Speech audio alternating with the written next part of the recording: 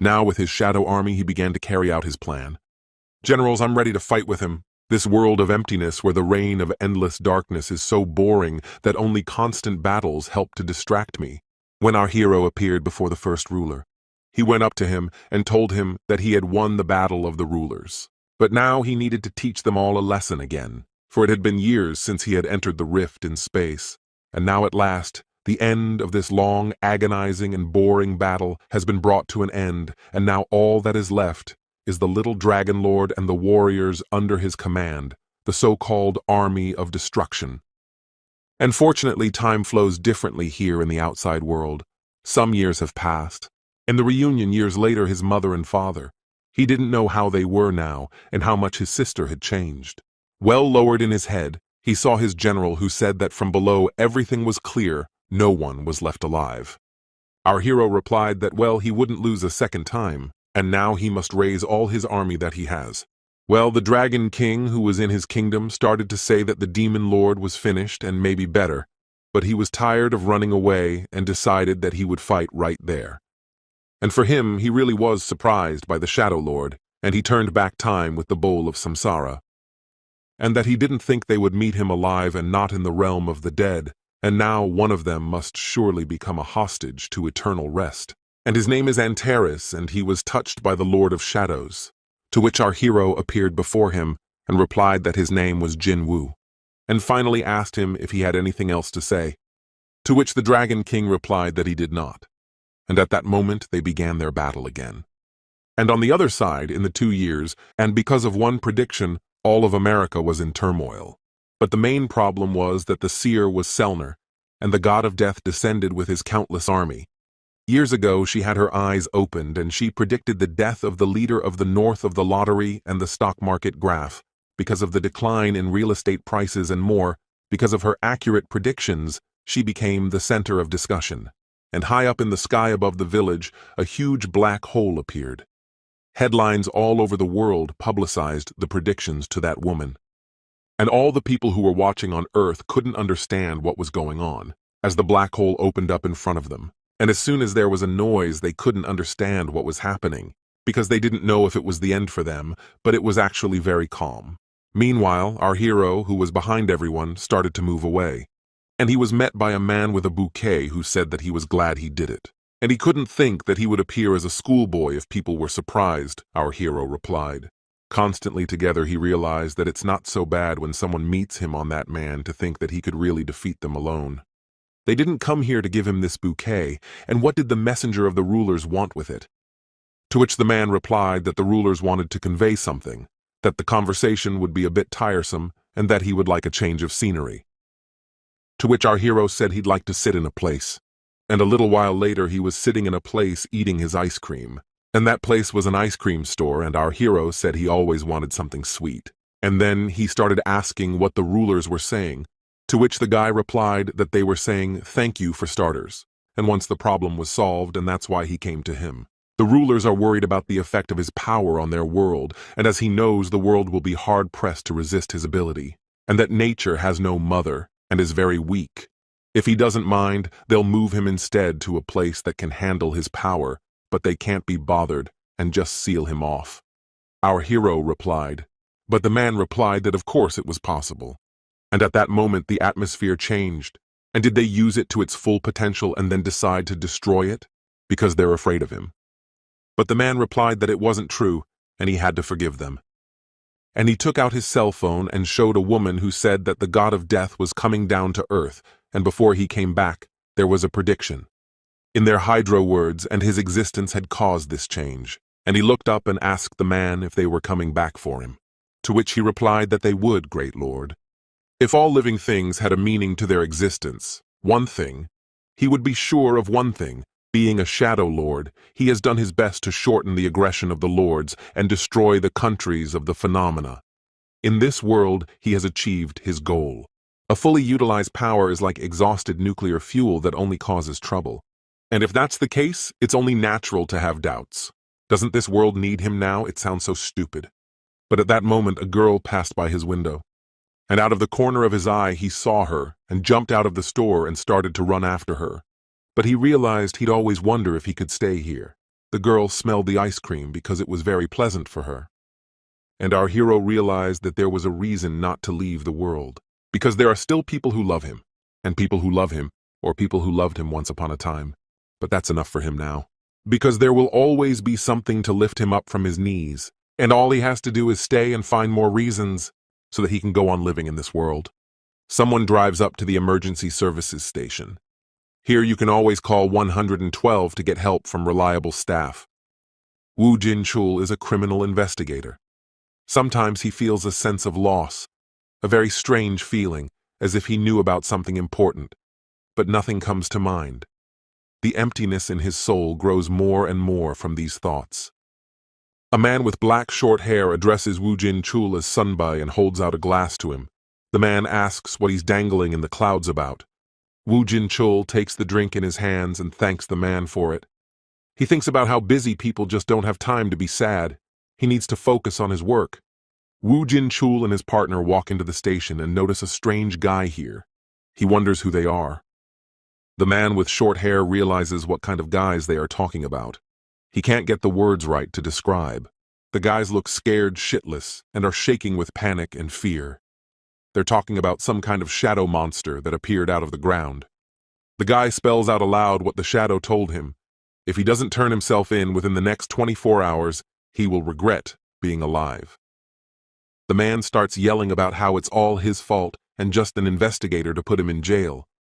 Woo Jin-chul clarifies if the man really saw the monsters from the shadows. The man starts to prove to the investigator that he's telling the pure truth. Woo Jin-chul thinks about how he'll write something like this in his report. One of the employees calls out to Woo Jin-chul and tells him that they are waiting for him in the conference room and that one of the newcomers will write the report. His partner takes care of it.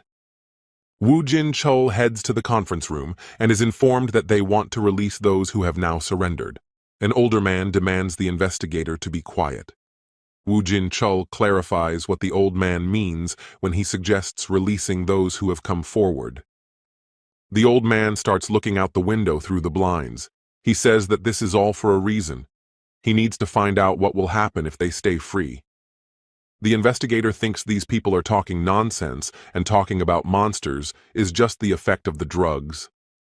The guy in the red sweatshirt claims the blood drug test showed nothing. He even requested a retest to be sure of the results. The guys who came here to confess are locked up behind bars and continue to shake with terror. The superiors ordered to find out the cause of the insanity, but they found nothing. They have no choice. They need to get some information about what happened. The older man says that's why he decided to let them go and observe. Woo Jin-chul asks what he's going to do if the truth is something happens. The older man and the guy in the red sports coat start laughing amongst themselves. The investigator doesn't understand the reason for the mocking. The older man asks how long ago the investigator started believing in ghosts. He seems to be more emotional than he appears from the outside. The older man claps the investigator on the shoulder and assures him that nothing will happen. They'll just take one of them away to a quiet place and see what the reaction is. He'll be watched, so he won't be able to escape.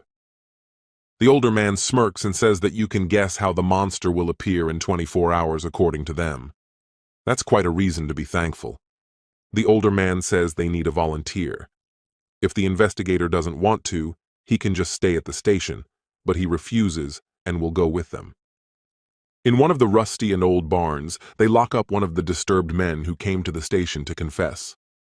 They put him in a chair and handcuff his hands. He starts screaming and crying in terror, begging the investigators not to do this to him. He could die. An older man approaches the subject and tells him to sit still. They need to check something. The man states that they will guard him. He asks Investigator Kim when the 24 hours will expire. He replies that in about 10 minutes. The entire team of assembled clerks and investigators begin to wait for the time to expire. It's getting very cold in this barn. Woo Jin-chul is watching the guy who is being tested and is crying and drooling in terror. The investigator notices that the air here is very different from usual. The guy in the red tracksuit looks at his watch and addresses the man in the age group that time is up.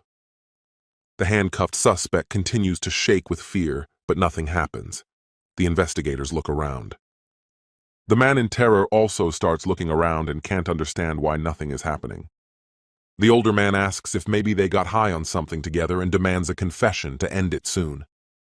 The man covers his ears in horror and blood runs streams down his face. He says that they definitely saw it. In fact, there were 4 of them. Suddenly something starts happening and Woo Jin-chul is the first to feel it and experience it. The investigator turns to the others and demands that they get out of here immediately, or better yet, run. Some kind of thick black shadow appears and instantly pounces on Investigator Kim and his sunbae. From somewhere, multiple streams of black and dense shadow appear and head towards the investigators who have fallen to the ground. Investigator Kim and his sunbae lose consciousness, and the lifeless continue to sit half-lying on the stone slab. The man restrained by the sailboats opens his eyes wide and falls into a stupor. Tears and sweat streams down his face. The distraught man watches the appearance of the black shadow that begins to rule the place. He won't even have the strength to scream. The monster's huge and clawed hands appear all over the space, which seems to be completely made up of black shadow. Woo Jin-chul watches the appearance of the monster in horror and himself can't believe that they actually appeared here. The man who was handcuffed begins to shriek and scream in terror and fear. A huge black and dense shadow begins to spread its tentacles towards the handcuffed man. Woo Jin-chul watches in horror as the black shadow strips the man of his limbs and tears his body apart. He carefully and in fear tries to step backwards. 3 huge, tall monsters begin to rise to their feet and move towards Woo Jin-chul. These monsters are like they look like giant ants. The monster starts smiling and making strange noises. Woo Jin-chul continues to watch in horror and notices that the ant begins to smile. He observes the monster's behavior and realizes that the ant's gaze was expressing joy. This means that it was the one he was glad to see. Woo Jin-chul stands amidst the bereft bodies in the old and cold barn. It seems as if he is already used to this kind of situation. But just why is this happening to him? A tall and muscular man begins to reprimand the investigators for their stellar performance. The investigators appeared to be injured and allowed themselves to be knocked out in the monster situation.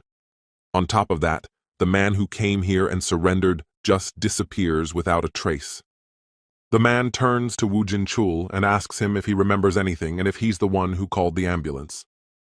Woo Jin-chul apologizes and says that when he pulled himself together, his colleagues were already knocked out. The tall man demands the investigators keep their mouths shut and not tell anyone about it. The 2 of them were allegedly trying to investigate the Jiro neighborhood and got into an accident. Woo Jin-chul sits down at the work computer in his office. He's trying to find something, and there's definitely something to be found here.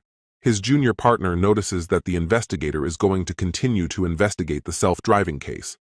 The investigator replies that he is just curious about something. The junior partner notices that so many criminals have come forward to other precincts because of the shadow monsters. The guy notices that from the end of February to the beginning of March, their numbers increased a lot. The investigator asks what came to the junior partner's mind. The junior partner tells him that his aunt ran a book rental store. School was just starting at that time, so he remembered her complaining that business was not going well at the time. The investigator ponders his words. The junior partner clarifies if there's really nothing to it. Woo Jin-chul turns to the junior partner and says he'll keep this in his head just in case. Different students come to one of the schools, which is decorated in white and lit by the afternoon sunlight. One of the students at this particular school is a kid with short and black hair, wearing a jacket with a furry hood and carrying a backpack behind his back. The school principal holds out the characteristics of the new problem student to one of the teachers. The teacher reads that his father works at a fire station and his mother is a regular housewife. His grades are pretty good, so he doesn't seem problematic. The principal demands to know why he was expelled from his last school. The teacher reads that the boy ran away from home for 2 years when he was in his first year of middle school. The principal asks what the teacher thinks and if he can handle him.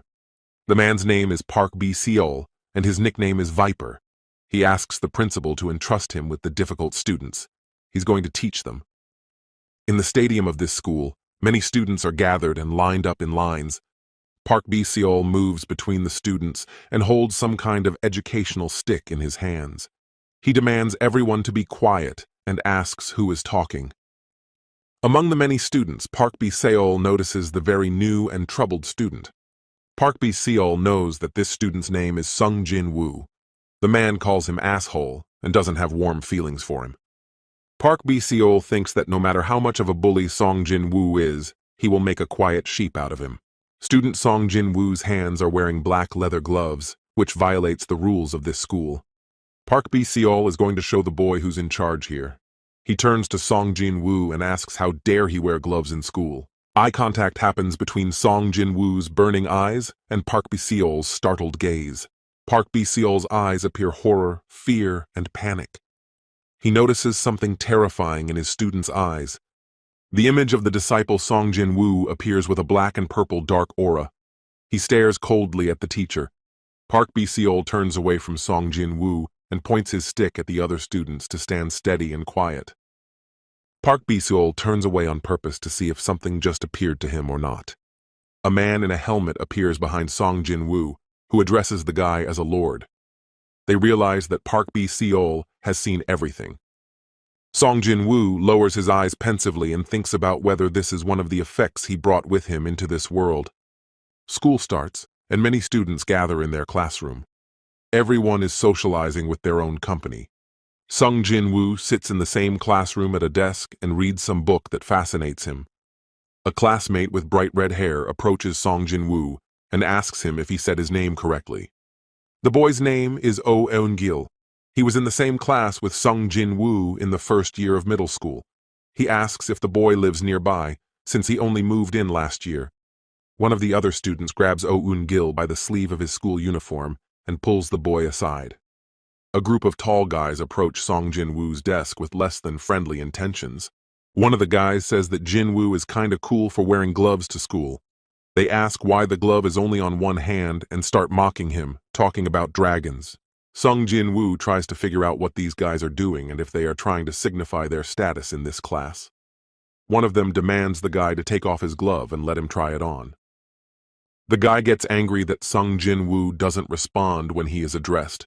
They ask what's wrong with him, and what is that tattoo on his body. Sung Jinwoo's subconscious suggests that he destroy these guys and throw them at his feet, but the boy turns him down. Sung Jinwoo is about to take off his black leather glove at the request of these guys in class. The guys start to tense up and become perplexed as to what could possibly be under his glove. They wait with interest and fear. Sung Jinwoo shows the guys the burns on his hand that he got from the Dragon King, only he couldn't heal it completely. The men look away without interest and say they were just messing with him. They ask him to remove that scary hand or the abomination will give them nightmares. Sung Jinwoo notices that his essence that lives inside him is going to follow the boys. The boy asks what he is going to do.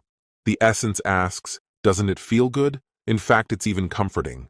The entity that lives inside of Sung Jinwoo starts to envelope the boy's feet with its aura to knock them to the ground. The company of guys starts to stumble over an invisible barrier and fall to the ground. The guys start looking around in bewilderment, noticing the students laughing at them. They don't understand how this happened. The essence inside the guy addresses him as the king. Sung Jinwoo tells him that it's nothing wrong, he just wanted to make a joke too. Sung Jinwoo walks with Oh Eun-gil down the hallway. The red-haired guy says that Sung Jin has changed a lot and isn't even scared of those guys. He must have been practicing these 3 years. Sung Jinwoo replies to him quite contentedly that he has indeed practiced a lot. Oh Eun-gil wonders if the guy is going to join a martial arts club. Song Jinwoo squints thoughtfully at his comrade and says that he really wants to go to one club. Oh Eun-gil looks back at Song Jinwoo with a perplexed face and shows his interest. The guys come to the captain of the track and field club, Choi Dae-won. He asks the guy if he really wants to join them in the club. Sung Jinwoo confirms what the club captain says, while Oh Eun-gil denies that he feels the same desire. The guys from the athletics club come up, interested that someone wants to join here. They've never seen anyone come here of their own volition. It's weird. Choi Dae-won asks the guy if he ran in middle school and if he's athletic. Sung Jinwoo answers everything in the negative. Choi Dae-won claims that they only want athletic guys. Why is a guy trying to join them if he hasn't even run before? Sung Jinwoo answers all of the captain's questions. and says that she wants to meet someone at the competition. Right now, this girl is in the junior division, but he's sure he'll meet her at regionals. She was a promising runner, but she had to give up her dream and become a hunter. One of the club members is outraged that a guy wants to get into the competition. The captain agrees to accept Jinwoo, but with one condition. Choi Dae-won, the captain of the track team, points at the guy in front of him and talks about him to Jinwoo. Choi Dae-woo says that this guy is a sophomore and is the worst among them right now. Jinwoo needs to be at least faster than him. Jinwoo says he'll try, but mentally doubts the captain's words. That guy, although he has a skinny build, but his legs and ankles are very strong, some kind of obvious lie. The club members think that Jinwoo is a weakling, since he didn't recognize last year's regional medalist. If he wins, he'll join. But if he doesn't, he'll do their laundry and clean for them for a month. One of the teachers at this school who is in charge of Jinwoo's education is sitting in his office. A girl asks him if he's feeling better. The man thinks about having a smoke, so he immediately lights a cigarette and looks out the window. Something catches his attention there. At the stadium, he notices students practicing and running around the field. Among those students is Jinwoo. The man wonders why this guy is running with the guys from the track and field club. He asks the coach what's going on there. The coach tells him that this new guy wanted to join their club. The guys couldn't turn him down because he proved his competence. Now, they are testing his endurance. The man continues to smoke and asks what the point is. The coach replies that this is the 20th round and he is tired of watching, so he came here. The man thinks about the fact that maybe Jinwoo isn't a bully, and his first impression of him was wrong. He needs to treat him more objectively, and then he will realize who he is. Suddenly, the man is startled by something, causing his cigarettes to fall out of his mouth. The man begins to scream in terror and fright when he notices something in front of him in the field. The man notices that it reappears around Jinwoo and follows him. This black and purple aura is frightening and alarming. The man tries to come to his senses and thinks that he's imagining things and it's just unreal. Outside the window, right in front of the teacher, the same monster that follows Jinwoo everywhere appears again.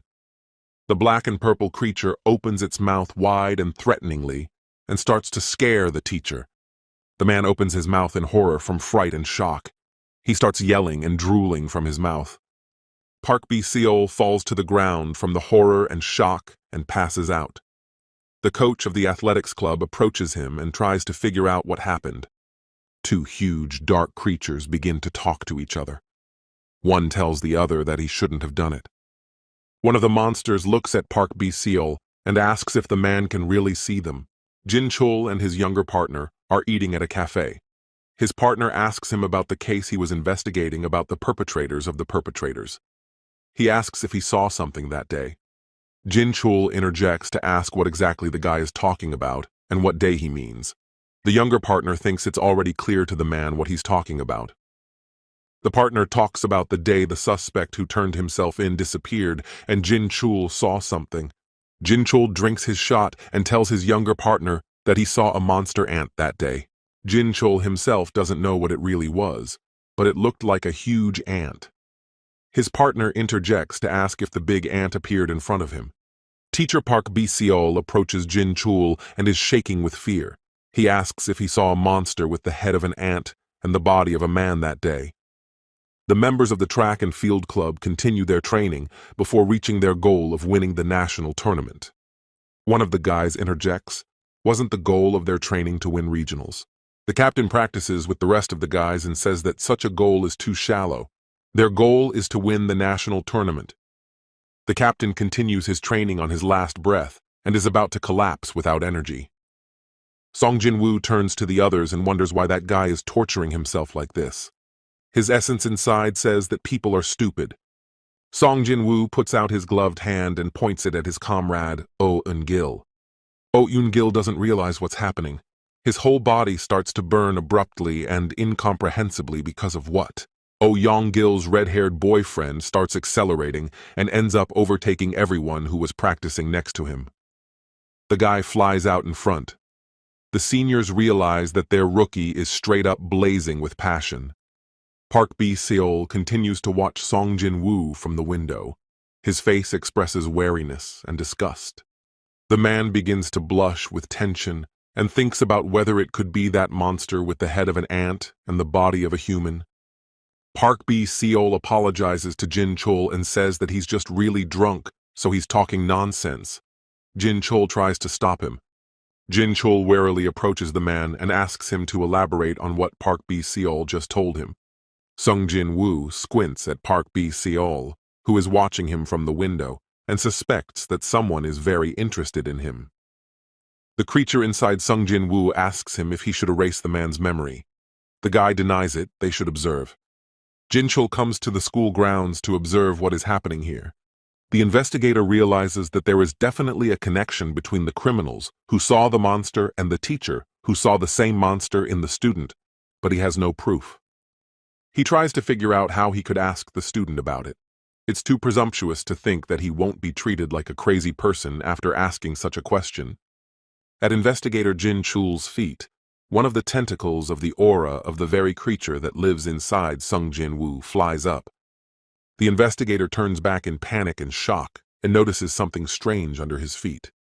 He realizes that there is definitely something in this school. Jin Chul stands at the entrance to the school grounds and notices a trail of dark aura spreading here. Sung Jinwoo coolly and without emotion twirls the pen in his hands. He wonders if someone saw that guard. Song Jinwoo notices Jin Chul, who was the former chairman of the Hunters Association. He has no memories, but he senses his soldiery. The investigator comes here to get Sung Jinwoo. The students start discussing that Sung Jinwoo is in trouble since the detective came for him. The boy silently stands up. Jin Chul apologizes to the student for disrupting his class. The guy doesn't feel bad about it, so it's okay. Sung Jinwoo hasn't seen the detective in over a decade, if you count the years he spent between dimensions. If he shows him that he's happy to see him, the man will find it strange. Jin Chul carefully observes Sung Jinwoo's behavior and realizes that something is clearly wrong here. Jin Chul studies the student and wonders how a normal high school student can have that look. Jin Chul tries to speak normally about why he came here. His tongue gets confused, and he talks first about shadows and then about ants. Jin Chul shows the student his drawings and says whether or not the guy comes to mind when seeing those images. Sung Jinwoo pretends to study the images, but actually already knows that he recognizes it. Jin Chul didn't expect that answer. Jin Chul panics and angrily asks if the guy knows anything about it, to which he agrees. Jin Chul calms down and says he was a little worried. He really cares about solving this case. He asks if the guy knows what the pictures depict. Sung Jinwoo huffs and says they're the same monsters that appear in special effects dramas that kids often watch. Jin Chul realizes that he just wasted his time. He's already explained the situation to Sung Jinwoo's teacher, so he won't have any problems. Sung Jinwoo says that just now there was a very funny conversation. He asks the detective to let him look at the drawings again. Investigator Jin Chul hands the boy the sheet of drawings, and the boy thanks him for it.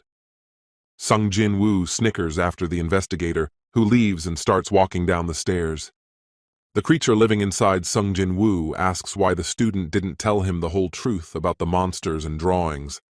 Sung Jinwoo explains to his soldier that oblivion is considered a blessing that God has bestowed upon mankind, even if it was done by a person using an object of God. The girls approach Sung Jinwoo and asks what the detective needed from him. The guy replies that they know him and had personal questions for him. The girls start to admire the guy and say that he has a gorgeous body. They saw him doing track and field with the seniors yesterday. He has broad shoulders. One of the guys in the class pushes the girl away and turns to Sung Jinwoo. He scoffs and says the guy is a big shot since the police came after him. The guy pokes his finger into Sung Jinwoo's forehead and says whether such foolishness would count as school violence and complain to the detective. The guy suspects that Sung Jinwoo wants to fight and demands to make a simpler face. From behind the guy, someone grabs the back of his neck with his muscular arms and starts choking him. The captain of the track and field club asks what they're doing with their athletic ace. The guy strangles Sung Jinwoo's classmates. Sung Jinwoo turns to the seniors and asks why they're here. The captain replies that it's to stop their ace from beating the stupid guys almost to death. The captain starts laughing and says he came to tell them about the rookie party. He suggests that he and Oh Eun-gil meet up after class. The members of the athletics club turn around and are about to lead away Song Jinwoo's classmates, who bully him. Song Jinwoo looks out of the classroom and watches as the seniors start running and dragging his classmates with them. The captain asks what Song Jinwoo has with those bullies that they're finally going to settle things with. The guy assures that it won't affect the competition. As Song Jinwoo is having a ball with his guys, someone calls out to him and draws his attention. Jin-chul appears from behind a brick wall. He asks if he can distract the guy for a bit to finish today's conversation. Sung Jinwoo looks dubiously and with interest at the detective who appears and is about to go with him. The captain asks the guy not to come too late. They'll hold Oh Eun-gil hostage until he arrives. Jin-chul brings Sung Jinwoo to the park. The guy says he can't stay long because his friend's life is at stake. Sung Jinwoo looks away thoughtfully and asks the detective what he wants to talk to him about. Jin-chul recognizes Sung Jinwoo as the famous hunter. The guy turns to look at the detective in mild surprise. As Song Jinwoo takes the drawing from the detective, he realizes that everything is so trivial. But large-scale events that affect history always start with something trivial. Detective Jin-chul walks down the stairs and wonders what he was even counting on. Suddenly, someone calls out to the man from behind and refers to him not as a detective, but as the head of the association. The man asks him if he trusts him. Detective and head of the association, Jin-chul turns back to fully understand what is going on. Detective Jin-chul turns back around, but there is no one behind him. He doesn't realize who is talking to him. Even though there is no one behind the detective, he hears back, "Yes, I trust you." Some voice tells the detective that in that case he hopes the detective believes what he is about to tell him. The detective doesn't realize what it is. In Detective Jin-chul's head, there are multiple voices saying that Sung Jinwoo is the hunter. The detective falls to the floor and holds his head. He remembers that this is the name of the same student he was just talking to. These memories link the past, present, and future. The detective saw himself in the forgotten world through the eyes of Sung Jinwoo. It's as if Detective Jin-chul knows about that forgotten world of gates, monsters, hunters, rulers, and lords. Detective Jin-chul begins to reminisce and doesn't understand how such a thing is even possible and how such a thing can exist. Memories flash back in his mind as Detective Jin-chul turns to Hunter Sung and asks him if he is going to fight alone. Sung Jinwoo replies to the detective that only supreme beings can preserve memories. Jin-chul takes Sung Jinwoo to a park and asks the hunter how long he had to fight. Jin-chul observes Sung Jinwoo's behavior and knows that his file says he went missing 2 years ago. Detective Jin-chul realizes that something like everything he remembered can't be solved in just 2 years. Sung Jinwoo abruptly and out of the blue tells Sung Jinwoo about some 27 years. Detective Jin-chul is distracted by Sung Jinwoo's words about some strange number. He's alarmed and surprised. Jin-chul asks if Song Jinwoo regrets it. The guy replies that he doesn't. Even if he has to fight for 27 years again, he won't regret his decision. Jin-chul notices that Sung Jinwoo is enjoying life right now. The guy says he's satisfied with it, without considering that his body doesn't age and has to constantly change his appearance. Jin-chul realizes that Sung Jinwoo is immortal and ageless. He has already gained power comparable to the divine, yet he chooses to live the life of an ordinary person. Jin-chul asks what Song Jinwoo is going to do now. The guy says he hasn't planned anything yet. Jin-chul suggests that Sung Jinwoo go back to the other side again. The man talks about the police. The man replies that criminals come to the police themselves and turn themselves in. They can't live normally because of the shadow monsters. Sung Jinwoo says that if he becomes a police officer, there will be no work left for the others. Jin-chul says that's the kind of world he works for. Sung Jinwoo lowers his head thoughtfully and smiles slightly. He'll think about his offer. Jin-chul says he'll wait for the guy, but he assures him that there's no need to wait. His job requires tons of effort and time, but it pays very poorly. Some time passes and one day, it suddenly appears. Some old man is traveling in the desert. The man goes to an emergency reporting center and is asked if he is in some kind of trouble. The man denies it. But then what is the trouble? The man tensely reports that he has a problem and wants to report what he is now seeing. The service asks him if someone should be sent for him. The man himself does not understand what is happening and cannot call the situation dangerous. The service girl says she needs an explanation of the situation so they can help him. A man in the desert watches something break, and it has many cracks. He reports it to the service. A girl wonders if there are buildings in the desert that could collapse. She asks where the crack he is talking about is. The man looks up in horror and reports to the girl that that crack is in the sky. The man in the desert watches in horror as the sky cracks and collapses before his eyes. The creature that Jinwoo is controlled by informs him that this example is solved in a very different way. Jinwoo doesn't reply anything to his soldier but silently gobbles and tries to solve his example. Jinwoo begins to eat his meal and begins to feel some strange feeling. In front of Jinwoo, some man with a high hairstyle is sitting in the cafe. He greets the Shadow Lord. Jinwoo asks the men if this is their doing. The man starts to deny it in horror and says that they come to Earth in a different way and he knows about it. Jinwoo asks if they have any idea what is trying to break through here. They are beings from another world. They changed direction and now they are interested in Earth. Jinwoo asks why they are trying to come to Earth. The man replies that they are a race of giants who absorb mana on habitable planets. Even in their own place, they stand out for their evil nature. Jinwoo realizes that these creatures are far from their friends. The man sips his drink and confirms these words. They didn't appear before the rebirth bowl was used. The reason is definitely because of Jinwoo. The enemies that were targeting the man's world have changed their target at this time. The man tells Jinwoo that the rulers think they are on the trail of the great power that Jinwoo possesses. The man claims that the heavenly army is already on its way here, but Jinwoo denies it and says that it's too late now. Jinwoo knows that creating a gate through which the army can come will take several years. It will be over by then, so he will do it all himself. The U.S. government shut down the desert region between Mexico and America and invited many experts to find out the reasons for the origin of the crack. No one could give a definitive answer.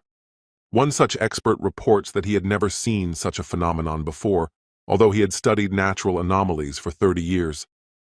The military man states not to be afraid of anyone or anything. If something happens, the soldiers will protect them. After saying this, some strange explosion and earthquake happens. The military equipment and soldiers abruptly rise into the air. Jinwoo stands on a deserted hillside and watches what is happening. These guys won't be of any use anyway. Jinwoo is confident and not worried in the slightest. He turns his head around and realizes that it's time to start. Jinwoo realizes that he can sense them. The strong desires of their enemies that want to devour this world. Their breath is already very close. Jinwoo, without making a single body movement, creates many magic blades around him. He demands his enemies to start approaching him when an incredible magical sword is coloring near him. These monsters that are about to devour this world will meet a man with the power of an overlord in their path. In addition to the power of a lord, Jinwoo also has the soul of a hunter. The guy is ready for confrontation and surrounds himself with a purple-black aura. One of the men of the military raises his head in horror to realize what's going on.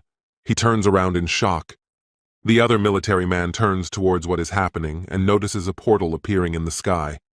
From this magical portal that has opened in the sky, unknown monsters appear and descend to the ground. One of these monsters, who looks like a stone incarnation of a human, approaches Jinwoo and asks if he is going to confront them alone. Jinwoo stands on a cliff surrounded by magic blades. He asks why the monster seems like he is alone. Jinwoo finds himself surrounded by unknown creatures. A black aura extends behind him. The entire space within the desert area is enveloped in a shroud of black and purple aura. Many soldiers appear who are serving Jinwoo and are going to help him in the battle. Jinwoo manages to summon many assorted creatures that will assist him. Among these magical and dark creatures, a very tall, menacing soldier also appears. In addition to all the other creatures, There are also dark animal soldiers created by Jinwoo. In addition to all the other creatures, a huge dragon also appears, which also listens to Jinwoo. The guy gathers a huge, unreal, and unusual army behind his back. Jinwoo and the creatures from the other world look over, and the guy signals that it's time to begin. The President of the United States is sitting in his office in the White House. He is looking pensively in front of him. He is thinking about the celestial cracks from which unidentified objects are appearing. On top of that is an unexpected crisis. He thinks of a way to deal with everything that won't affect the citizens, and whether it's even possible to deal with them. The President turns to Harrison and asks if he's telling the truth. The man says that the situation is close to being resolved, and he will explain everything in the conference room. Harrison shows a picture of Jinwoo on the screen. He asks everyone to look at this photo. It was taken by the surviving drones. The people in the conference room start discussing what it is. They ask if the boy is Asian. The President asks who this boy is. Where are their troops, and why is this civilian standing among these creatures? Harrison tensely adjusts his cap and says he himself would like to know the answer to such a thing. A huge dragon-like creature opens its maw, and from it climbs a human-like creature with symbols on its arms and wielding fire. The creatures that descended from another world to Earth begin to light up with bright sunlight. The soldier at Jinwoo's side begins to use his fire ability and exhales flames at the stone creatures. A powerful, strong, and long stream of flame makes its way through the army of unknown creatures from the sky and burns through them. The army of unknown stone creatures look over to Jinwoo's army, and all are ready for further battle. A fierce battle between two different kinds of creatures on Earth begins. Jinwoo isn't going to stand by either and grabs his magic blade, heading out to attack. The flying bugs from Jinwoo's army manage to confront the huge stone creature and wound it. A fierce battle continues between the armies as they struggle to win. Jinwoo as well as his soldiers attack the stone creatures and strike them with his magic blade. Jinwoo manages to wield and control his magic blades with dexterity and fluency. Jinwoo creates many more blades from his dark energy to attack the enemy. Jinwoo raises his blade up and then brings it down sharply, aiming the rest of his blades at the enemy. Jinwoo's magic blades fly lightning fast among the stone creatures, and they manage to shatter them in some places. After all this, Jinwoo is about to attack the chief among the stone creatures, but he manages to hold back the attack. He says that this is not enough. After a moment, the stone creature notices Jinwoo stepping on him and is tense and alarmed. Jinwoo's hand begins to be covered in black spots as he builds up a bit of magical power in it. Instead of his normal hand, Jinwoo creates a clawed and huge monstrous paw. Jinwoo points his monstrous paw at the leader of the stone creatures, and everything around him is covered in a black and purple aura. Jinwoo's huge and monstrous paw starts to cover the stone creature as if he was going to step on it. In order to repel Jinwoo's strike, the head of the stone creatures creates a stone arm around him, protecting him from the blows. Amidst the dust veil that rose into the air, the two bright eyes of the head of the stone creatures peek through. He says that even on a small planet you can find something interesting. The stonehead turns to the guy and says that the very fact that he needs to increase in size to reach the maximum of his powers speaks volumes about how primitive their species is. He goes on to tell him that they conversely shrink themselves to give out their full strength in battle. This can only be done by the greatest warriors of the Titan race, including himself. The Stone Titan begins his attack and gives conditions to Jinwoo, but he doesn't have time to say anything. One of Jinwoo's huge soldiers chops off the Titan's head with his fantastic blade. The soldier asks if Mr. Jinwoo has had a conversation with the creature. The guy replies that these Titans have a very high opinion of themselves and should be greeted with all honors. The soldier who spoke to Jinwoo states that the gentleman can rely on him and rushes to attack. In the conference room at the White House, the meeting with America's president continues. Everyone is silent. The president asks Harrison if they've been able to figure out who the Asian boy in the picture is, but the military man shakes his head. The president watches as Jinwoo deals with monsters like toys. What he saw in the movies is now happening in reality. He asks if there are ways to reveal the identity. CIA head David Brennan says that if you think logically, this is very unlikely. CIA head David Brennan turns to the president and suggests that he use illogical methods. David Brennan informs him that there is one person who can give them the truth that no one knows about. The president seems to realize who he is talking about. The man is talking about the very same Norma Selnar. This girl can lead them to the right answer this time. In the National Athletic Tournament, the qualifiers are being held. Jinwoo and his track and field club are also here. Guys like Kim Chul are participating here, a tall, pumped-up and muscular guy. Another guy asks Kim Chul that it's about time to start training. The guy agrees. Jinwoo watches Kim Chul closely and recognizes him as a certain iron by watching him.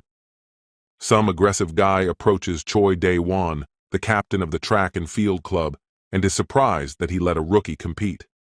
He asks if their business is really that bad. Choi Dae-won leans on Jinwoo's shoulder and says that those guys should stand firm when this guy runs. A man scoffs at the track and field club and talks about how they got themselves an ace freshman.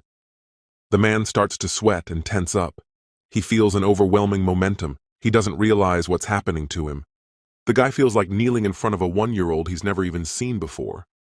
Muscle Man's hands start to shake, so he clenches them tightly. He's really scared of a man his age. Kim Chul starts aggressively yelling about how this whole thing is bullshit.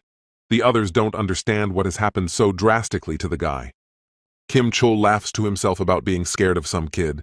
He's just having his usual dizziness from forgetting to eat breakfast. He asks why Jinwoo is staring at him like that. The boys from the track club realize that a fight is coming. Jinwoo shouldn't destroy anyone and spill blood on the day of the competition. Jinwoo assures the captain that everything will be fine and nothing will happen. They believe him and hope that Kim Chul will come back on his own 2 feet. Kim Chul takes Jinwoo under the stairs and lifts him up by his shirt. Just because a guy is wearing a school uniform doesn't mean he can look down on him. Jinwoo's soldiers recognize the guy as Iron. They ask the master to give this guy to them for re-education, and this kind of thing will never happen again. As Kim Chul holds Jinwoo's collar in his hands, tears start streaming down his face. Without realizing it, Kim Chul falls to his knees in front of Jinwoo and has no control over his actions. Jinwoo turns to look at the guy and realizes that since he's not his shadow soldier now, they shouldn't have any contact. Kim Chul starts to bow down to Jinwoo and asks the guy to wait and not leave. Kim Chul starts to blush and bows to Jinwoo. He asks if such a thing is really called love. Jinwoo warily turns around and wonders what kind of nonsense Kim Chul has come up with. Jinwoo reaches out and snaps his fingers in front of Kim Chul's face, who doesn't realize anything. Jinwoo makes eye contact with the guy as if he's subjecting him to hypnosis. He changes his thoughts. Since Kim Chul wanted to fight him, he's reluctant because he accidentally learns that Jinwoo is the son of his father's uncle's brother's friend. That's how they came to resolve their differences. Jinwoo tells the guy to behave himself from now on and snaps his fingers again to dispel the hypnosis.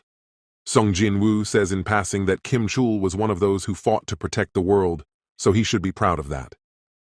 Kim Chul lets go of the hypnosis that Jinwoo used. The guy comes to his senses and tries to figure out what's going on. Kim Chul starts looking around the side in panic when he realizes that no one is around him. The middle school participants are about to start training, so all the athletes gather on the field. The head of the CIA, David Brennan, goes to the very girl he was talking about and knocks on her door. When he is opened, he greets the madam. The girl cheerfully greets the lady who invites David to come over to her house. David Brennan begins to smell food. He suspects he has interrupted her meal. The girl admits that she now has a guest. David claims that their case won't take long. The girl claims that from the moment that man visited her home, the future has become hidden from her. The head of the CIA smirks incredulously and realizes that the girl is telling him about the very god of perdition. The girl turns toward David and watches his reaction. She smiles a slight smile. The girl pours tea into mugs and says she will give answers to what he wants to ask. To the first question, yes, and to the second, the answer is no.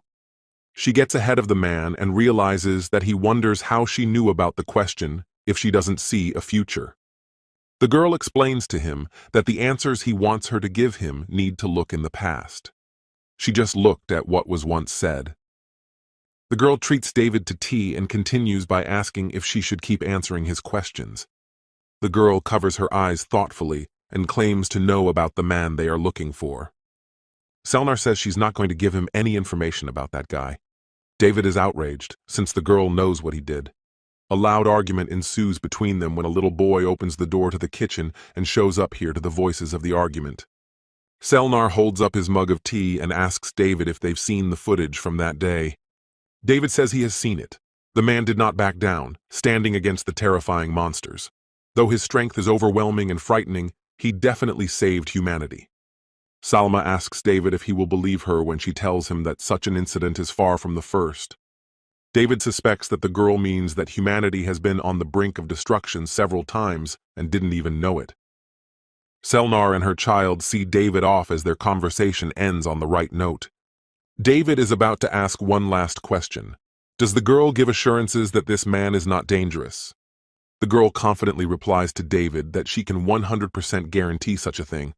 David Brannon says that in that case, he understands. They will assume that this dialogue never happened. Selnar asks David to wait and says that she baked cookies and wants to treat the man to them. The man strokes the child's head and politely declines Selnar's offer of cookies. David Brannon says he will definitely come back again someday. The girl tells him goodbye. A red-haired and tall man appears behind the girl. He says he doesn't like David. He asks the aunt if he should teach that old man a lesson. The girl asks if Thomas's license will be revoked if he has another incident outside the ring. The man agrees, but there's a but. Salma holds out a cookie pouch to Thomas, who also wants to ask Auntie a question. Thomas opens the bag and starts popping cookies into his mouth. He is sure that people die from accidents, especially in automobile accidents. Thomas says that he was able to avoid dying because of Selnar's prophecy. He asks why his aunt saved him that day. Selnar says that Thomas did many good deeds in his past life. Thomas is surprised because he is called the bad guy and the devil of the UFC. David Brennan is getting into his vehicle at this time. Thomas asks who this old man David was looking for. Selnar looks out the window at David driving away and says he was looking for the man who saved the world. Sometimes Thomas doesn't realize if Selnar is joking or not. That's why she's so much fun to be with. He asks what this hero who saved the world is doing now. A blonde-haired girl with big eyes appears and stares sharply at someone. Selnar thinks the hero who saved the world is enjoying his youth. Jinwoo meets a blonde-haired girl on one of the benches under a tree. Under the open sky, the girl assumes the proper athletic position before starting her start. The girl assumes a half-standing and half-sitting position. There are special stands under her feet. The host of this competition raises the signal gun up and fires it to signal the start. The girl with blonde hair immediately rushes off, along with the rest of the athletes. The girls begin to confront each other, but the confrontation is about running. The red-haired girl rushes forward and follows faster and ahead of the rest of the athletes. There are two actual opponents in front of the girl who are overtaking her. The girl is going to overtake them. A blonde girl with her hair tied in a ponytail starts to catch up with the girls running ahead of her. The red-haired girl is sweating from exertion and focusing on the goal. She manages to overtake her rivals. The girl reaches the finish line and can't believe that she has managed to win. The girl leaves the stadium and sits down on a nearby bench to rest and change her socks. The girl removes a sock from one foot, and a huge hematoma and bump on her ankle becomes visible. The girl realizes that she has passed the first round of sectionals, but whether she can continue to compete in the races with that leg is a question. The girl bends her leg at the knee and tries to cover her injury with her hands. She is feeling very angry. The girl is approached from behind by a guy who realizes that she is trying to cover up her injury and continue running races with such a leg. The girl studies Jinwoo and realizes that he is an athlete from the track and field team. Apparently, he's from high school. Jinwoo tells her that if she runs with that leg, she'll aggravate the injury and spend a lot of time recovering. She'll end up being a third-rate athlete forever and regret it. Sung Jinwoo explains his words by saying that a similar story has already happened to someone he knows. The girl listens to Sung Jinwoo and starts to sniff around. She realizes that the guy smells really good. The girl thanks the guy for his concern and is about to get up, but a bout of pain prevents her from doing so. Sung Jinwoo just the girl and not hold on and wait for a while, reaching out to her ankle with his hand. The girl starts to panic because she doesn't understand what Song Jinwoo is up to and wants to do. When Song Jinwoo proceeds to do what he has planned, the girl watches and calms down. Sung Jinwoo brings his hand to the girl's injury and uses his magical power to heal her wound. Song Jinwoo turns to the girl and tells her that she only has one try. She should run away without any regrets. The girl stops Song Jinwoo, who is interested in her words and squints at her. The girl starts to get worried about the guy and asks if they've met somewhere before. Sung Jinwoo smiles slightly and suggests that the girl run, but she doesn't quite know what he means. Sung Jinwoo suggests to her that if she in a race against him wins just once, he'll tell her everything. The girl knows that the guy is in the high school division, and she's seen him compete. He has placed first in every qualifier he has participated in. The guy takes this as her giving up. The girl says that the last heat of sectionals is coming up. She offers to tell her the truth when she breaks the record. The guy agrees, even though the girl is always so straightforward. Sung Jinwoo and his friend Oh Yoon-gil are walking down the hallway, and the red-haired kid is enthusiastically telling him something. At the sports field, some students are practicing again, having their next race. Sung Jinwoo becomes good friends with his buddy Oh Eun-gil, and when he is playing at the computer, the red-haired boy is watching and living it up with Sung Jinwoo. When Song Jinwoo goes outside, he turns his attention to someone walking towards him from the side. The same girl athlete appears next to Sung Jinwoo, but already in her usual athletic uniform. Song Jinwoo begins to prepare for the exam that will be held on the 15th. His soldier is watching him. On the 24th of December, festivities begin throughout the city. Decorated streets and crowds of people. Song Jinwoo walks down the decorated street and thinks about the fact that even though he is straight from the exam, is it appropriate to come in his school uniform? Sung Jinwoo starts to walk past display cases with mannequins with clothes on them. As the guy slips past the display cases, his soldiers head over to one of the mannequins there. Thanks to the soldiers, Song Jinwoo transforms and changes into a shirt, pants, and a long coat. He now looks appropriate. Sung Jinwoo stops in the middle of the street and is obviously expecting someone to be here now. Sung Jinwoo starts counting down, as if he already knows in advance what is about to happen now. Song Jinwoo turns around at exactly the right moments and smilingly greets someone. The very same girl athlete walks up to him. She tries to catch her breath and says that it's like the guy has eyes on his back. The girl congratulates him on finishing his exams and asks him where he's applying to. The girl asks why he refuses to go to a prestigious university with those scores. Sung Jinwoo assures him that there is someone he should meet here.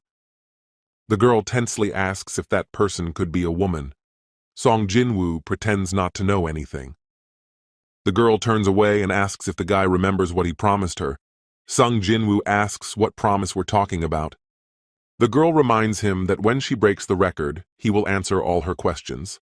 Sung Jinwoo remembers such a thing.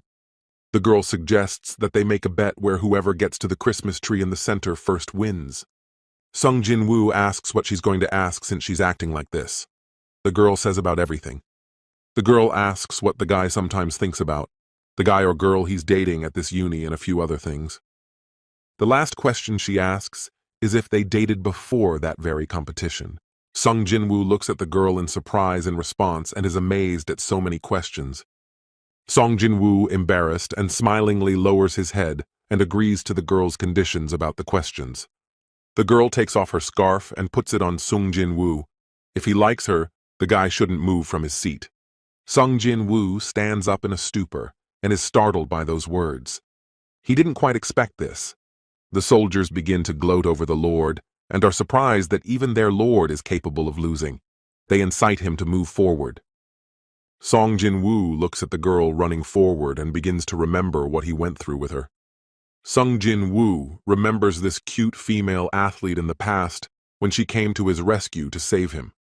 Sung Jinwoo remembers the smiling and laughing girl then and now in front of him. Many images flash through Sung Jinwoo's mind of him and the girl living moments together. One day, the girl asks him if he promises her that he will come to meet her again. Sung Jinwoo confidently answers her on the phone that he will definitely meet her again. The girl makes it to the big Christmas tree in the center of the street. She realizes that she is obviously winning this bet. Song Jinwoo, embarrassed and shyly scratches his cheek and realizes that he lost this bet to her. Song Jinwoo starts to move towards the girl and orders his shadows to close their eyes. The girl waits for the guy under the big Christmas tree she reached. The guy moves towards her. Sung Jinwoo confidently approaches the girl and encloses her in his warm, gentle, and strong embrace. There is a certain world of peace in which everything is immersed in dark light and built up with tall tower buildings. This world is inhabited by the very shadows that are commanded by Song Jinwoo. A dragon greets the Fang. Here comes a creature with red skin and a strange, monstrous face. It is a general. In the shadow world, there is no separation between day and night, so he can't say good morning. Another shadow soldier who looks even more like a monster and an incomprehensible creature is heading towards the general. Their gazes cross and the general greets Marshal Bear, who is already done with his business. Marshal Bear shows off his jacket to the general, which looks exactly like the gentleman's jacket. Marshal Bear could not turn a blind eye to the fact that the general wants to be like his master. The general immediately puts on the jacket and says that he would like to oblige every magical soldier to wear such a garment. Marshal Bear suggests that the general insert the orb into the staff so that he doesn't have to carry it around in his hand all the time. The general agrees to such an idea, especially since the best artisans are here and would be happy to use the fragment of the tree that their lord gave them. This is a world of peace, and all the shadow soldiers living here try to help each other. The soldiers are linked to the mind of the Lord and over time become like him. They have begun to learn the human way of life and the many emotions that humans feel. The Shadow Army has filled their hearts with something new and completely mimic human individuals. They have lessons, training sessions, just about everything that normal humans do as well. They communicate with each other, and even trifling quarrels that lead to a fight take place here. Each of the soldiers has come to have his own character. They are grateful to their master for inviting them into a world they couldn't even know about. They like their master very much. The artisans of the peace world finish inserting the orb into the general's staff. It turned out just fine. They discuss the general's robes, which are more suited to the word remarkable. The general sees 3 shadowy human-looking soldiers in front of him. Commander-in-Chief Bellion told them to come here. The general is amazed that there were mages among the recruits. He will tell them in detail how their master defeated the emperor and the mad dragons, describing his every accomplishment. From behind, someone else comes up to the general and tells him what he's hanging around here doing nothing for. The general starts to become indignant, but when he turns around, he notices the commander, who thanks him for his loyalty. The general asks what business has brought the commander to him. The commander states that things are about to start happening. All commanders must support the commander now. The general turns to the window to look and see what is happening to the lord.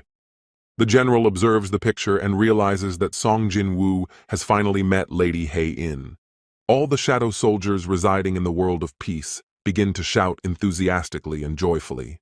The commander watches the girl on the screen and who is standing in front of Song Jinwoo. He first met him in the strange dimension that his master created. He was ordered to test the person who would be the first to appear here in the dimension. That person had to prove himself worthy of being the vessel of the king of the dead creatures. The commander immediately realized the fact that he would be carrying out the last order of his lord. He realized that the lord was ready to leave. It didn't matter to him that the lord, who had lost interest in battles after forgiving the rulers, had turned his attention to an insignificant man. His lord's orders were unquestionable. Without a drop of doubt, he promised he had accomplished such a task. The commander, while still in his material shell, realized that he simply had no choice. The master sealed his powers and left him alone to wait for a human. The people of this world call such places dungeons. This appearance is the form the commander had before he met the lord.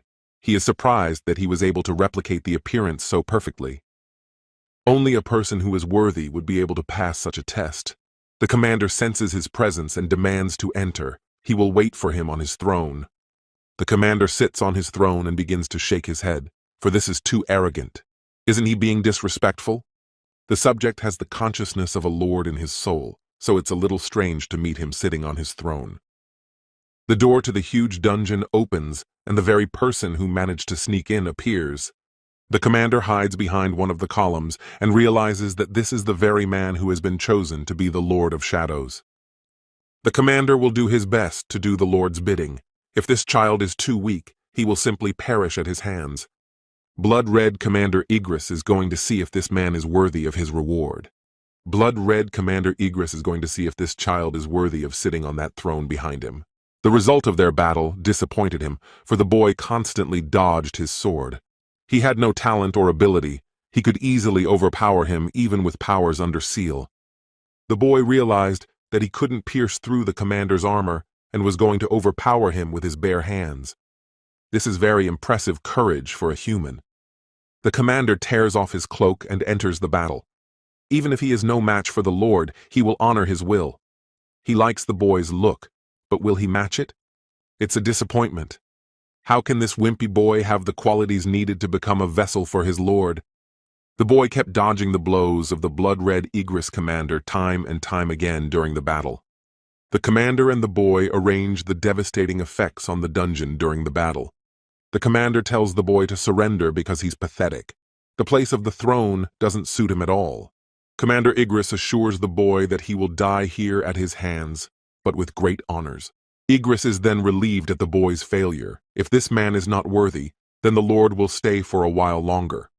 Commander Igris is about to finish the boy off quickly and painlessly, but the boy holds back his blow. The boy surprised him, but not because he blocked his sword, but because he fought for his life, until the very end. The boy yells at the top of his voice that this is not the end, and sticks his blade into Commander Igris's eye. Commander Igris is already thinking about being defeated like this by some weak man. Commander Igris realizes that even if it was only for a moment, the boy's gaze reminded him of his lord's gaze. The blood-red Commander Igris falls to the ground in the dungeon and finds himself defeated by an ordinary boy. If this was a test to confirm the boy's performance, the commander's performance should be much higher. But he loses.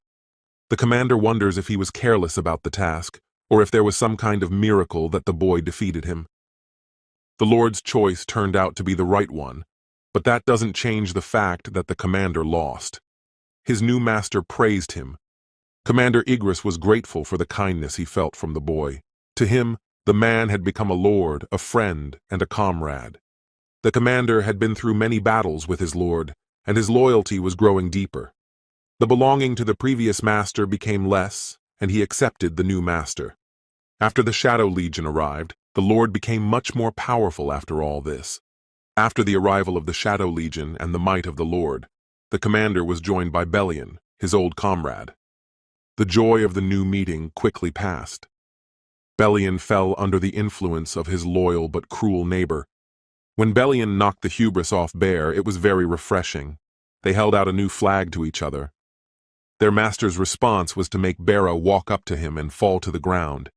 Mr. Sung Jinwoo asked if that flag was for him he had put there. He understood very well whose idea it was. They were all facing a battle with the lords. The lord would gain experience and they would grow stronger with him. This battle among the lords continued even after using their birth bowl. In this way, almost 30 years passed. All of the enemies had been destroyed. Only the Legion of Doom remained. The dragon asked Igris, who had been the right hand of the Shadow King, now following the orders of an ordinary man. He was right. He had forgotten about his past master, for his time with his new master was very honorable. When had it started? His past master began to disappear from his consciousness. The commander heard about the blessing of oblivion, but there was no need to think about it too hard.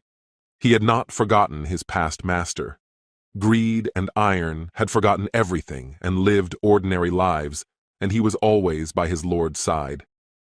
The feelings of the commander simply merged with the feelings for the current lord, just like the feelings Song Jinwoo had for Hai In. He is the knight, the sword of the Lord who led the shadow army behind the Lord. He supported him everywhere and always. Who else would have helped his lord if not him? Would it have been Belian, who can only boast of his size? Or Bear, who is a common insect? Only he, a graduate of the Knight Academy, could help his master, but even in elementary things he is often wrong. Sung Jinwoo asks Igris if he's willing to bet his life that the second answer is correct. Commander Igris starts flipping through the textbook and realizes that Song Jinwoo is right, and he said the wrong answer. It seems that Igris's education is still not enough. He will try his best for his master. Since Lord Igris is entering a new battle, he must do his best to protect his honor. The gate, a huge portal summoning monsters. Song Jinwoo was supposed to escape within an hour from the dungeon, but found himself trapped between dimensions. The rulers found him and offered their power to stop the overlords. The king of the dead was a particular danger, but in the end, the brightest particle of light gave him a new order. Therefore, some man helped Sung Jinwoo. The man was restrained and tied to something. The man didn't want to show himself to Song Jinwoo like this at all, but it can't be helped. The man apologizes to Song Jinwoo's boyfriend and lets him know that he missed him. The man's eyes go wide with shock and surprise when he utters such words towards Song Jinwoo. The man grabs his hair and starts crying bitterly because he missed him all this time. The man hugs Song Jinwoo tightly and cuddles him. He says that the boy has grown up to be a decent person. He wishes he could talk to him longer, be with him a little longer. He hasn't been able to be a good father to him. Sung Jinwoo's mom turns to her son and asks if he's awake yet or not. Sis is eating nearby. Little Sung Jinwoo addresses his father as Dad, rather than the usual Dad everyone is used to. Little Sung Jinwoo's father is surprised that his little son addresses him this way. Little Sung Jinwoo looks at his family and suspects he's having a common nightmare. Sung Jinwoo's father silently and smilingly looks at his young son while holding a newspaper. The man then begins to sadly and desperately squirm his face and rests it on the newspaper. Sung Jinwoo's father sits at the kitchen table and rests his face on the newspaper without saying a word. Then Sung Jinwoo's father is at some cafe and asks someone what his son has decided. A man with a high haircut tells him that the Shadow Lord has decided to stay in this world. He says that every minute here is precious. The man asks the boy's father if he's going to hide it from himself. Sung Jinwoo's father starts to sip his hot drink and says he doesn't want his son to know about anything. The man with the tall hair agrees and nods, but claims that he's his father after all. The man says that the rulers will no longer interfere with the fate of this world. They believe the king of the dead will do just fine. He says it will be interesting, and his heart races as he awaits the outcome. The lords are not only grateful to the Shadow Lord, but also to Sung Il-hwan. A man with a high hairstyle approaches Sung Jinwoo's father and asks how they can help. Sung Jinwoo's father confirms these words and asks the man to erase all of his memories for him. The man agrees, but asks why he would do that. The father replies that it's hard for him to pretend in front of his guessing son that he doesn't know anything. Also, Song Il-hwan wants to be an ordinary father who takes care of his family. To him, Song Jinwoo is not a Shadow Lord, but a dear son. The man agrees and says that when he leaves the cafe, he will completely forget everything about that time. The man is about to leave and says that even though his father will forget everything, he still wishes him peace of mind. In some diner, there is a meal and a celebration of some event. Young people are drinking and relaxing. A guy in a beige suit and with a short haircut is very nervous because this is his first welcome party. This guy is the second son in the Chaebol family, but he is very curious as to why this meat joint looks so familiar. The man turns to Jinho and asks him to calm down because people will think they're bothering him. The guy says that they're friends with him, but he should be careful with the other sunbaes. There's a scary man in their department. He says Jinho must have seen him before. He's not the type to harass the younger ones, but he has a very strong aura that even he himself is sometimes scared to stand near him. The guy asks if Jinho knows about an athlete named Cha Hai-in. She was known as an athletics idol. The guy says she is that Sunbae's girlfriend. He's already approaching them. Everyone greets him happily. The guy wonders why no one approaches them. Maybe he should go to the freshman girls' table. Sung Jinwoo walks into the cafe and sits down exactly at the table with these guys. They tense up at this action. They are trying to figure out why Sunbai decided to sit down exactly here. One of the guys is already trying his best to blend in. Sunbae Jinwoo holds out a glass with a drink for Jin-ho and tells him to have a drink with him. Jin-ho takes his glass and immediately starts drinking. The guy thinks it contains strong soju. Jin-ho finishes his drink and is surprised that it's just regular soda and not strong soju. Sung Jinwoo knows that this guy can't drink alcohol. Song Jinwoo asks Jin-ho to stop calling him Sunbai or he'll take offense. To him, the guy is just Hyun. Song Jinwoo starts to suspect that the guy doesn't like that, but he sharply denies it and calls him Hyung. Jin-ho himself doesn't realize why he was able to say what Song Jinwoo asked him to say so easily. Jin-ho becomes suspicious and thinks that he might already be acquainted with Song Jinwoo, who is going to drink to his health. Jin-ho raises his glass and smilingly, cheerfully supports Song Jinwoo's toast. After a while, Jin-ho calls Song Jinwoo on the phone and asks him why he didn't come today. Song Jinwoo answers Jin-ho on the phone that he was very busy today. He asks him to check in for him in the afternoon couples class. Jin-ho realizes that it can't be done so easily, since he's famous even among the professors. Sung Jinwoo assures him that he is in practice at their uni's hospital. Jin-ho realizes that this hospital has nothing to do with their department. The guy hastily disconnects from the call and hangs up. A red-haired girl walks down the street towards Jinwoo. She managed to get into a university in Seoul, but she is worried about her accent. She finds it hard to speak even Korean dialect. A red-haired and long-haired girl notices Sung Jinwoo and tries to stop him. The red-haired and long-haired girl turns to Sung Jinwoo and asks if they have seen each other before. Sung Jinwoo confidently replies to the girl that they haven't and continues to walk on. The red-haired, tall, and long-haired girl holds up her hair, which is fluttering in the wind. The girl suddenly starts to tense up sharply and doesn't realize herself why she suddenly started talking to the stranger.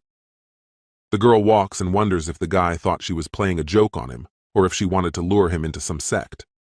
The guy stares at her. In one of the hospitals, there is a ward that is guarded by 2 bodyguards. The doctor is about to enter it.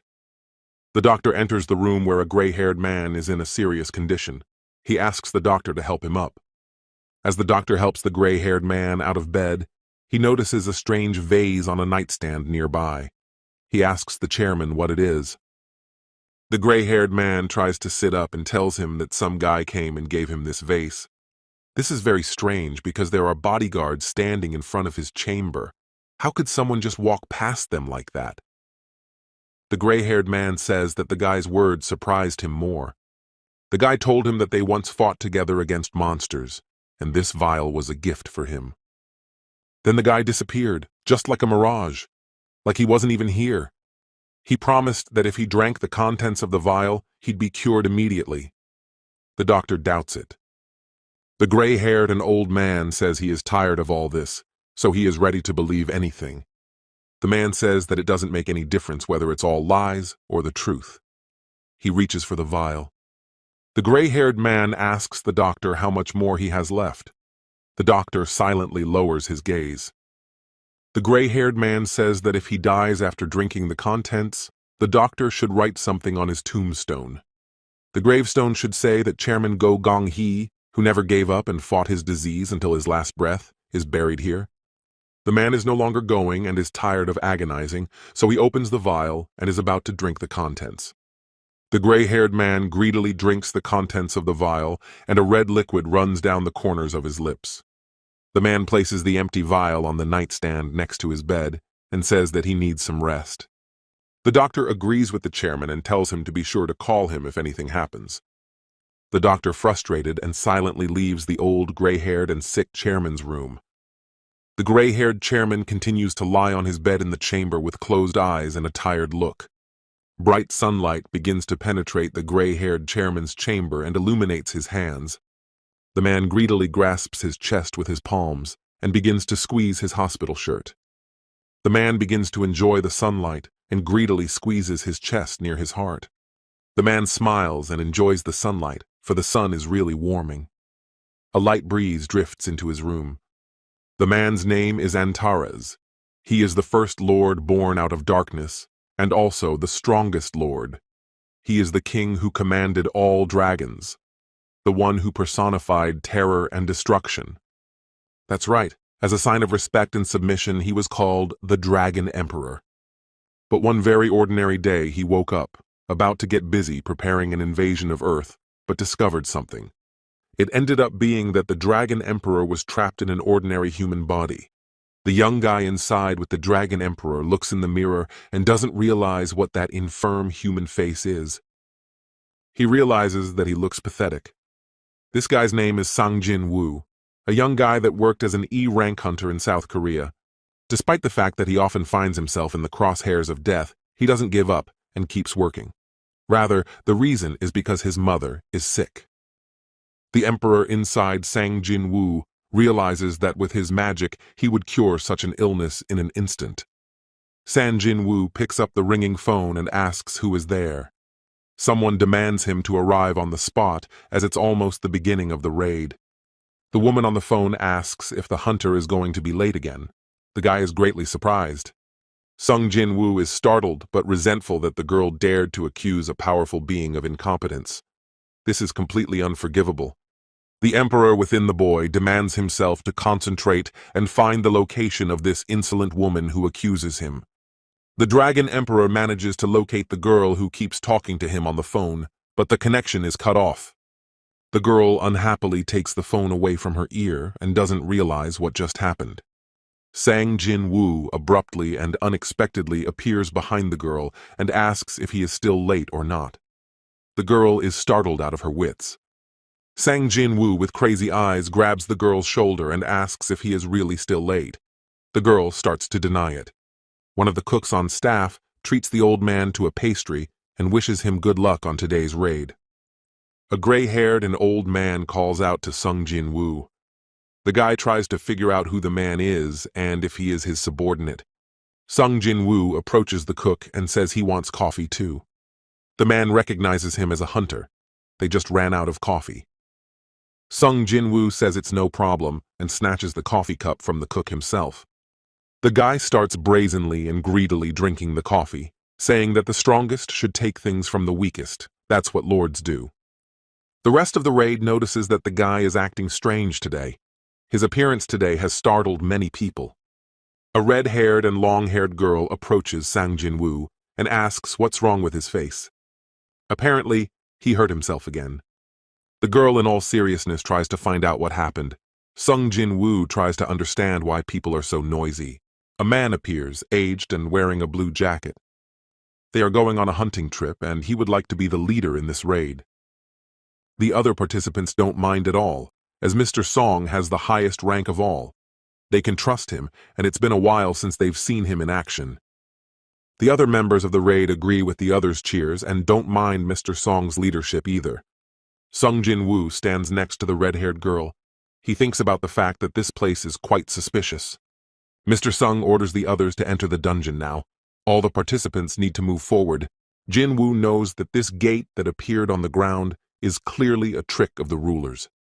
He can sense the energy of the rulers there for some reason. The guy expresses his desire to go with the others, but it's already obvious. Jinwoo takes the old man as a subordinate and mentally praises him for taking care of you, Lord, being so weak. Jinwoo, in company with the rest of the raid, begins to enter the magic gate.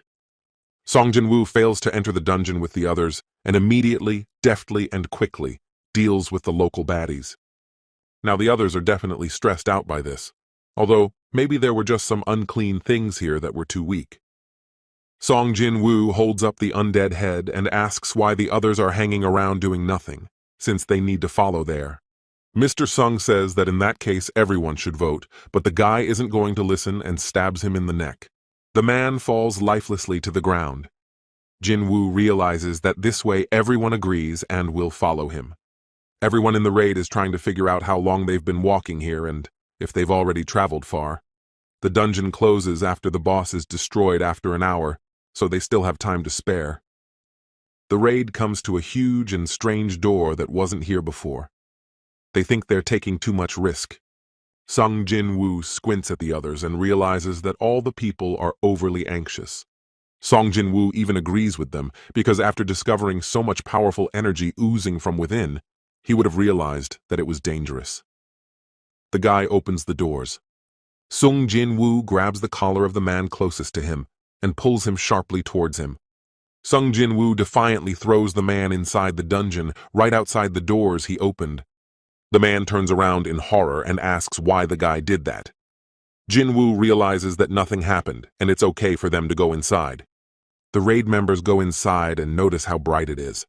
This kind of dungeon is new to them, and they suggest splitting up and looking around.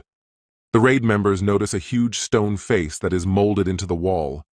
They think it's the boss. Sung Jinwoo abruptly starts pointing his finger somewhere and says they need to go there. The contestants approach a tall stone slab with runic letters on it. They try to find someone who can read it. Sung Jinwoo is amazed that there isn't someone who can't read the simple text. The guy says it's the laws of the Kartanon Temple. The red-haired and long-haired girl pulls the guy's sleeve and says that something is going on with that huge statue. Song Jinwoo turns around abruptly and demands the girl to take her hands off him immediately. They need to worship God, praise the Lord, prove their faith, and whoever doesn't keep the commandments won't come back alive. The eyes of the huge and stone statue begin to burn brightly with fiery flames and squint at the raid participants. The raid members become anxious and wary and begin to look amongst themselves and around. The eyes of the huge stone statue begin to emit fiery beams like a strong and powerful laser. Song Jinwoo is about to deal with this statue and says how dare it demote him with such a puny power. A powerful and bright flame of fire is directed and hits directly at Song Jinwoo, who is standing in the center of the dungeon. The rest of the raid members try to cover themselves from the flames and watch in horror. The powerful flames of fire begin to engulf everyone who stands in its path. All the members of the raid are exposed to it as well. Song Jinwoo uses his breath of destruction technique and encompasses everything around him with the flames. From the powerful and strong flames, only the remnants of the stone boss's hands begin to peek out. The raid members watch in horror, fear, and shock as Song Jinwoo just defeated the boss of this dungeon. Song Jinwoo begins to smile madly and excitedly with his fangs and says that this is the real power here. There are also stone guards guarding the dungeon that the raiders came to. The stone statues abruptly come off their seats and start advancing towards the people present. Song Jinwoo starts giggling madly and furiously, calling the stone guards arrogant puppets. The raid members try to escape from the advancing stone guards and try to remember that there was another exit here. Sung Jinwoo stands on a pile of stone guardian remains and wonders aloud if this is all these creatures are capable of, and he's not even warmed up after all. A creature with a mask and wings bursts out of a stone slab with runic letters. Everything he had worked so hard for turns into chaos because of Song Jinwoo. Song Jinwoo orders the creature to be silent and launches a huge stone spear at it. The huge stone spear stabs right into the chest of the creature, who starts screaming in a frenzy. Song Jinwoo says that he is not here to talk to a fake. He wants whoever is behind all of this. Sung Jinwoo demands to show himself to whoever is there. The stone creature begins to become enveloped in black energy. The creature recognizes Sung Jinwoo as the monarch of destruction. They were destined to meet like this. In this place, it will put an end to their ill-fated relationship. Sung Jinwoo's eyes burn brightly with rage and hatred. He agrees to the creature's proposal. Song Jinwoo begins to swing his clawed and enlarged hand, attacking the dark creature. The huge and dark creature screams that their battle will not end here just like that. All this time, Sung Jinwoo has been sleeping, and it's like he just had a nightmare. The guy breaks out in a sweat and tries to come to his senses. Sung Jinwoo tensely and panikedly looks around and tries to realize where he is. The guy grabs his head and realizes that it was all just a dream. Lee Se-hwan is a rookie detective. He has always heard rumors that there is a detective nicknamed Ghost in the crime-fighting department. This is because of the fact that he solved even the cases that no one else could handle. His arrest rate is about 200%. Any dangerous criminal is a minority to him. People like that are considered legends. There were even rumors that he refused a promotion because he wanted to focus on solving cases. The guy is distracted from his thoughts by a man. The man in the green sweatshirt offers the newcomer coffee and tells him that he shouldn't go into any formalities with him. They're family now, after all. Lee Si-hwan says that his boss told him that he'll be working under Detective Sung. The man in the green sweater says he's the ghost detective. Lee Si-hwan spits out his coffee.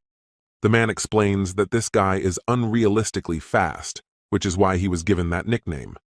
The coffee that Lee Se-hwan drinks was for the ghost. Appears to be the very ghost in question. It's a guy with short and black hair. Sung Jinwoo talks to the man in green and asks about the newcomer who showed up here under him. Sung Jinwoo hugs his rookie and says that he is going to take him away. The man in the green jacket wishes them a good day. Lee Se-hwan hopes Jinwoo doesn't get mad that the guy is drinking his coffee. He asks Sunbae where they're going. Sunbae Jinwoo asks Lee Se-hwan why he became a police officer. The guy says he wants to catch bad guys. Sung Jinwoo thinks that's a great idea, since that's exactly what they go to do.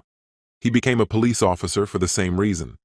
Sung Jinwoo puts his arm around the guy's shoulders tightly and is going to lead him to catch bad guys. Lee Si-hwan can't believe he's going to be taught by the ghost himself. A few days later, Lee Si-hwan returns exhausted because he and Jinwoo have gone on a crime hunt. Sung Jinwoo realizes that his rookie was able to apprehend an armed criminal with his bare hands. It's going to be fun to teach him. Sung Jinwoo turns his attention to a guy and a girl discussing a case. The man explains to the girl that most deaths by their own hand are done spontaneously and under the influence of emotion. Sung Jinwoo approaches the guy and girl and asks to let him look at the case they are discussing. The man turns to Detective Sung and tells him not to cause unnecessary trouble. The girl is found dead in her bathtub. There's a large cut on her wrist. There was a knife with blood on it. Only her prints are on it. She was bright and cheerful, but actually suffered from deep depression. Sung Jinwoo examines the girl's case and argues that there is nothing strange here at all. Despite his harsh arguments, Sung Jinwoo reveals that he is going to check something out. The detectives realize that Jinwoo has smelled something again, as if the guy never gets tired. Jinwoo asks the girl to step back and talk in private. Song Jinwoo heads to the scene of the crime to the apartment of the very same girl. The soldiers who report to Sung Jinwoo are the first to fly into the girl's apartment. Sung Jinwoo smugly walks into the room and starts looking around. Sung Jinwoo, judging from the data in the girl's file, heads to her bathroom, where he finds a trail of blood. The guy reaches out his gloved hand towards the bathtub, and earlier he needed a body for such an action. Sung Jinwoo reaches out to the trail of blood and is about to make the girl rise up. Song Jinwoo uses his powers, and he manages to make the image and soul of the dead girl rise before him. The girl notices the guy in front of her and is startled by his appearance. Jinwoo assures her that now she won't feel pain and suffer. Song Jinwoo begins to question the girl. She claims that she let herself get killed. The detective asks the reason for this decision. The girl looks at Sung Jinwoo thoughtfully and starts to answer, but doesn't finish. A man turns on the lamp on his bedside table and wonders who's brought to him at this hour. In the cell, he sees Sung Jinwoo, who came here to inquire about his daughter. He's from the Central Criminal Division. The man opens the door in a panic and asks if the results of the investigation have come in. Sung Jinwoo wants to ask him a few questions. Sung Jinwoo asks the man to follow him, who immediately agrees. If he can help the investigation in any way, he will do his best. Sung Jinwoo leads the man to a cafe and orders coffee. He asks what kind of girl Seo Jin was. The detective asks if the girl had any enemies. The man assures him that she didn't do anything that would cause another person to hate her. She was very kind and naive. The man covers his face bitterly with his hands and says that he can't believe that he has to live in a world without his daughter. The man says that he loved the girl very much, even though she was not his own. He took care of her as much as he could, if only she would share her feelings and say a word about herself. Sung Jinwoo holds out a phone to the man and asks him to listen to something. This piques the man's interest. The man listens in horror to the very audio recording that Sung Jinwoo held out to him. It was evidence that the girl had been abused by her stepfather since childhood. She eventually left home, but he starts calling her and looking for her. But in the end, She chose to die. The man becomes aggressive and grinds his teeth. He asks why the detective showed this to him. If the detective's purpose was to apprehend him, he could have just handcuffed him. The detective assures him that he has a choice. The man is willing to listen to what the detective offers him. Jinwoo suggests that he plead guilty and turn himself into the police. The second option Jinwoo offers is to accept a punishment equal to the sin he committed. The man begins to smile aggressively and asks how much Detective Jinwoo wants. Jinwoo begins to smile back and claims that he's had enough of everything. Jinwoo makes eye contact with the man and tells him to listen carefully. Jinwoo tells him that this is not the world he knows. He made it look similar. No one comes in here without the master's permission. This is a realm of peace. The man listens to Jinwoo's words and doesn't understand what the detective is saying. Jinwoo tells him to think hard. Jinwoo sits with the man in a cafe. There aren't even any other customers besides the man. In fact, the man doesn't even remember coming here. The man looks around in panic and can't understand why the cafe is open, but there is no one else here besides them. The man becomes hysterical and panicky. He thinks it is all a dream and it can't be. The man gets off his chair and is about to run away, but Jinwoo's soldiers follow him. Jinwoo's soldiers start grabbing the man and stabbing him multiple times. Jinwoo sits at the table idly and with his eyes closed. The guy doesn't even watch the criminal being punished. Jinwoo subdued the soul of the dead girl, and now she thanks him for his justice and calls him master. Jinwoo turns to the girl and realizes that she is about to and wants to ask for something else. The girl is embarrassed and quietly covers her eyes. She will only ask if it doesn't bother him. Jinwoo holds out the gift box to the girl who was at the station at the time. Jinwoo says that he thought about the fact that Sojin wishes the gift had reached its destination after all. Jinwoo assures that based on the evidence found, there is little chance that the girl will be eliminated. The investigation will soon be closed. The girl begins to cry and does not believe that there is no chance. The girl starts to carefully untie the ribbon on the gift and cries bitterly, thinking of Seo-jin. Jinwoo turns away from the grieving girl as she opens the gift and thanks the detective. The guy realizes that an hour before Seo-jin destroyed herself, if she hadn't received that unfortunate message from her stepfather, everything would have been fine. If all of this hadn't happened, the girls would have been able to throw a birthday party. The girl opens the gift that is meant for her. In the box is a birthday greeting and a mug as a gift. Jinho, along with his companion Jinwoo, are going to a cafe. Jinho claims that he can do something. Jinwoo is in shock at such confidence from his comrade Jinho. He goes into a stupor. Jinho says he's very serious and confesses everything to the girl today. He asks Jinwoo if she will like this ring. Jinwoo says she doesn't know anything about it. Jinho assures his comrade that everything is fine, and in fact, he has prepared many gifts just in case. Jinho talks about a building on their property, and when his girlfriend graduates, he'll help her open a clinic. Jinwoo is shocked because that building is worth 30 billion. Jinho is shocked that Jinwoo even knows such a thing. The guy is surprised at how the situation from the past turned out. Jinwoo assures the comrade that there's no point in giving the girl all this, because he's a great guy without it. He needs to be himself. Jinho starts crying and is moved by such words from his comrade. He asks Jinwoo to hug him, but he won't let him.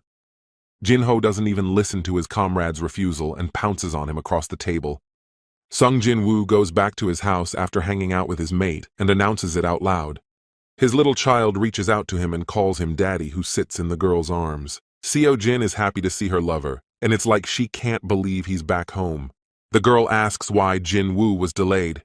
The guy tells her that Jinho wanted advice, so he met with him.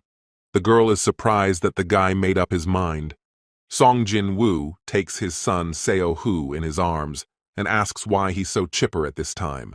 The wife says it's because he slept in the afternoon. Jinwoo takes his son in his arms and tries to figure out what's wrong with the shadow soldiers' behavior. It turns out that the shadow soldiers are very eager to teach the little lord the art of the sword. Jinwoo asks them to at least wait until the child starts walking. Seo Jin laughs at her husband and says maybe he himself will come back sooner before the baby starts walking. Seo Jinwoo returns to the police station and goes to the office of the chief, who called him in to see him. The chief asks the guy about the fact that he's still poking around in his co-workers' files. He can't get carried away or others will get lazy. The man is the same Jin Chul. He still keeps calling the guy Hunter Sung. Jinwoo's Sung reminds the man that he hasn't been a hunter for a long time. Jin Chul says he's much more comfortable this way. Jin Chul says that the father of that girl who destroyed herself disappeared a few days ago. Sung Jinwoo assures that he doesn't know anything about it. Jin Chul says that at that time, the security cameras broke down and didn't capture anything. Sung Jinwoo pretends to wonder how that happened. Jin Chul trusts Jinwoo no matter what, but the man called him for another reason. He holds out a piece of paper to the detective that says what Jinwoo found out about. Jin Chul tries to contain his emotions and feelings and talks about director Go Gong-hee. Jin Chul puts his head down in frustration and informs Sung Jinwoo that he's in critical condition. Sung Jinwoo heads to the hospital where director Go Gong-hee is lying in. The man is indeed in critical condition. Sung Jinwoo discreetly sneaks into his room and looks at the man with his head down. The man is lying under the ventilator and notices the guy who appeared, turning to him. The man points his finger at his mask for Sung Jinwoo to take it off so they can talk. Sung Jinwoo obediently takes hold of the old man's mask and removes it from his face so that it will be easier to talk. The man begins to smile heavily and is very happy to see Sung Jinwoo here to visit him again. The man lacks strength and closes his eyes again. He has been looking for Sung Jinwoo for a very long time. The man says that he has lived a long life and has done everything he wanted to do in those 10 years. That was enough for him. But Jinwoo offers to cure his ailment. The man says he has a request and recalls the conversation when the guy told him about the world they fought in together. The man gathers his last strength and tries to stand up. He asks Sung Jinwoo to let him see that very world. The man can't function normally at all and looks very sickly. He just show him the very life. The man asks Sung Jinwoo to show what he was like in that world and what the guy himself was like. Sung Jinwoo assures him that there are those memories in that world that he himself would like to forget. The man assures him that everything is fine. He just wants to bring back the memories he had. Sung Jinwoo can't resist the man's request and grabs his wrist. The man starts to remember the life he talked about, how he met the guy and who he was. The man ran guilds and was the director of an association. He was solving serious problems. The sick and old man begins to squirm and wriggle in pain as the memories enter his head. The man also remembers the same girl who is now Jinwoo's wife and calls him Hunter. The man remembers offering Sung Jinwoo to stay and informing him that all of Asia is at risk because of him. The man painfully grasps his chest and clutches his hospital shirt he is wearing. The man also recalls the moment when he was on the brink of life and death, and Jinwoo offered him holy water. The man starts crying and screaming that he remembered everything back and forth about himself and Hunter Song. The man gratefully and warmly takes Sung Jinwoo's hand and rejoices in being with him. The man starts crying and smiles because he is around such young heroes. The man closes his eyes tiredly and thinks about the fact that when he becomes a cold, lifeless body in the warm embrace of the rays, these memories will forever remain in his mind. The man lastly feels the same pleasant warmth that Sung Jinwoo gave him. Sung Jinwoo takes one last look at the life support device and realizes that the man's readings are dropping. The man says goodbye to the guy. Sung Jinwoo tells him that he will forever be a hero who sacrificed a lot for humanity.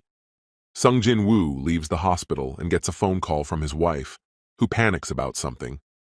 The girl screams into the phone about Suho's son, and Sung Jinwoo tries to figure out what's wrong with him. The girl watches in horror and panic and tries to explain it to her husband. The girl reaches out to her son in a panic and informs Jinwoo that their Suho is floating in the air right now. Sung Jinwoo doesn't understand what they're talking about or what's going on. The girl repeats that their son is hovering in the air. Jinho mocks Jinwoo and says that he thought their baby was already running in the first month. The guy promises his wife that he'll teach his son how to run shadow soldiers. Fall comes, winter comes, spring comes. Doctors and relatives gather around the dead man in the ward. Everything has a beginning and an end, and the end is always followed by a new beginning. Jinwoo quietly listens on the phone to what is going on at home. Jinwoo assures his wife that he will definitely come back early today to work things out. For their family, winter is still a long way off. The girl cleans up the mess the shadow soldiers made with Suho.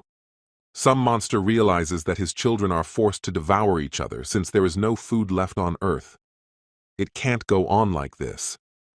His children need a strong leader to lead them. He is trying to survive. In front of him is a large egg. In the name of the kingdom, the enemies must flee away from them in terror. This huge, monstrous monster must make the enemies tremble with fear.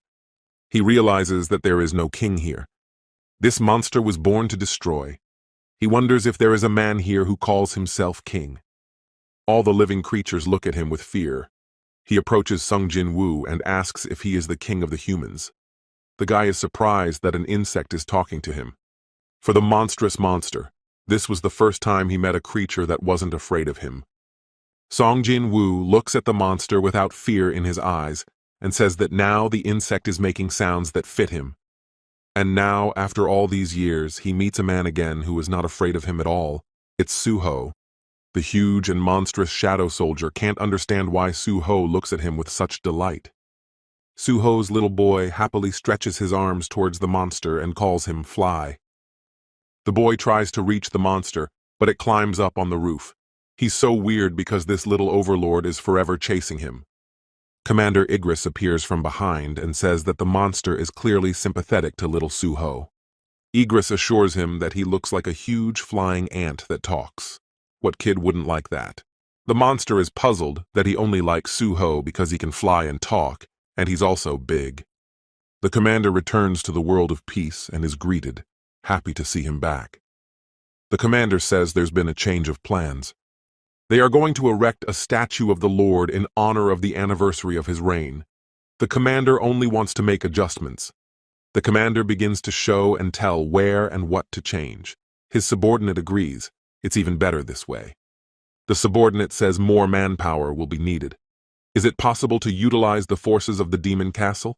The commander agrees and will be back soon to check. Some unknown group of criminals gather and ride in a car. One of them asks the other if they are really going to do this. The criminals pull up to the house of Detective Jinwoo, who caused their organization to fall apart. They're not going to forget everything and move on with their lives. They're going to make it look like burglars snuck into the house and his wife and child were unfortunate enough to die. One of the men notices that there is no security system in the house. This surprises him. The other criminal orders them to get down to business. The two men sneak through the fence and can't figure out why it's just the two of them here. A shadowy soldier appears behind them that they haven't noticed yet. As the man starts talking about how the others got scared and ran away, he notices the shadow soldier behind him. The huge, monstrous shadow soldier grabs the man by the neck and covers his mouth to keep him quiet. The shadow soldier starts choking the man and says that it's the little lord's lunchtime nap and he won't let him interfere. The shadow soldier strangles the robber and he likes the king's trust of the young lord's interest. All of these feelings are beautiful, including the face of the criminal before his demise. The Kingdom of Peace appears the very demons who are helping in the construction of a statue for the reign's anniversary. One of the creatures asks the commander if he likes the job. They leave all his comments and he likes it very much. All of the shadow soldiers residing in the realm of resting uncleanness admire the statue that has been erected. Their king will definitely be pleased to see such a beautiful creation. The commander realizes that the future little lord will also set foot on these lands. He too will definitely love the gift. The huge tall commander and the rest of the creatures notice the appearance of the little lord here.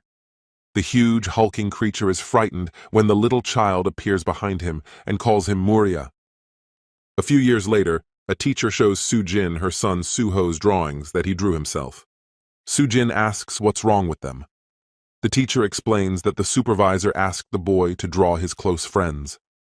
Seojin scrutinizes the drawing and realizes that the creature looks like an ant standing on legs. The teacher is a little tense because the other drawings show the rest of the boy's close friends. The next drawing is a picture of the little boy's family that he drew. In the next picture, Suho drew a picture of her house. That's why the teacher called the mom to come here today. They had different children, but this is the first time a child has drawn a picture of family and friends in this way. Where the bottom of the house is drawn in black, Suho's family, friends, and Big Daddy live. In the beginning, they suspected domestic violence, but the boy is very cheerful and happy, so they ruled out this option. Perhaps he has a very well-developed imagination. At this time at the police station, Seo Jinwoo is being congratulated by his colleagues on his successful promotion. He now has to give everyone a treat. They ask him why his friend agreed to the promotion when he constantly refused before. Seo Jinwoo says he has no more excuses left. Lisa Wan thinks that people are very ambitious when it comes to career or money. Sung Jinwoo recalls that when he was a junior detective, he made a lot more money than he does now. He asks the others to stop whining and offers to buy them a treat tonight. At home, his wife shows him his son Suho's drawings, where he draws an ant well. Jinwoo thinks he has a pronounced talent. The girl is not pleased and demands he look at the last page. Sujin says that his big daddy lives there in the black earth. She doesn't understand why the guy is laughing. Seo Jinwoo says he was just remembering a joke. Seo Jin folds his arms unhappily and says that the other kids are very afraid of Suho. The girl explains that the kids get scared when Suho approaches them, although the boy is very, very, very friendly and will never hurt anyone. Jinwoo believes that the children feel the power of the Overlord. The fact that the kids avoid him means that they can sense the shadows surrounding him. It's something he inherited from him, so the power doesn't provide a threat. But it is still a dangerous weapon of the Shadow Lord hidden in the child's body.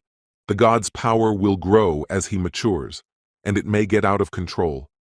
Then, the boy will be deprived of a normal childhood.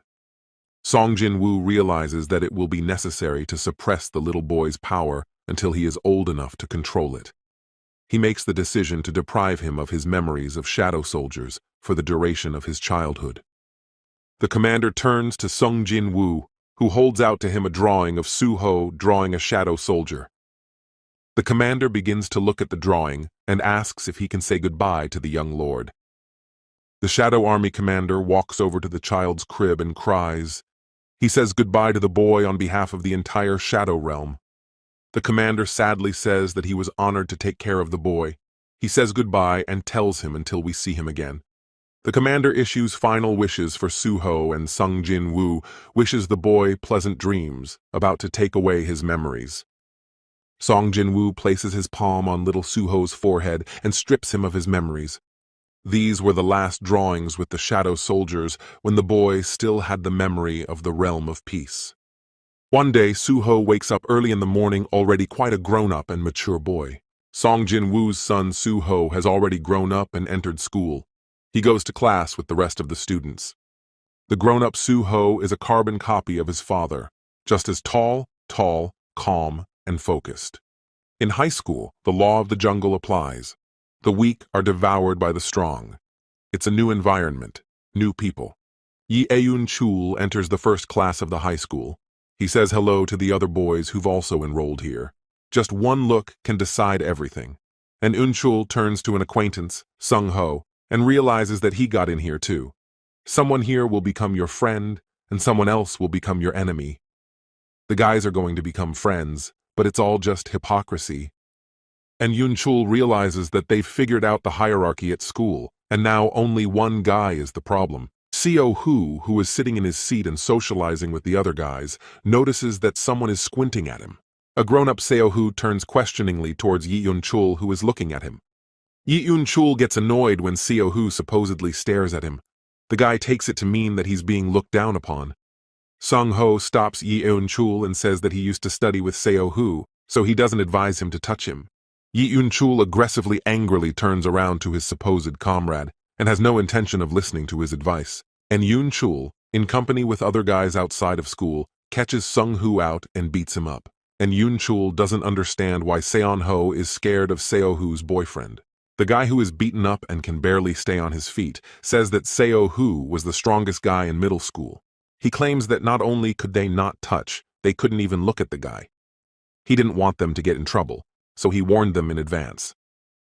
Yi Yun-chul calls the guy names and isn't going to listen to his arguments any further. The guy beats him up again, and Yun-chul thinks the guy is playing a joke on him. If his story was true, rumors would have spread around the school long ago. Seo-hoo, the guy in question, appears in front of the guys. He says that Sung-ho will say it was him this time too. Seo-hoo heads over to the guys and says they'll call it a defense. The guy smiles and looks friendly. Seon-ho tries to cover his face with his palm and agrees with the words of the guy who approaches them. Yi Eun-chul raises his head in bewilderment and looks at the guy approaching. He doesn't understand what self-defense we're talking about. And Yun-chul doesn't even have time to make a sign to his partners, but Seo-hoo is already attacking them. Seo-hoo raises his leg high and kicks one of the guys, who now flies far away from the impact. Seo-hoo doesn't hesitate to swing his leg again and hits the second guy who is behind Yi Yun-chul. When Yi Yun-chul realizes that the next punch is going to hit him, he immediately swings his fist. The guy puts his fist forward, but Seo-hoo reacts instantly and kicks his foot into his hand. Seo-hoo reacts deftly and quickly, writing off Yi Yun-chul's offensive fist with his foot. The next punch is a chin kick to the face of Yi Yun-chul, who doesn't have time to react.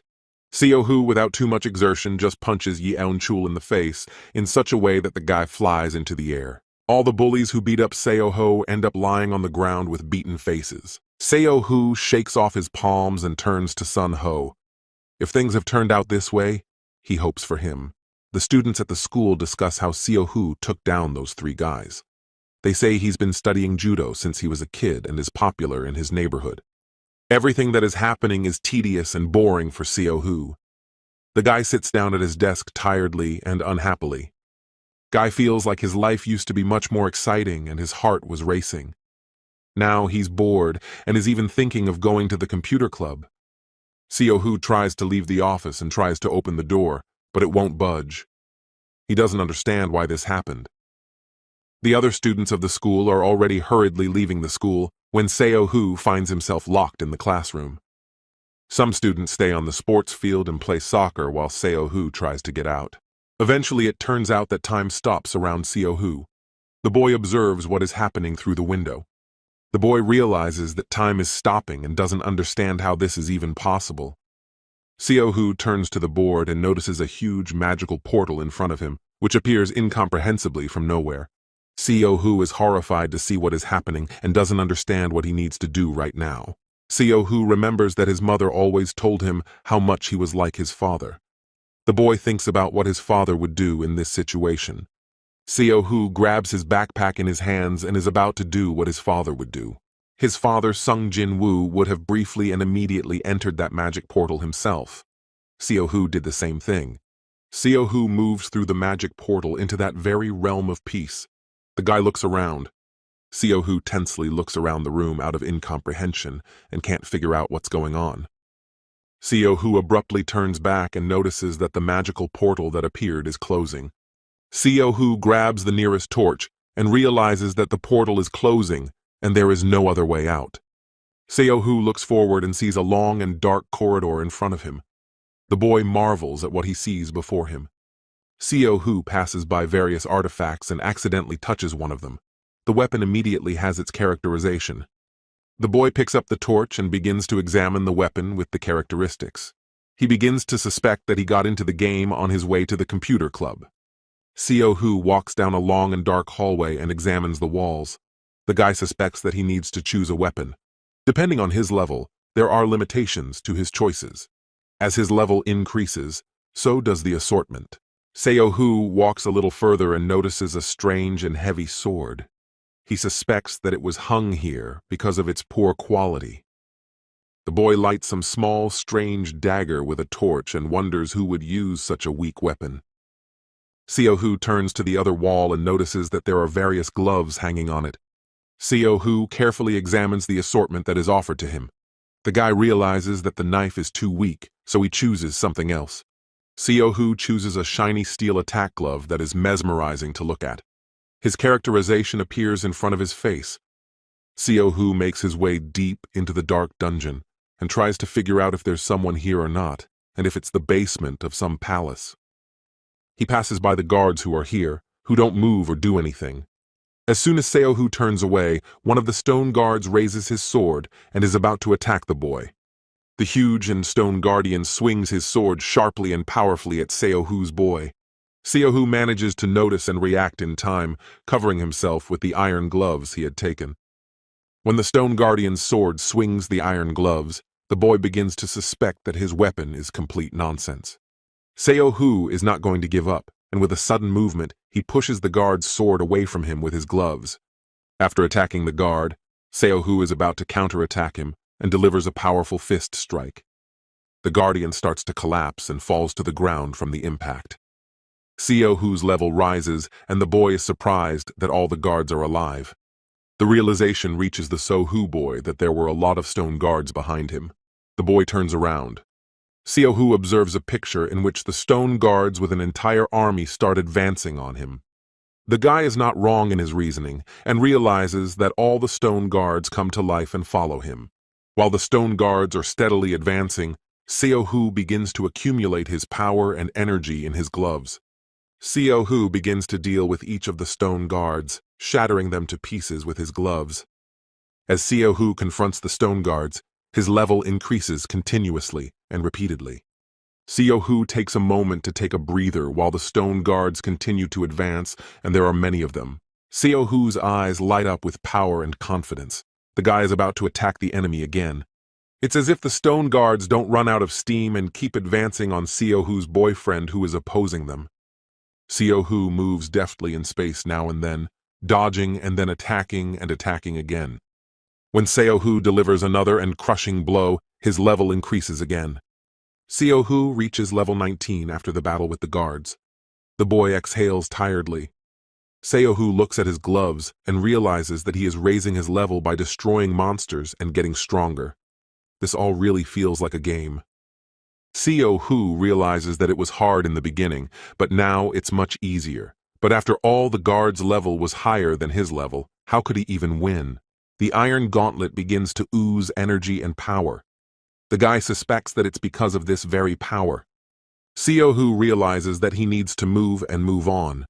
A huge gate with a red notch in the center appears in front of him. Without too much hesitation or thought, Seohu begins to open the huge and heavy gate. When Seohu opens the door, he enters another dark room with a throne in the center and someone sitting on it. The guy examines the dark creature and suspects it's a boss, and it looks quite powerful. The huge and shadowy creature grips his sword and doesn't say a word. He seems to be ready for battle. Seohu studies the surroundings and assesses the situation. He realizes that he needs to attack first.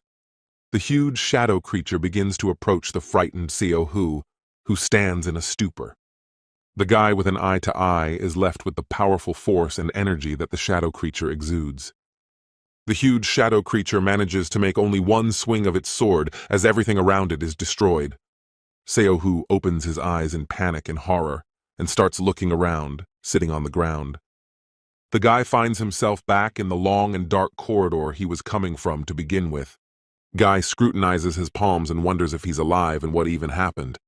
Seohu turns around and realizes that he is at the very beginning, right back where he started.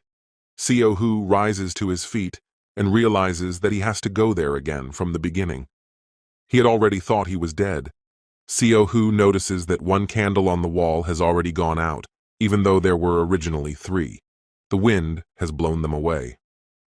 Seohu realizes that the candles are not an accident. He thinks he needs to change his needle-jointed gloves for another weapon. The guy should act more thoughtfully. He doesn't know what happens if the remaining candles go out. So the guy loses again and finds himself back at the beginning. Seohu turns to the wall of candles and notices that there is only one last candle left. Seohu starts rolling around on the stone floor because he doesn't understand how he would be and what to do. Seohu notices that this Shadow Knight is very strong. He's so strong that he's even too strong. Seohu starts to get nervous because all of this is annoying him.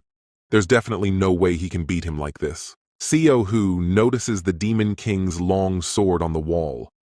It looks very similar to the sword that Black Knight is using. If he's using the original, they have an incredible difference in levels. Seohu realizes that he needs to pump himself up first. This time he prepares himself thoroughly and puts on a lot of armor and weapons. Seo-hoo meets the stone guards again, but fully clothed and armed. He asks if they are still tired of fighting him. Seo-hoo observes the stone guards and realizes that these pawns are revived each time. Seo-hoo realizes that he can endlessly destroy these guards, which he intends to do. His level increases. Seo-hoo continues to attack and destroy the stone guards to increase his level. The guy's movements become more agile, faster, and more efficient. He raises his level again. Seo-hoo becomes so fast that the stone archer doesn't even have time to fire before the guy is already next to him. Seo-hoo starts throwing crushing and incredibly powerful blows that destroy the stone pawns. Seo-hoo finishes dealing with the stone guards, and his level increases again, and more than once. Seo-hoo notices a notification in front of him that he has reached the level required by the system. Seo-hoo is offered a quest to change his profession. The profession will depend on the amount of time he lasts. A portal opens next to him. The system wishes the player good luck and the countdown begins. Huge stone guards appear. Seo-hoo begins to grin and smile madly. He says that time has run out and it's time to get down to business. Very different creatures appear that look like hooded monks. They will have to confront Seo-hoo. One of the undead monks creates a fiery flame and directs it at the boy with his palms. Seo-hoo finds himself in the middle of a fierce confrontation. He tries to contain the flames of fire. Even with all his armaments and preparation, Seo-hoo is exhausted and sweating from the exertion. Strange monk-like creatures begin to pray. They are most likely summoning someone more serious than them. The monks begin to create a fire portal in the air. Seo-hoo watches what is happening. The guy puts his shield forward again and tries to hold back the powerful flames of fire. The monks lower their palms to the ground, and a dark and purple aura appears above them. Seo-hoo coldly and calmly watches the undead monks summon some sort of creature. From the dark purple aura, a huge stone guardian rises up as Seo-hoo looks on. The guy exhales tiredly and closes his eyes, imagining what might await him now. The guy abruptly tosses his shield aside because he thinks he won't need it right now. Seo-hoo doesn't hesitate to attack the stone guardian first, and he succeeds. The huge and stone guardian collapses, and its pieces start flying apart. Seo-hoo starts to pull out another half-rusty sword from behind his back because it won't be of any use to him. Seo-hoo swings the semi-rusty sword and spins it around, then launches it straight at the stone guardian. Seo-hoo starts using all of his weapons and throwing them around the space, destroying everyone around him. Seo-hoo pulls out his bow and stores his magic power in the arrow to make a powerful shot. Seo-hoo fires a shot that hits him hard in the shoulder. The arrow goes straight into the guard. One of the stone guards gets hit and starts to roll to the ground with a thud. Seo-hoo has no intention of stopping and swings his gauntlets around, about to strike next. Seo-hoo takes one powerful and strong swing with both hands and aims his throwing discs at the guards. Seo-hoo claims that he doesn't need anything because a real man needs only his fists. Only the remnants of the defeated guards remain in the dungeon, and Seo-hoo's level continues to rise. Seo-hoo believes in his strength and moves forward. Depending on the points obtained, the guy will receive a profession class. After analyzing, he will be assigned a profession. The analysis is over, and Seo-hoo is assigned the profession of martial arts master. He receives the profession class corresponding to the points. Time has expired and points are awarded to the guy. His remaining health exceeds half of the score. All enemies have been destroyed. The total number of points exceeds the limit, and Seo-hoo is assigned the Soul Destroyer profession, but it's not enough for him. In order to defeat that monster, he needs to become even stronger. Seo-hoo receives a rank A Guardian necklace and a high rank A Mage ring. Among other achievements, the guy manages to get and obtain the S-rank Ferocious Spirit gauntlets. Seo-hoo returns to the hall with the throne where that shadow soldier continues to sit. The shadow soldier continues to sit on the throne silently and without any unnecessary movements, watching Seo-hoo. Seo-hoo walks into the hall and heads towards the throne, asking the shadow soldier if he was waiting for him. Seo-hoo's dream reaches a total of level 70. The guy claims that it's his turn now. His entire body is oozing with power. Shadow Soldier and Song Soo-ho's gazes cross and make eye contact. The Shadow Soldier grabs his sword again and launches his attack first. it leads to devastating consequences. Despite his earned skills, strength, and accomplishments, Song Soo-hoo is still wary and tense. Song So-hoo is not going to give up and manages to dodge the Shadow Soldier's powerful attack. The Shadow Soldier continues his multiple attacks as Song So-hoo confronts him with martial arts. An incredible and powerful battle between the strongest Shadow Soldier and the Soul Destroyer Seo-hoo begins in the dungeon. Song So-hoo becomes completely different from the first time he came here. He swings his gloved fists every now and then. Song So-hoo is becoming incredibly fast and agile. He manages to dodge and evade attacks just like that. The dungeon, in the hall with the throne, is absorbed into the light of the two strongest energies of the Shadow Soldier and Seo-hoo. Song Seo-hoo realizes that all of this is not enough, and he should move much faster. The Shadow Soldier once again strikes with his unusual sword, but Seo-hoo covers himself with his gloves. Song So-hoo manages to hold off the powerful attacks of the Shadow Guardian's sword even while in the air. Sun Seo-hoo continues to accumulate his magical energy and power in his gloves to continue the battle. A bright light of Song So-hoo boy's magical energy spreads throughout the space. The Shadow Soldier realizes that this is the Junior Lord's power that was not even remembered by what percent. After raising his level, Seo-hoo now clearly realizes that this Dark Knight is unimaginably strong. Between him and the lower-level soldiers, the difference is like the difference between heaven and earth. His strength goes beyond everything. If this Shadow Soldier and Dark Knight is so strong, then Seo-hoo will also be as strong as him. Seo-hoo doesn't understand the pattern of this game, but because of the extra ability at the first level, he was able to destroy the top-level soldiers. Every time he gained 110 points, his level would immediately rise.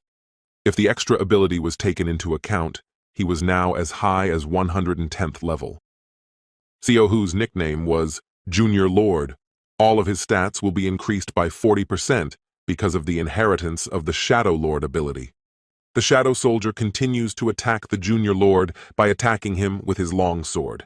Song So-hoo, or the Junior Lord, continues to confront the Shadow Soldier with his gauntlets and martial arts. Song So-hoo delivers such a crushing blow that the Shadow Soldier flies back into the wall and breaks it. Junior Lord Seo-hoo manages to crush the Shadow Soldier and deliver a powerful blow. Song So-hoo uses his martial arts to deal such powerful blows to the Shadow Soldier. The Shadow Soldier, or Dark Knight, flies aside from the guy's crushing blows time and again. The Shadow Soldier observes Seo-hoo and studies him. The creature realizes that the boy has great potential. The boy has innate talent, as his father is a lord and his mother is an S-rank hunter, though he doesn't remember it. No wonder the boy is improving rapidly. Song So-hoo starts attacking again, and the Dark Knight addresses the younger lord that he admits defeat. Song So-hoo delivers the final blow and destroys the long sword of the Dark Knight who admitted defeat. Song So-hoo stops when he realizes it's over. The guy tries to catch his breath. Song So-hoo starts shouting that he has won this battle. The guy adopts a victory pose. Song So-hoo starts dancing and laughing quite a bit because he defeated the Shadow Soldier from the throne. When Seo-hoo calms down a bit, he notices a magic portal opening up behind him. Seo-hoo suspects that there is finally a way out of this dungeon and enters the portal without a second thought. Seo-hoo realizes that he has entered a tower that is located in the Songpan district. He tries to figure out why it is here. The tower that Song Seo-hoo is talking about is enveloped in fiery and bright flames, engulfing the stone lining of the tower into itself. Song So-hoo turns around and notices a huge, incredibly sized three-headed fire dog in front of him. Song So-hoo thinks that this dog looks more like a scary sculpture than a monster. And the fire is apparently a feature of the location. Song So-hoo studies his surroundings and once again notices a huge and tall door in front of him. Song Seo-hoo suspects that he now needs to move forward again, stepping behind that door. The entire neighborhood of Seongpan finds itself engulfed in chaos and fire that covers the entire space. The neighborhood is just teeming with various foul things and creatures that are now and then baring their teeth. Song So-hoo finds himself in the midst of some chaos that his victory over the Shadow Soldier has brought him to. Sun Seo-hoo realizes that he needs to move on and deals with all the evil that has appeared before him. The guy goes up to the 10th floor of the tower and deals with the enemies here again. After all of this, Seo-hoo goes up to the 20th floor and deals with the uncleanness as well. The 20th floor is followed by the 30th floor, where the guy again defeats the monsters. Seo-hoo goes up to the 50th floor when he realizes that everyone here is so weak. Even the floor boss is over in a few hits. Seo-hoo suspects that he raised his level a lot in the fight with the Black Knight. The guy fights the monsters again.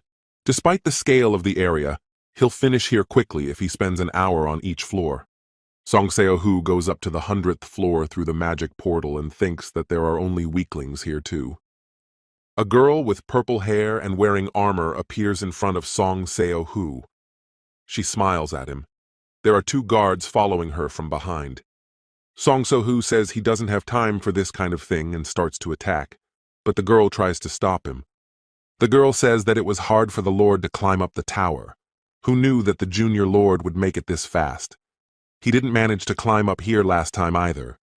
Song Seo-hoo starts to tensely ask what last time we're talking about. The girl pretends not to say anything. The girl introduces herself as Essel, the eldest daughter of the Radier family.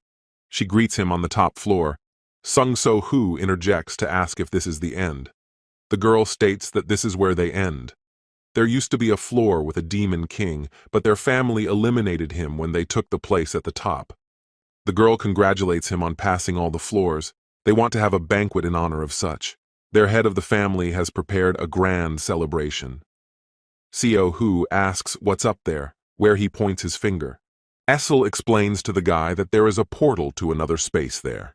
Seo-hoo doesn't understand what a portal is, so that's what they call these passageways. The girl asks about their banquet. Seo-hoo says he's still underage for alcohol. He'll come to the banquet when he's a little older. The girl was about to say goodbye to Seo-hoo, but she abruptly changes her mind and gets angry. The Lord had also once told her that they would meet again, but he never came back to see her here. There hasn't been a guest here in 60 years. She can't just let him go. Seo-hoo asks her if her name is Essel from the Radish family. He tells the girl that they will see each other again. The girl starts giggling quite a bit, reacting to Seo-hoo's words. She covers her mouth with her fist. The girl starts waving goodbye to the guy and confirms that they'll see each other again. Seo-hoo hopes that this portal will lead him home. When he enters it, he thinks it's a trap and it's not over yet. A whole swarm and army of shadow insects appears in front of Song Seo-hoo. It's not like his world at all. Song Seo-hoo starts to get frustrated and exhales desperately when he notices such a picture. Song Seo-hoo tries to escape from the swarm of insects that are following him. He asks what kind of ants they are. Song Seo-hoo turns back around and realizes that there is simply no end to the insects, whether you hit them or not. Song Seo-hoo tries to deal with the insects and is thankful to at least raise the level. Song Seo-hoo watches the ants approaching and realizes that he's at least gotten used to them by now. Song Seo-hoo turns around to the other side and notices a small door. The guy wants to try to go in there. Song Seo-hoo makes his way through the small door and once again finds himself in a dark hallway with nothing in it. Seo-hoo realizes how spacious this place is. The boss must be huge here. A shadowy soldier approaches him. Seo-hoo notices the commander walking towards him, surprised that he is all alone here. Song Seo-hoo watches the shadow soldier and doesn't understand why this monster is suddenly crying. The shadow soldier, that is the commander, gets off his seat and starts running towards Seo-hoo. Song Seo-hoo instantly reacts and starts attacking the shadow soldier who came close to him. The shadow soldier and commander attacks the junior lord and continues to shed his tears. Song Seo-hoo continues to confront the shadow soldier and swings his foot to strike. The shadow soldier was about to strike Song Seo-hoo, but at the last moment, he stops his paw in front of his face. Song Seo-hoo takes advantage of such a moment and delivers another powerful punch at the shadow soldier. Shadow Soldier Burr continues to attack Seo-hoo, but doesn't hit him or do any damage. Seo-hoo seizes the opportunity and hits the shadow soldier back, who continues to cry. The shadow soldier Commander Burr stops for a moment and starts hilting himself. After that, Commander Burr gets off again and is about to attack Seo-hoo in a not-so-real way. Commander Burr hits in such a way that he tries not to hurt Seo-hoo in any way or damage him. The shadow soldier continues to shed tears, and the junior lord doesn't realize what's happening to him. Shadow Soldier lifts his head up and starts crying exhaustively while trying to contain his emotions. The Shadow Soldier stops and tells Seo-hoo that he has lost his guard, stopping his attack. Commander Bear is no longer going to fight and falls to the ground with a thud with his whole body. Seo-hoo gives out aloud in bewilderment that this was very dangerous. His level increases several times again. That ant with wings seemed scary, but everything was strange. It didn't even attack Seo-hoo in a meaningful way, constantly stopping its strikes. It was only because of this ant's behavior that Seo-hoo was able to win. A magic portal appears behind him again. Seo-hoo notices another portal. His level isn't even increasing anymore. He hopes it's the way home. Seo-hoo turns around in bewilderment and observes a strange sight. He doesn't realize what it is. There are many different shadow soldiers surrounding the guy, and the guy doesn't realize what's going on. Seo-hoo snaps out of his seat and rises into the air. He realizes that it's going to get worse from here. The guy starts attacking the shadow creatures, but realizes that his level is still 99. A huge dragon-shaped shadow soldier starts attacking Seo-hoo, who successfully dodges. The guy starts to counterattack and strikes back at the shadow dragon, hitting it in the face. Another shadow soldier giant appears behind Seo-hoo and swings his blade at him. The shadow giant soldier swings his blade sharply and seems to shatter space, but Seo-hoo dodges again. Seo-hoo doesn't let his guard down and starts climbing up the giant's arm to get closer. Seo-hoo swings his leg with all his might and hits the shadow giant right in the face so that it flies off. Seo-hoo lands on the ground again and observes that many more shadow creatures want to attack him. Seo-hoo continues his counterattacks and chops the blade of one of his opponents in half. Seo-hoo continues his multiple strikes and attacks various monsters. Their confrontation continues. Seo-hoo deftly dashes between the giants and hits them with his powerful attacks. Droplets of sweat appear on his face. Seo-hoo lifts his head up and notices some more opponents. Several shadow giants land and stab their blades into the ground because Seo-hoo dodges. After the shadow soldiers, a huge dragon starts flying and attacking Seo-hoo, which puts the guy into a tense state. But Seo-hoo isn't going to stop because he's been through so much already. The guy counterattacks the shadow dragon. Seo-hoo shockingly raises his head upwards and notices that the shadow soldiers appear, sitting on top of the dragons. The junior lord realizes that they are going to attack him from the air. It's as if the opponents don't run out. A huge giant soldier begins to bare its sharp fangs and is extremely aggressive. Seo-hoo immediately picks the right moment and punches the red giant with his gloves in the face. Seo-hoo, or the junior lord, lightning fast dashes through the opponents and strikes them repeatedly. A huge eye appears from behind the junior lord and glows with a bright blue light. The stone giants that were once opposed by Jinwoo appear. Now Seo-hoo will have to fight them. The shadow soldier who controls these stone giants has been here for 30 years. Even though he is appearing as an opponent, he was allowed to appear in this guise. This means that he is worthy of the Lord's attention. Even if he is a junior, he will see if he can resist such strength. Seo-hoo is already distraught attacking this shadow soldier and pretends that he didn't hear him say anything. The junior lord dashes past the stone giants with lightning speed and one by one lays them on the ground, destroying their bodies. The same shadow staff that the artisans once inserted the red orb into appears. Seo-hoo finishes dealing with the stone giants and lifts his head up, turning his attention to his new opponent. A bright and iridescent light begins to spread everywhere. Seo-hoo tries to cover himself with his hands from it. Seo-hoo holds on to his head and tenses up from such an incredible force that is madly pressing down on him. An opponent with a staff appears. Both the knight and the ant had a flickering shadow form. But there seemed to be someone else. That means the bosses here are shape-shifting. Seo-hoo remains pressed against the ruined ground, thinking that he should definitely overpower this creature. Seo-hoo tries to pull himself together and get up, but he can't do it yet. There are fire dragons coming at him. Seo-hoo notices another of these dragons. Now there are 3 in total. He made the mistake of thinking it was over. He suspects that they are bosses as well. The fire dragons begin to emit bright and powerful fire flames, directing them towards Seo-hoo.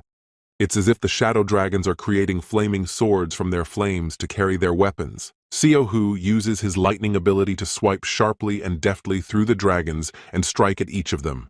Seo-hoo swings his fist violently and aggressively, in which he accumulates an incredible amount of energy. Seo-hoo begins to exude a bright and luminous energy that repels all enemies and helps him to resist in the fight. Seo-hoo rises into the air with lightning speed and continues to attack the shadow dragons that the red giants are sitting on. Seo-hoo manages to climb onto one of the dragons and rises into the air. He gets rid of the shaman first because he's freaking him out. The flying shaman in the air with his staff creates an incredible fire cloud over the space of the Kingdom of Peace. A huge, unimaginable-sized red fire sphere appears in the air above the ground.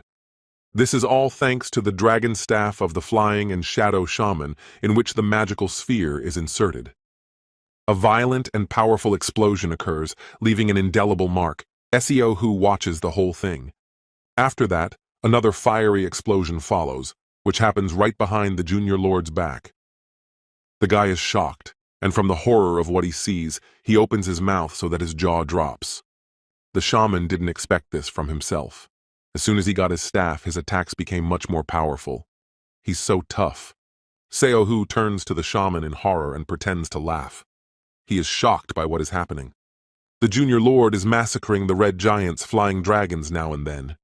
The stone giants are also being attacked repeatedly and heavily, which is destroying their bodies. The Junior Lord is not going to give up, so he continues his fierce battle. Seo-hoo sinks to the ground, and he starts to be surrounded by the various shadow soldiers that exist here. A tall and powerful shadow soldier laughs at the Junior Lord, who thought he could defeat him with such a weak punch.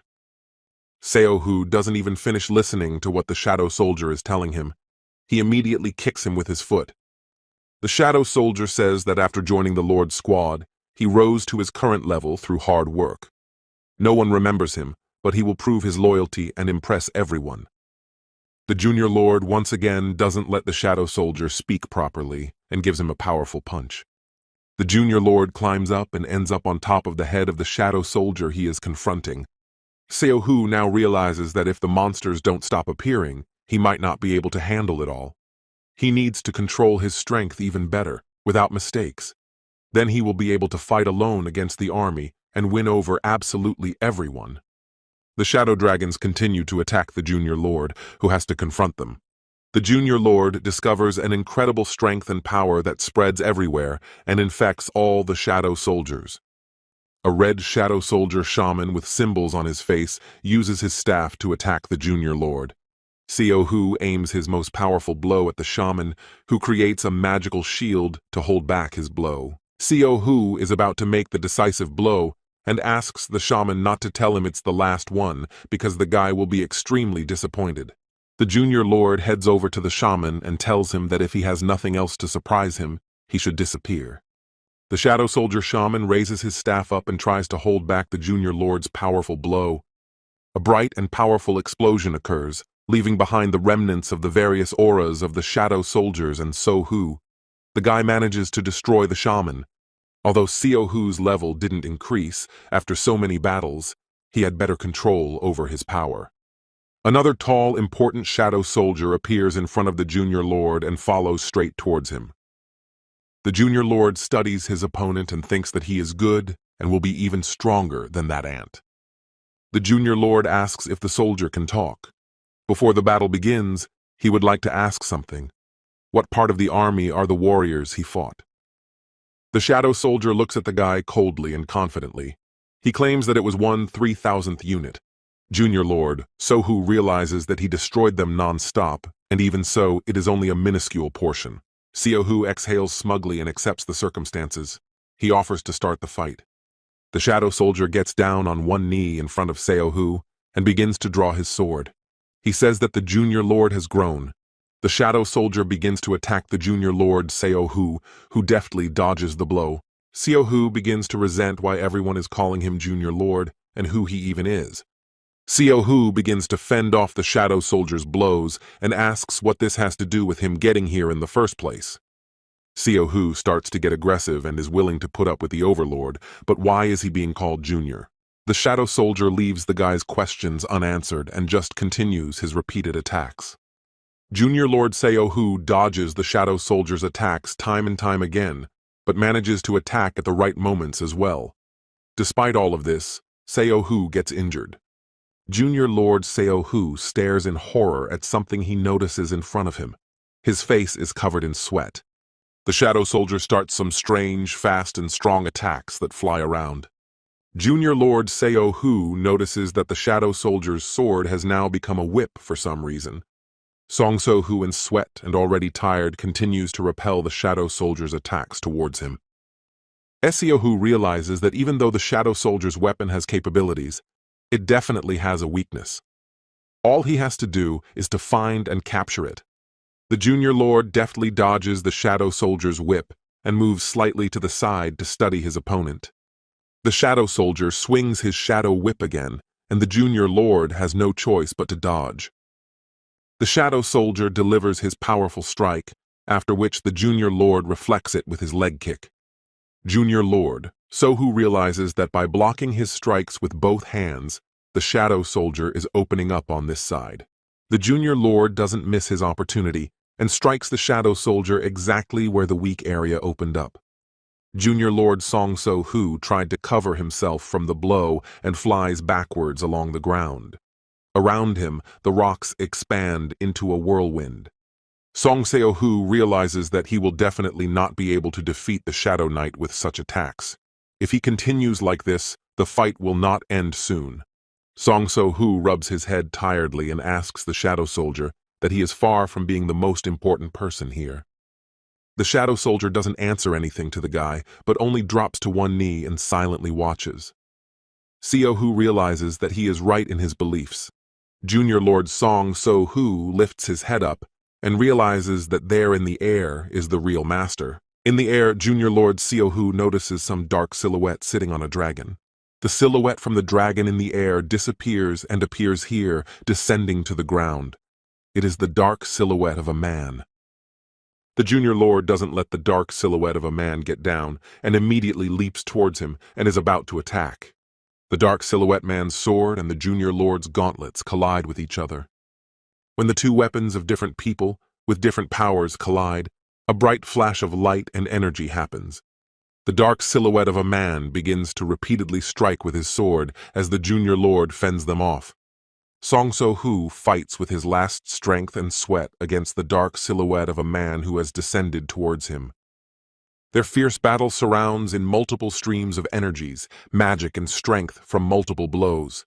Junior Lord Seo-hoo realizes during the battle that his opponent is very fast and strong. Seo-hoo continues to analyze his opponent's movements and actions and realizes that it's not just about strength. His attacks are very precise. Seo-hoo continues to hold his defenses and realizes that his opponent is not committing any unnecessary actions. Seo-hoo thinks about how much training it takes, how many trials a person must go through to reach this level. Junior Lord So-hoo takes damage and is injured, but despite this, he still keeps on his feet and fights. Seo-hoo realizes that he cannot lose to him. His fighting ability and characteristics have reached their limit. This should be enough. Even if this dark silhouette of a man stands a head taller than Seo-hoo, he must win. Seo-hoo knows that he just has to defeat him. He gathers his thoughts and strikes the man back with a final blow. As the younger lord delivers the final blow, his gloves crack and break into crumbs. Seo-hoo looks anxiously at his destroyed glove and begins to shake with fatigue and rage. Seo-hoo begins to accumulate his power in the other remaining glove and realizes that even though this man is his enemy, it means nothing. If this dark silhouette of a man is his enemy, even so, the Junior Lord still wants to become just as strong. Junior Lord So-hoo gathers his last strength and strikes the man with another blow. The man stops the boy by placing his palm on his head. The boy is completely perplexed. The man starts asking Seo-hoo questions and asks if the Junior Lord liked the game. Junior Lord Seo-hoo doesn't understand what game he's talking about.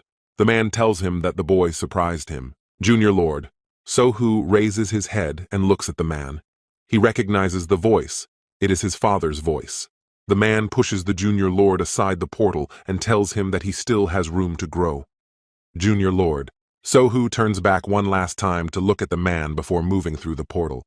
The guy suddenly comes to his senses and starts screaming. He is transported back to his world. Sung So-hoo finds himself in his school office at one of the desks from where he entered the game world. The guy grabs his head and doesn't understand what kind of dreams he's having, as if he's overplayed computer games. Wanders through dungeons, and the last boss turns out to be his dad. A girl peeks into the office and sees that Seo Hu is left here. She is about to close the office doors. Seo Hu is droopy and tired. He offers the girl his help. The girl agrees, though she doesn't understand such an impulse. On the roof of the school where Seo Hu is studying, there are shadow knights, shamans, and Lord Song Jinwoo himself. Song Jinwoo didn't think that the remnants from the creator that targeted the resting realm territories could be useful for something like this. The shadow soldier asks if it's time for Seo Hu to get his powers back. The shadow soldier says that the Lord has performed such tests before, but this time the boy managed to touch him. That's enough to pass the test. Song Jinwoo asked the shadow soldier if they could have defeated the Lord if he only relied on his own strength. He explains that there are situations where it's impossible to win. In such cases, one must think of escaping. Attacking an enemy that is many times stronger is foolish and infantile. Song Jinwoo realizes that it's still early, and not now. Someday, Seo Hu will realize how to use his strength by adjusting to the specific situation. Even if Seo Hu doesn't know, this rascal will open doors, challenging every time. Seo Hu is still trying to come to his senses and realize what even happened, and if it was really a dream. Commander Bear keeps the drawings of the little lord who once drew him with him all this time. He cries while constantly looking at them. Right now, little overlord. Seo Hu has now matured and has become much more conscious, smarter, and more agile. He is no longer a little boy. As Bear looks at the drawing and cries, Sungjin says that he has important things to do today. Once they're done, they can have a family dinner at a restaurant somewhere. In further news, fraud brothers Hwang Dong-suk and Hwang Dong-soo were taken into custody today in a fraud case. The whole country is shocked. Next news. A major forest fire broke out today. There was a high risk of the fire spreading to nearby homes. 800 firefighters were sent to the scene, and the fire was extinguished. To a bearded and blonde-haired man, someone puts a bottle to his head. The bottle is very cold. Someone holds out the bottle of water to the man and tells him he did a good job. The man thanks him. Which is what you'd expect from Captain Sohn. He's incredible. He's worked the hardest on the fire, but there's not a trace of fatigue on him. As the man sinks into his thoughts, he notices something flying in the sky and tells the others about it. Captain Song looks up and says that it's probably just an ordinary airplane flying in the sky. A subordinate turns to his principal and asks if he's okay. He needs to approve the name of a virtual reality game that is about to be released. The subordinate explains himself to the director, but realizes that the director is not even trying to listen to him. The director turns around and happily blurts out that his wife is pregnant and is now in her 6th week. The rest of the subordinates loudly start congratulating Director Yoo Jin-ho for sharing the happy news with them. Director Yoo Jin-ho suggests that they name their game Beautiful World. He thinks it's the perfect name for it. The subordinates demand the director to think again, because the name will determine the future and honor of their company. Director Yoo Jin-ho sits down in his chair and wonders if he's so bad at picking names. The director says he shouldn't worry so much, because he has already decided on the investor of their game. He's going to consult with him. That investor will be Choi Jung-in. Agenspot CEO Yoo Jin-ho and his amazing story of a young entrepreneur surprises the newspaper readers. An old man asks if there are any other articles. Not yet, but they will definitely come out soon. The old man cajoles Jin-ho to leave to create some games and refuses to give up his place in the company. The old man scrutinizes the article and says he would like to see his grandson soon. A huge magical portal appears in the ground again, which can be seen exclusively from the universe. A gateway. No one knows what could emerge from there.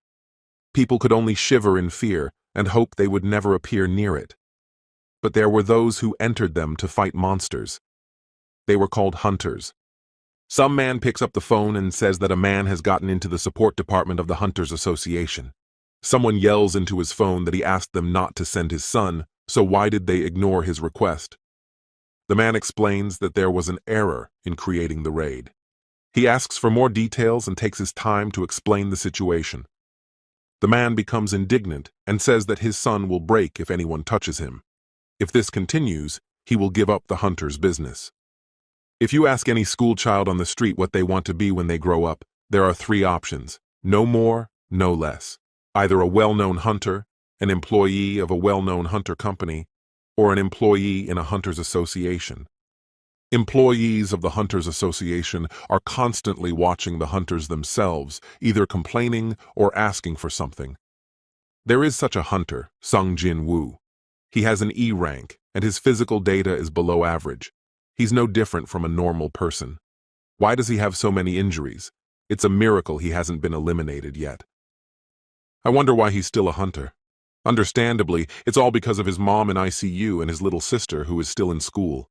The man goes to the manager and says that they need to somehow change Song Jinwoo's mind about doing all this. The manager says that they've already tried that. The manager asks the man why he took a job with the Hunters Association. The man is surprised at such a question.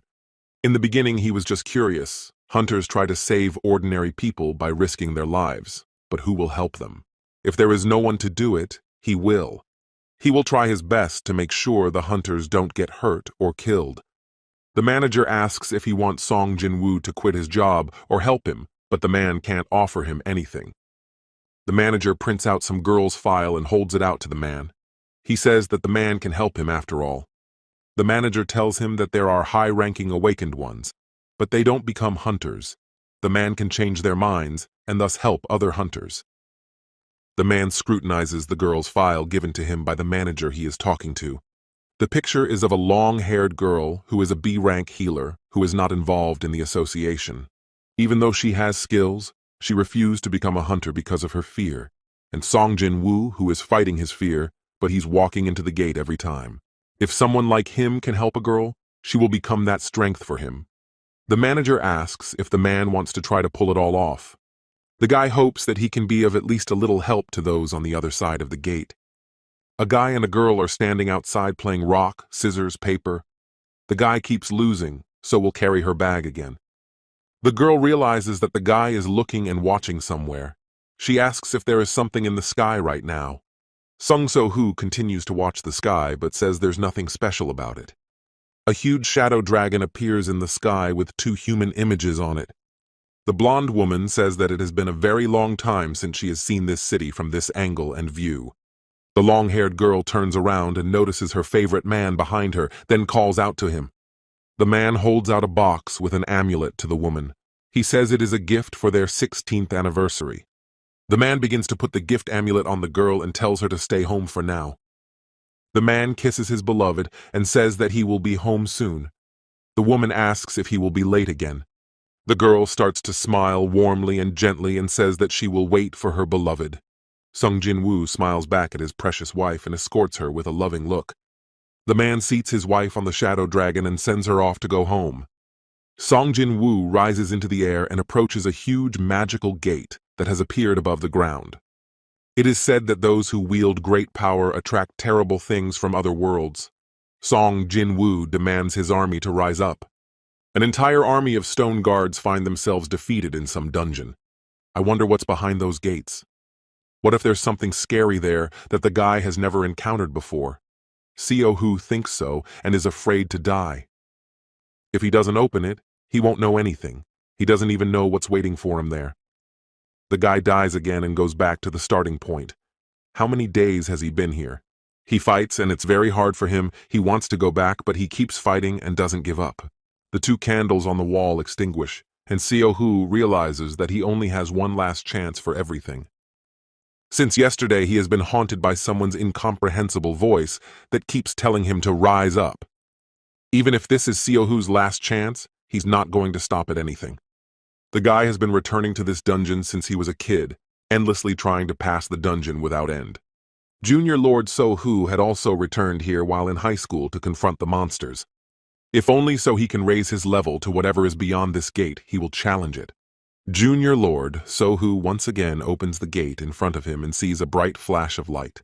Absolute beings who had created countless universes since time immemorial in search of infinity. These beings possessed a power beyond any limits of imagination, and their desire for knowledge was inexhaustible. The absolute being kept on creating more and more creations, and so laws, souls, and various matter were born, but nothing could dispel the boredom of the absolute. He began to watch the warfare of the creatures he created, studying their conflicts and intrigues in every battle. In every clash he sought answers to the questions that had troubled his mind since he began to create universes. He was also interested in the destructive power of these creatures. The creatures had to fight, die, and be reborn again in an endless war, and it was all to amuse his creator. This was the case until the unforeseen happened. An absolute being watching the battle was destroyed by his own creation. Absolute beings from other dimensions, upon learning of this, gathered together, turning their gaze to the world that had lost its creator. The death of their kind by a creature born of his hands is a dark omen. In these shadows, echoes of past evil, lies the true power of created beings. However, this fact did not excite the absolute beings. They only had one thought. The power that lost its owner would belong to the one who would be the first to take it away. The young boy, Suho, said that he had been accepted into the Korean National Institute of Arts. He still couldn't believe it. His friends couldn't believe that he was telling them the truth. They thought it couldn't be. Their facial expressions changed a lot. They didn't want to believe it. They doubted that such a rude person could pass the Art Institute entrance exam, one of them cried, and said that he should have retaken the exam. Suho laughed with them and said that he finally had freedom from this hell. But suddenly he heard someone behind his back congratulate him on passing the entrance exam and asked if he got into the Art Institute. He turned around to see who it was. Suho saw that it was Kim Sung-chul who approached him again. Kim Sung-chul said that he didn't think he had a talent for it. He was wondering since when did he become good at drawing. But the guy got mad at him. He told him that his name wasn't Kim Sung-chul but Lee Yoon-chul. But Suho didn't care that he was mad at him. He pretended that he didn't mix up his name on purpose. He said that, thanks to Suho, his plan to go to a high school failed. Suho replied that thanks to him he was able to graduate. The other students noticed that Yoon-chul was provoking him again. They realized that it wouldn't be long before they would have graduation, yet he continued to act like a child, ignoring the maturity and responsibility that was already required of him at this important moment. The students couldn't understand why Yoon-chul was picking on a man who was trying his best to live a happy life after his parents disappeared. Lee Yoon-chul wanted to hit him. He shouted his name loudly and started to attack him. But Suho stood still. He was completely calm and sure he could repel his attack. Suho reacted incredibly fast to his attack, striking him back, which made Lee Yoon-chul fall to the floor, leaving Suho told him to be quiet until graduation. But suddenly Lee Yoon-chul stood up, determined and ready to continue the fight. His eyes blazed with determination, and he made it clear that he had not given up yet despite the difficulties. He told Suho that he was not hurt at all. His hand was covered with an unknown energy that Suho saw for the first time. This power seemed mysterious and unfamiliar to him. Lee Yoon-chul unleashed an incredibly powerful attack that Suho was miraculously able to dodge thanks to his reflexes. His face reflected fear and surprise, while the other disciples were also shocked by Lee Yoon-chul's strength. The force of his punch was tremendous. It pierced through the nearby iron lockers. Suho, who was lying on the floor, was in a complete daze and couldn't do anything, completely paralyzed from terror and shock. Lee Yoon-chul's entire body was shrouded in a brightly glowing aura that emanated from him with incredible power. He looked truly formidable and powerful, capable of crushing any obstacle in his way. 2 years had passed since that incident. Suho was already a second-year university student. Walking down the street, immersed in his thoughts, he often remembered that day.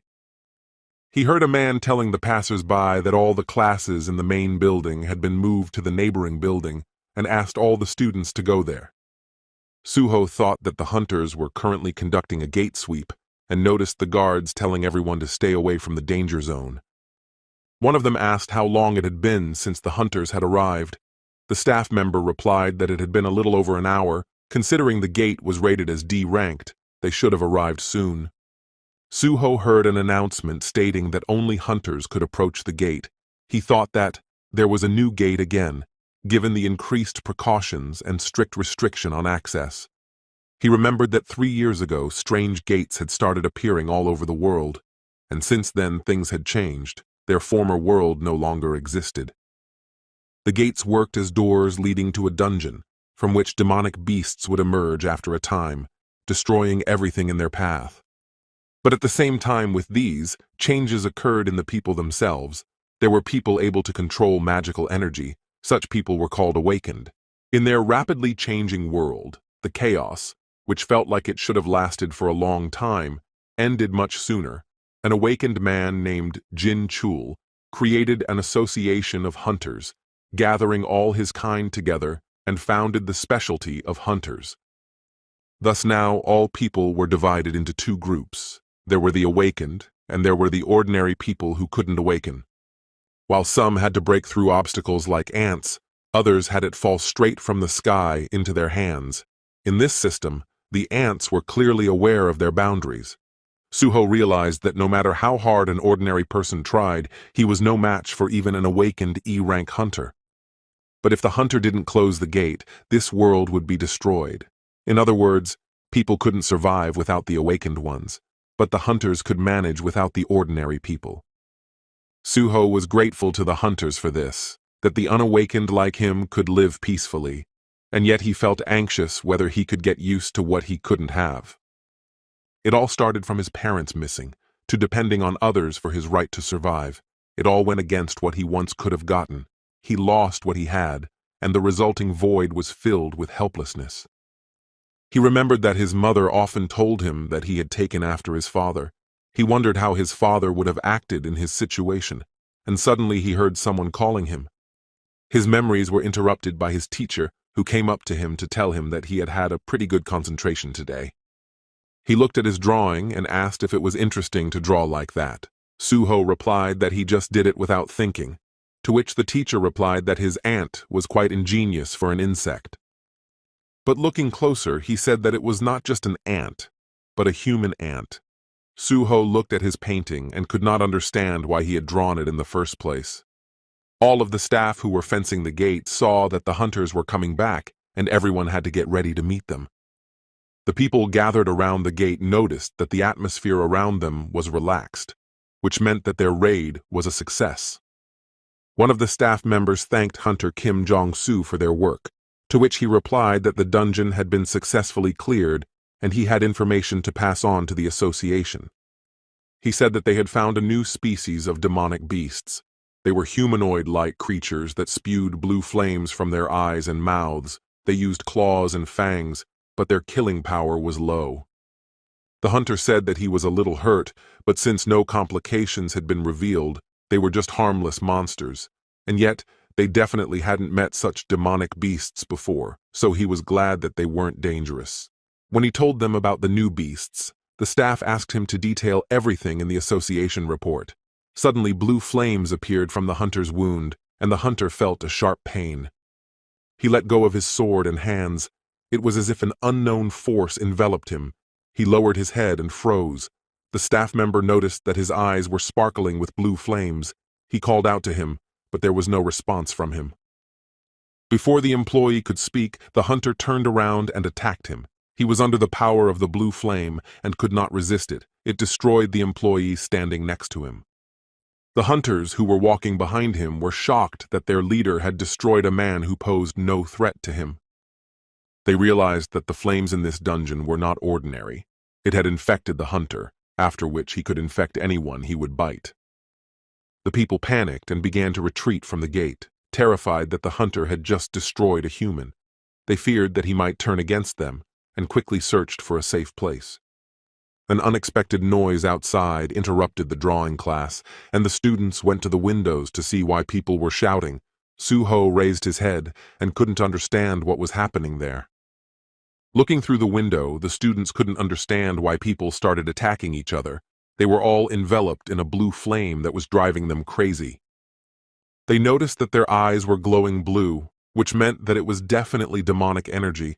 They thought that the dungeon had not been cleaned up.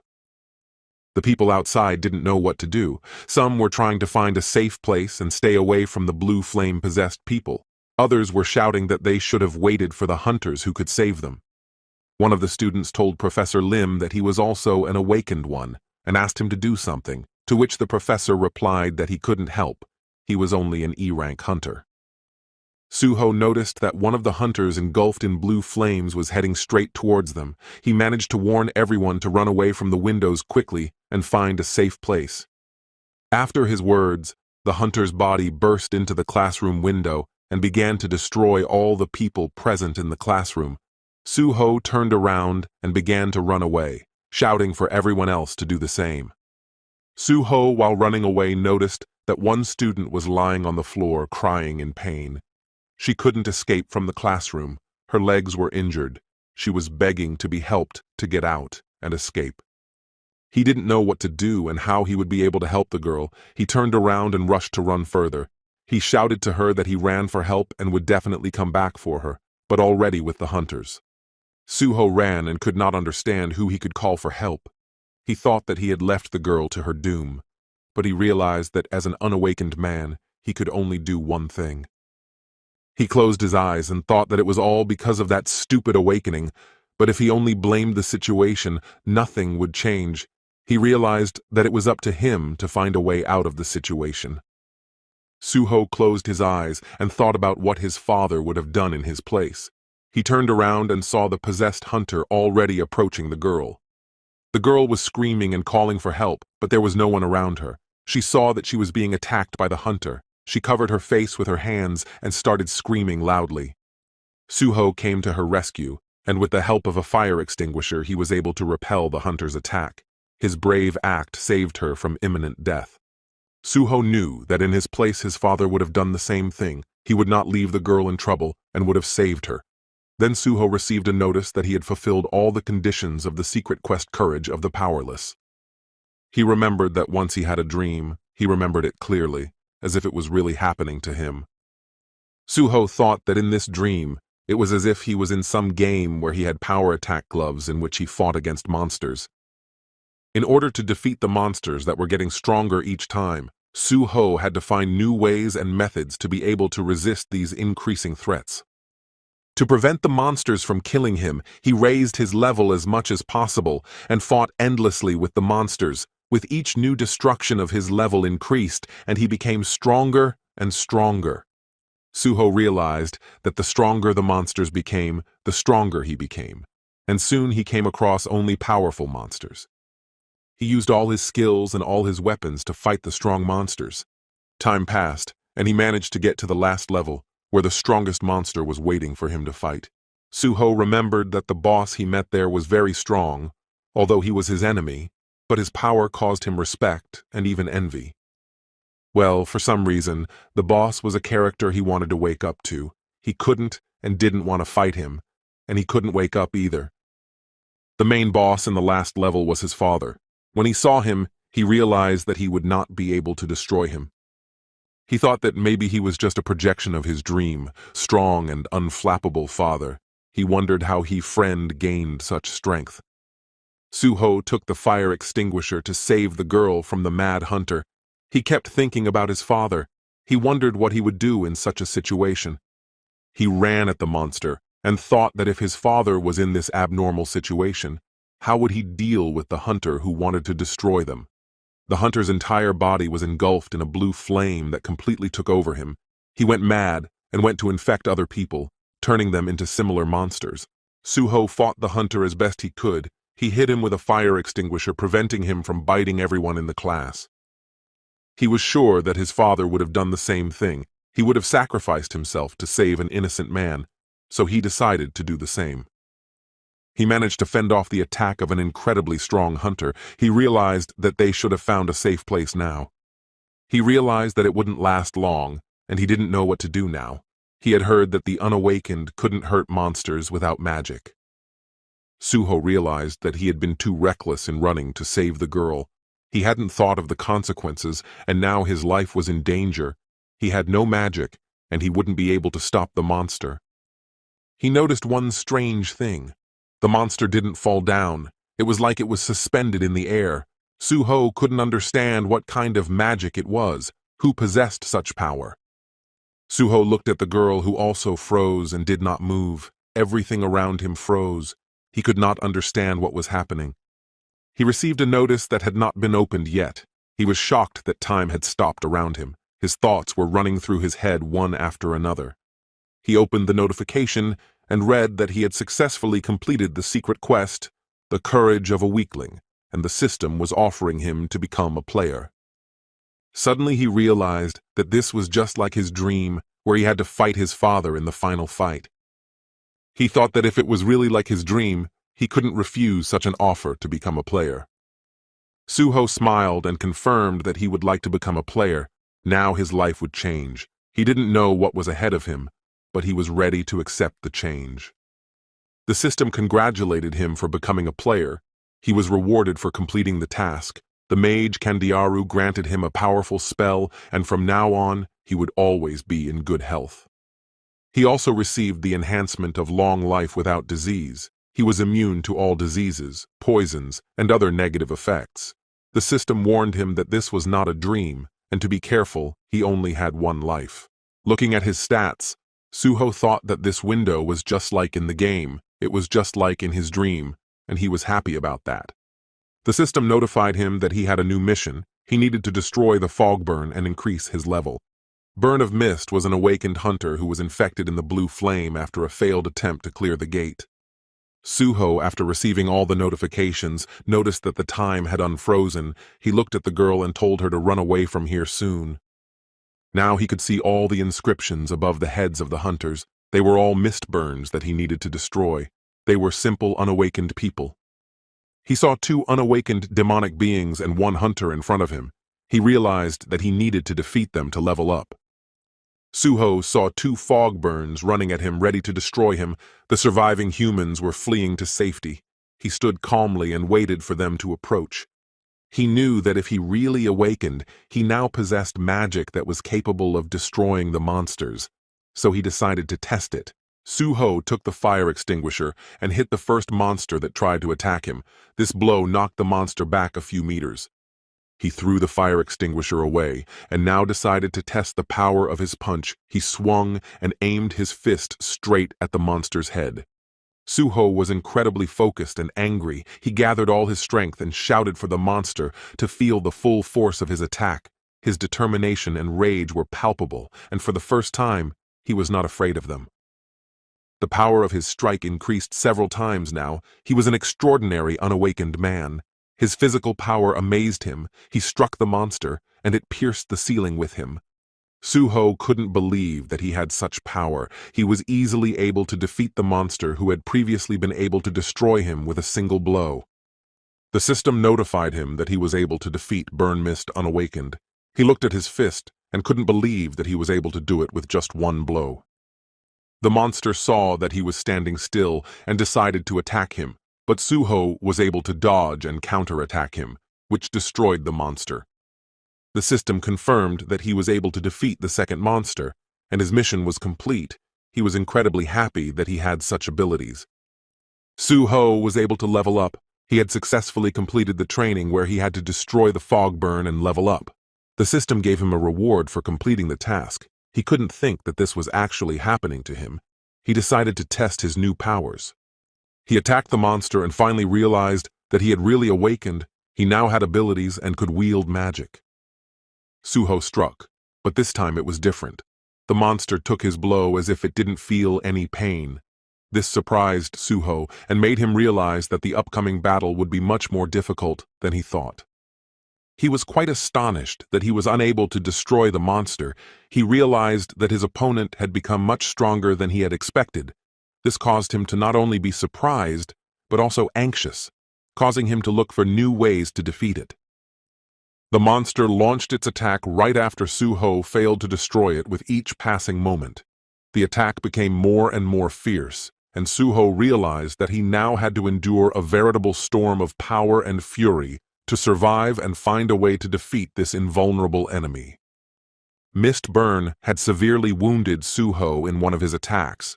Feeling the sharp pain, Suho realized that he was in big trouble. The situation had become critical, and he realized that he had to change his strategy to survive and continue the fight. Suho gathered his strength and kicked the monster, which allowed him to break free and jump back to a safe distance. Once at a distance, he took a deep breath, realizing that this temporary escape gave him pause to think about his next move. He saw the heavy wounds on himself and thought that now he could turn into a demonic creature. After such an injury, it scared him because he had only just been able to awaken. The system notified him that they had detected life-threatening injuries, and now the effect of long life without sickness had been activated. He couldn't figure out what the skill was, but then he remembered that the ability was in one of the notifications. He had gotten it as a reward for killing monsters. The monster pounced on him and knocked him to the ground, trying to inflict maximum damage. It was incredibly strong, and Suho could hardly contain it. He thought that since he was weaker than a D-rank demonic creature, it meant that his rank was E. He was glad that he was able to awaken, but didn't understand why he had such a low rank. Suho tried his best to restrain the monster and prevent it from biting him. He didn't know how to defeat it, but he didn't give up. Suho realized that any action he took could be decisive in this deadly battle. Suddenly, Suho received a reward notification. He was given skill points and strength points. The enhanced abilities gave him a chance to win the battle with the monster.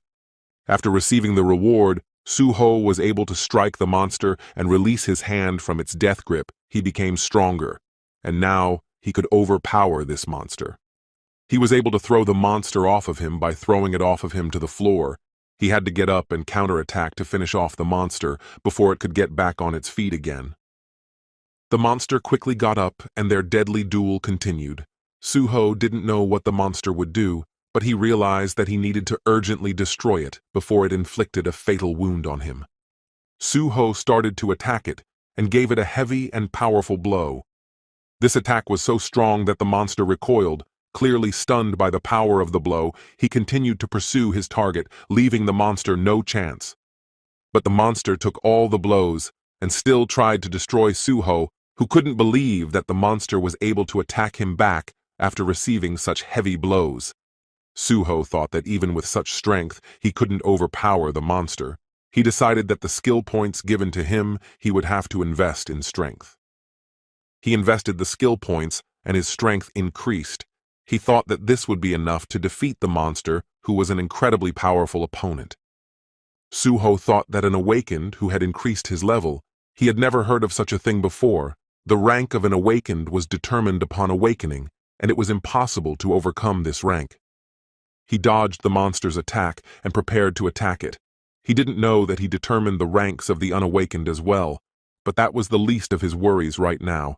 He had a dangerous monster to defeat. Suho thought that apparently he had the power to go beyond this unfair system, feeling a new power and capability.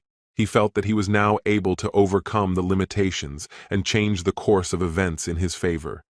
He struck another incredibly strong blow. After he increased his strength, the monster flew several meters away and could only stop when it hit the wall. Suho decided that it could not be given the slightest chance. He started attacking it before it could get up, and his strikes reached their target and were much stronger than the past attacks. There was no stopping him. He delivered blow after blow, and the monster could do nothing.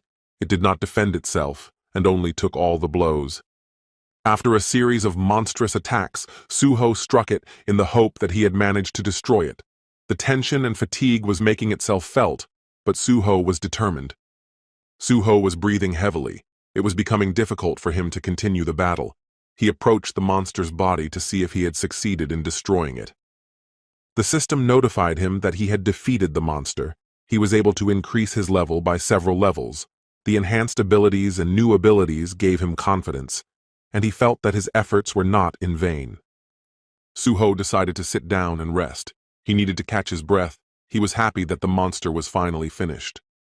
He looked at his own again, which was slightly bloody. He clenched his fist and finally realized that he had become an awakened player. Suho realized that now he would have a completely different future. Now he didn't feel like an ant. Now he was more confident and knew what he had to do next. He was sure that now he would succeed. Now that he was awakened, he could save people and deal with all the chaos that enveloped his world. The unknown hunter moved through the other monsters, towards the building where Suho was. In his hands was a heavy sword that he dragged along the ground. As the hunter approached the building, he jumped incredibly high. In the air, his movements were swift and graceful. His goal was clear, and he aimed to reach it with maximum precision and speed. Suho went to the window to see what was happening outside, but suddenly he noticed that a swift attack was launched at him. He saw the fog burn was already nearby, drawing his sword to attack. Suho, in a slight daze, didn't know what to do. He had to find a way to avoid being hit and work out a plan of action to avoid falling victim to the swift attack.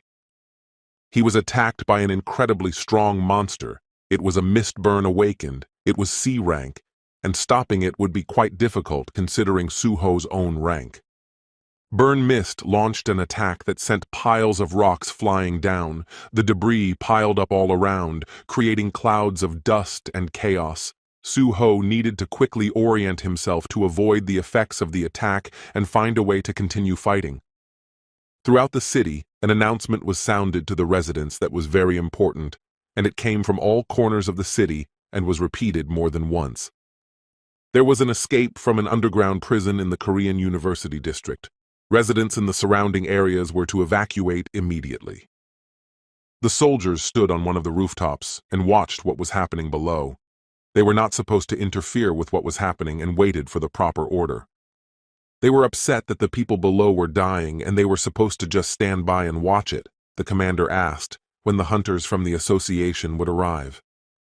His subordinate replied that they needed time to allocate them B-rank hunters, but the other soldier was surprised by his answer. He thought a D rank was needed here. He replied that the Hunters Association assumed that hunters in the area could have encountered serious harm. Looking over the list of infected hunters on his tablet, the soldier saw a familiar face and couldn't believe that he was also infected. He couldn't believe that even C-rank hunters could be infected given their level of training and defense. Suho saw the dangerous mist burner in front of him who had jumped onto his floor. He was holding his sword and was about to attack him. He looked at him and thought that he had only frightened him with his attack. He couldn't believe that he had come running to him from the lowest floors. In front of him was a S-rang awakened by the fog. Suho realized that judging from the fact that it came to him with weapons, it was different from other monsters. But Suho was confident in his strength since he had recently managed to raise his level. He had no doubt that he would be able to fight him for life. The monster launched its attack and tried to damage him with its weapon, but Suho managed to dodge the swift attack in time. Suho, after dodging the attack, felt his heart beat faster with excitement. He quickly recovered, trying not to lose concentration, and prepared for the next step to respond to the attack. The monster did not launch another attack, leaving Suho in the dark. This temporary lull only increased his tension, and he tensely waited to see what would happen next, preparing for the monster's possible attack. Suho thought that he was a psychopath. His cruelty and unpredictability made him feel uneasy. Suho realized that he was facing an enemy whose motives and habits were difficult to understand, making him even more dangerous in this intense battle. The monster once again drew his sword, intending to attack Suho, who was standing near the wall. He was incredibly strong and vicious. He was ready to destroy anyone who would stand in his way. As soon as the monster made its attack, Suho threw a fire extinguisher at it, which the monster chopped in half, and its contents filled the entire room. The entire room was shrouded in a thick fog that was formed after the recent attack. It made it difficult to see. Suho, in the midst of this darkness, felt the tension building up, and knew that any move he made could be decisive in such conditions. He decided to take advantage of the situation and escape from the room while he had the chance. He decided that the monster was too strong to continue fighting him. Suho thought that it was too much to have such a monster. There was a reason why his awakening level was divided. He realized that he needed to hold out until the other hunters came. He tried his best to leave the building, but there was already a monster behind him who saw where he was headed. Suho was not going to stop and continued to run. The monster was smiling sinisterly. His eyes were burning with an eerie, evil light. His confidence and hatred were evident, and his every movement radiated menace. Suho realized that now he was going to face even more danger, and his every action must be carefully calibrated. he turned around and saw that he was being chased by the monster.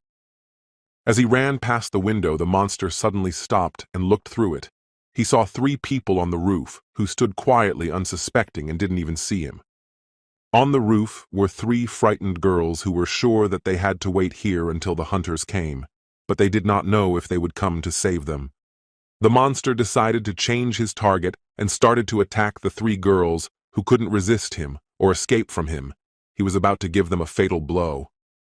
Suho stopped and saw that the monster was no longer chasing him. He also saw that he had jumped out the window, and he realized that he was now attacking someone else. The monster did not manage to hit the girls with his sword, who started to run away in panic, their frightened screams spreading throughout the city. Suho heard the screams and became incredibly angry. He realized that he had to find a way to resist the strong monster, not flee. He ran and jumped after the monster. He thought that he did not have time to wait for the hunter. The monster did not stop at anything, and only he could save the girls. The monster didn't notice Suho jumping out after him and was stunned when Suho suddenly attacked him from the back. Suho took the moment to strengthen his position and prepare for the next step in the battle. Suho was determined. He realized that he had to stop this monster before it destroyed most of the people. His attack only angered the monster, who, as if he didn't feel the strong blow, turned around and attacked him with his sword. Suho barely had time to dodge the sword attack. Feeling the blade swept within centimeters of him, his reflexes went into overdrive, and breathing heavily, he quickly assessed the situation to make his next attack. He was at a safe distance from the monster, thinking that if the monster hit even once, it would be enough to kill him. Suho looked around and saw that the monster was able to destroy a few of the girls standing on the roof of the house and thought that it was necessary to avenge them. He realized that now he couldn't let it leave quietly. He had to stop it here without letting it kill more people. Suho began to give him a huge amount of body blows in hopes that it would slow him down and he would be able to give him a decisive blow. He continued to beat it with his bare hands. He kept hitting it harder and harder, but the monster still stood on its feet. Suho realized that it would take more strength to break this stubborn monster. Once Suho's strikes began to slow down, the monster decided to seize the moment and struck him with a sword that was able to wound Suho. Suho was in incredible pain from the wound, so the monster decided to finish him off and gave him a physical attack that sent Suho flying straight into the wall. The monster approached him to deliver a decisive blow and destroy him while he sat on the ground, unable to recover. Suho saw that his health level was low. He felt that death was near. He would not be able to continue the fight. He thought that he had lost this fight. But he kept thinking that he was lucky that he didn't die immediately. He thought that the system didn't want him to fall at the hands of the monster yet. The monster suddenly began to laugh evilly. He realized that he had already been able to defeat Suho, and this realization gave him even more evil confidence, making him an even more dangerous opponent. Suddenly, Suho felt a strange tingling sensation inside him. This sensation was unusual and seemed to penetrate him to the core. He realized that something had changed in his body. He raised his hands and thought that these new sensations could be related to his abilities or unexpected powers that he had not yet fully realized. These sensations intensified more and more, leaving Suho stunned. Each tingling sensation was like an electric shock. It took over his mind and body, causing mixed feelings of fear and curiosity. Suho was immersed in this inexplicable state, trying to understand what was happening and how it could affect his future actions in battle. But the monster was already close and attacked him. The system notified him that his level of fatigue was. He slowly began to lose consciousness. He could no longer defend himself and continue the fight with the monster. Suho thought to beg for mercy. As the monster approached him to destroy him, the roof of the house suddenly began to crack and after a moment was destroyed. An unknown monster destroyed the roof. Suho could not understand what kind of creature it was, but he was sure that it had appeared in time, thus saving his life. Suho and the monster collapsed down from the roof. Suho had no strength to stop his fall and was rapidly approaching the ground. He realized that he could not avoid the impact. He fell to the ground with all his might, punching the ground with him. The huge impact created cracks and knocked out pieces of earth. The monster also couldn't avoid falling. Suho, immersed in the darkness and dust, felt his strength draining. He was already bleeding to death. He thought that he was saved by an ant. Before waking up, he was an ordinary man who often drew them. It was him that Suho thought of at the threshold of death. The ant confirmed that he was the one who saved him. He apologized for arriving too late. Now he would not let the monster destroy him. He looked at the monster that had crippled Suho and brought him to the brink of death and was ready to avenge him. He realized that the monster was too weak for him. The ant was extremely angry at the monster. He thought they were insects that had ruined the health of a noble man like Suho. He was able to easily destroy the monster with one deadly attack, after which the monster shattered into small pieces. The monsters walked around the institute looking for new prey to destroy and infect them with blue flames, so that they would continue to create the same monsters. One of the monsters saw a living man who was standing with a mop in his hands. Unsuspecting, he was immersed in his thoughts and did not realize the approaching threat. Seeing the monster, the man was frightened and froze on the spot. His face turned pale with horror, and he could not understand who or what it was. So monstrous panic seized him, and he frantically tried to think how to save himself, but fear paralyzed his actions. He threw the mop and started to call for help. Grabbing his head with his hands, he lowered his head down and didn't see that the monster attacking him had been destroyed. Well, at that moment, all the monsters were destroyed in a matter of seconds, and there was a huge echo throughout the city as Burr began to emit a wave of magical energy. The soldiers who were standing nearby couldn't understand what had just happened because they felt something strange and very strong nearby. But Burr immediately went back to his master Sung Suho and told him that they hadn't seen each other for a long time. And he was very happy to see his little master now, because remembering back to when he was a little boy and drawing shadow warriors in his room, and when he looked up and saw before him the mighty bear, who was holding in his clutches the drawing that Sung Suho had drawn, and he was very surprised that his young master had drawn him. He couldn't hold back his tears because he was so touched by this beautiful creation. Now Sung Suho began to come to his senses and opened his eyes. He couldn't understand where he was. But as soon as he opened his eyes fully, he saw that he was in bed and covered with a blanket. And the first thing he could say was "Aunt," but the doctor standing next to him couldn't understand what he had just said.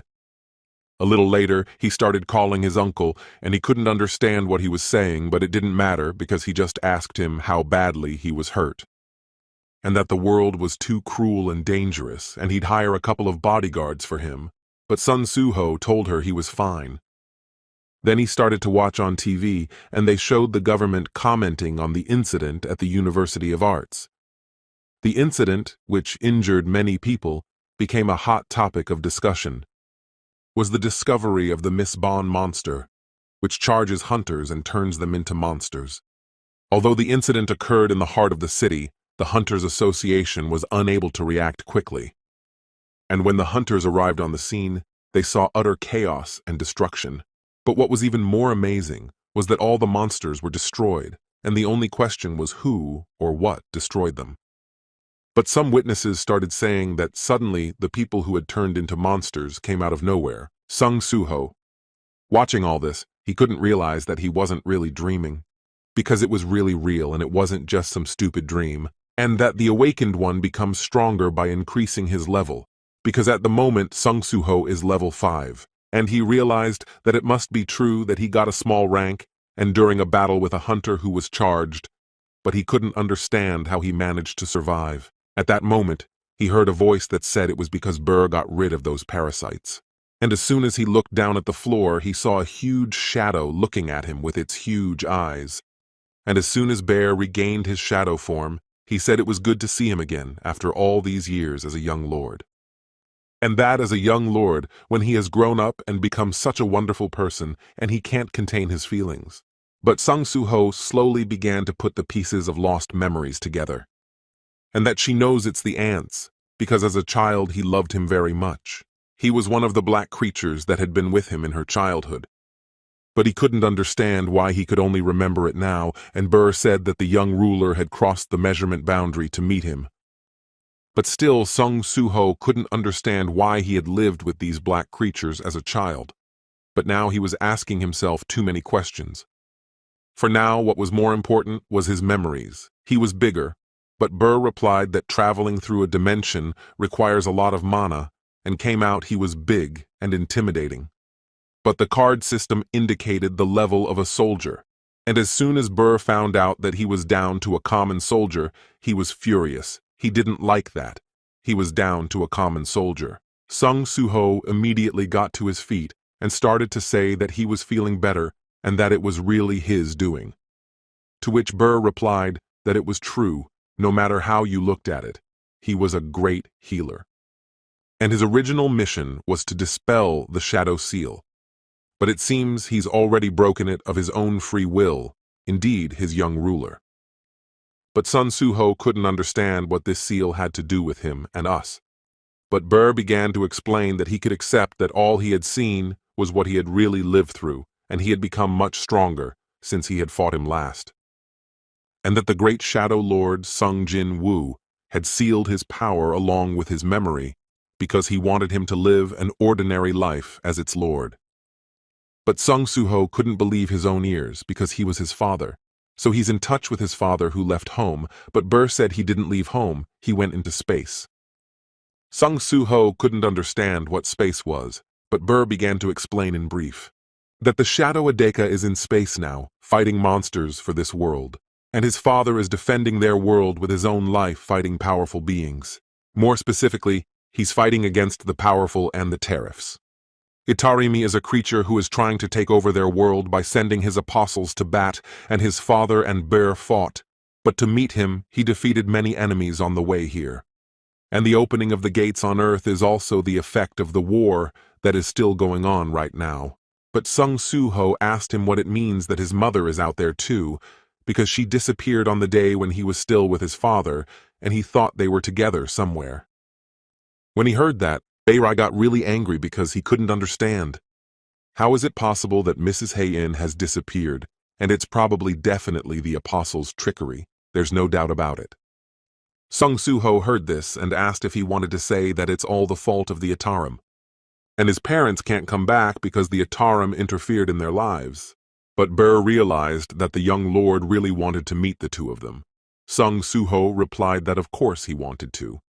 And now there's only one way to get stronger to save his mother and meet his father. But Burr said that because of the Dark Lord's war, he can't return to Earth, so the young lord needs to become stronger to find and rescue Hae-in himself. And now they will use this key to raise his level.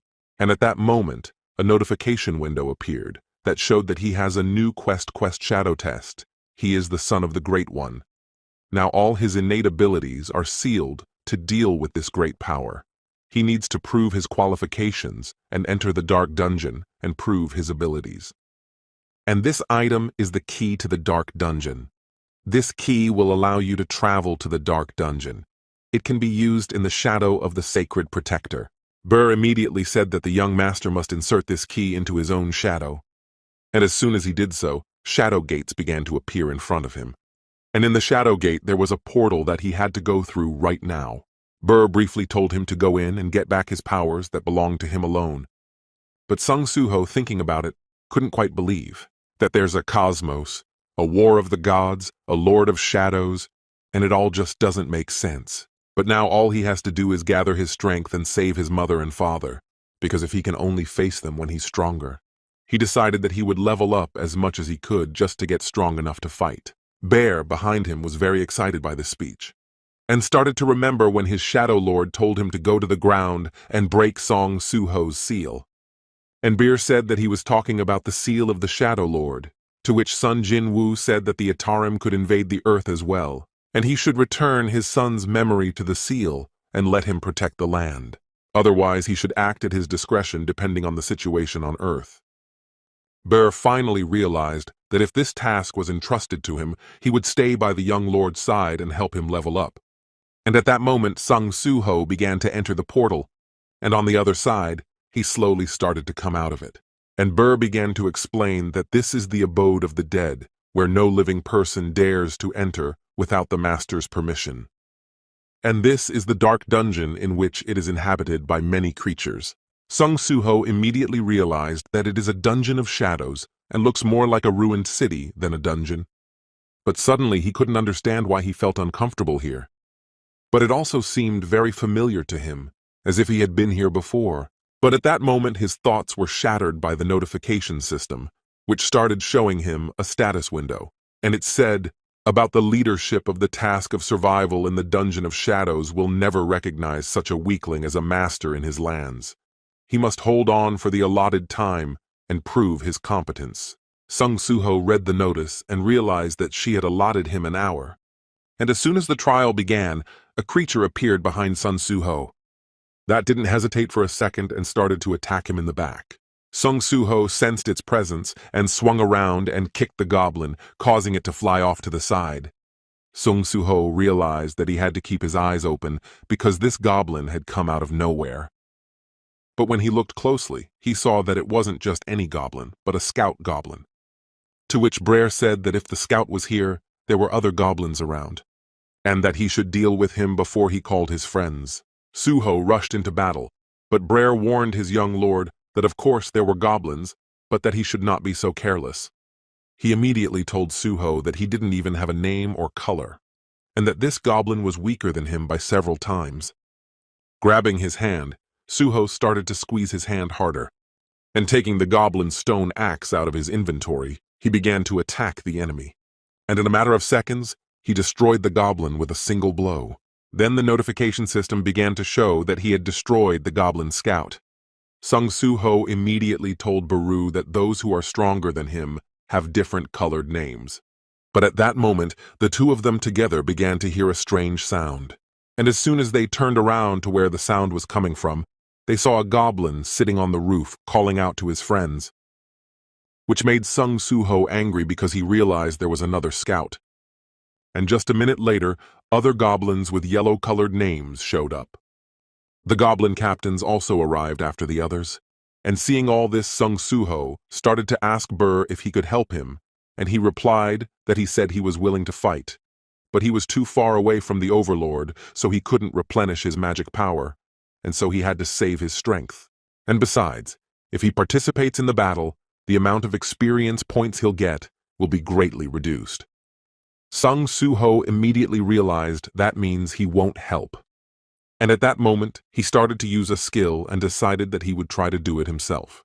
The goblin axe that was behind him began to rise into the air, and with it the battle axe flew towards our hero, which at the same moment he started to use the skill and control it in the air, destroying all the goblins on his way. Because with the help of his skill, which is indicated in the status window as if he had acquired an invisible hand.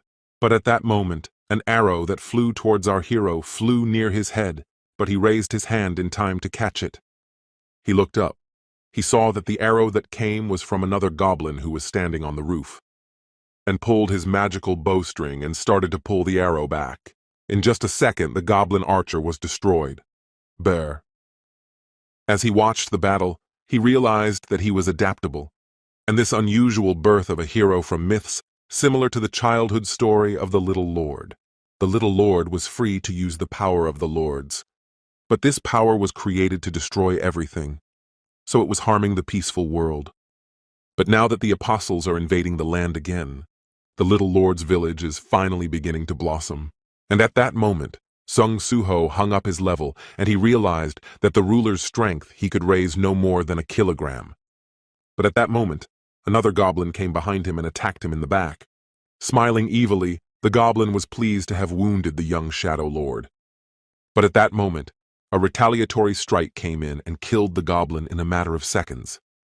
Burr noticed this and started asking how he was feeling, but all that was overshadowed by the fact that a new creature appeared on the battlefield, emitting a huge red energy. It was the strongest goblin centurion. Sung Soo-ho didn't pay any attention to him, but drew his weapon and slowly started to turn towards the goblins that were attacking from all sides. But he was ready for them, and he got into a fighting stance and began to fight. Swinging his blade, he took down one goblin after another. But then he threw the dagger he was holding straight at the goblin centurion, and with incredible speed the blade reached its target. Sung Soo-ho began to realize that he felt more alive than when his powers were down. And now, he was ready to fight with all the strength he had at the moment. And as he fought, and the Hyung point and the Ohan point slowly dropped. But it wasn't over. He fought with all his might, and he was sure he could beat it and hold on for 4 hours. Because it was the only good chance he had to level up against tough opponents. And just a few minutes later, the notification system showed that he had learned the resilience skill, and his level had been raised. Soon after that, he managed to take out all the goblins that were in his way. But also, the notification system said he had minutes to complete the mission.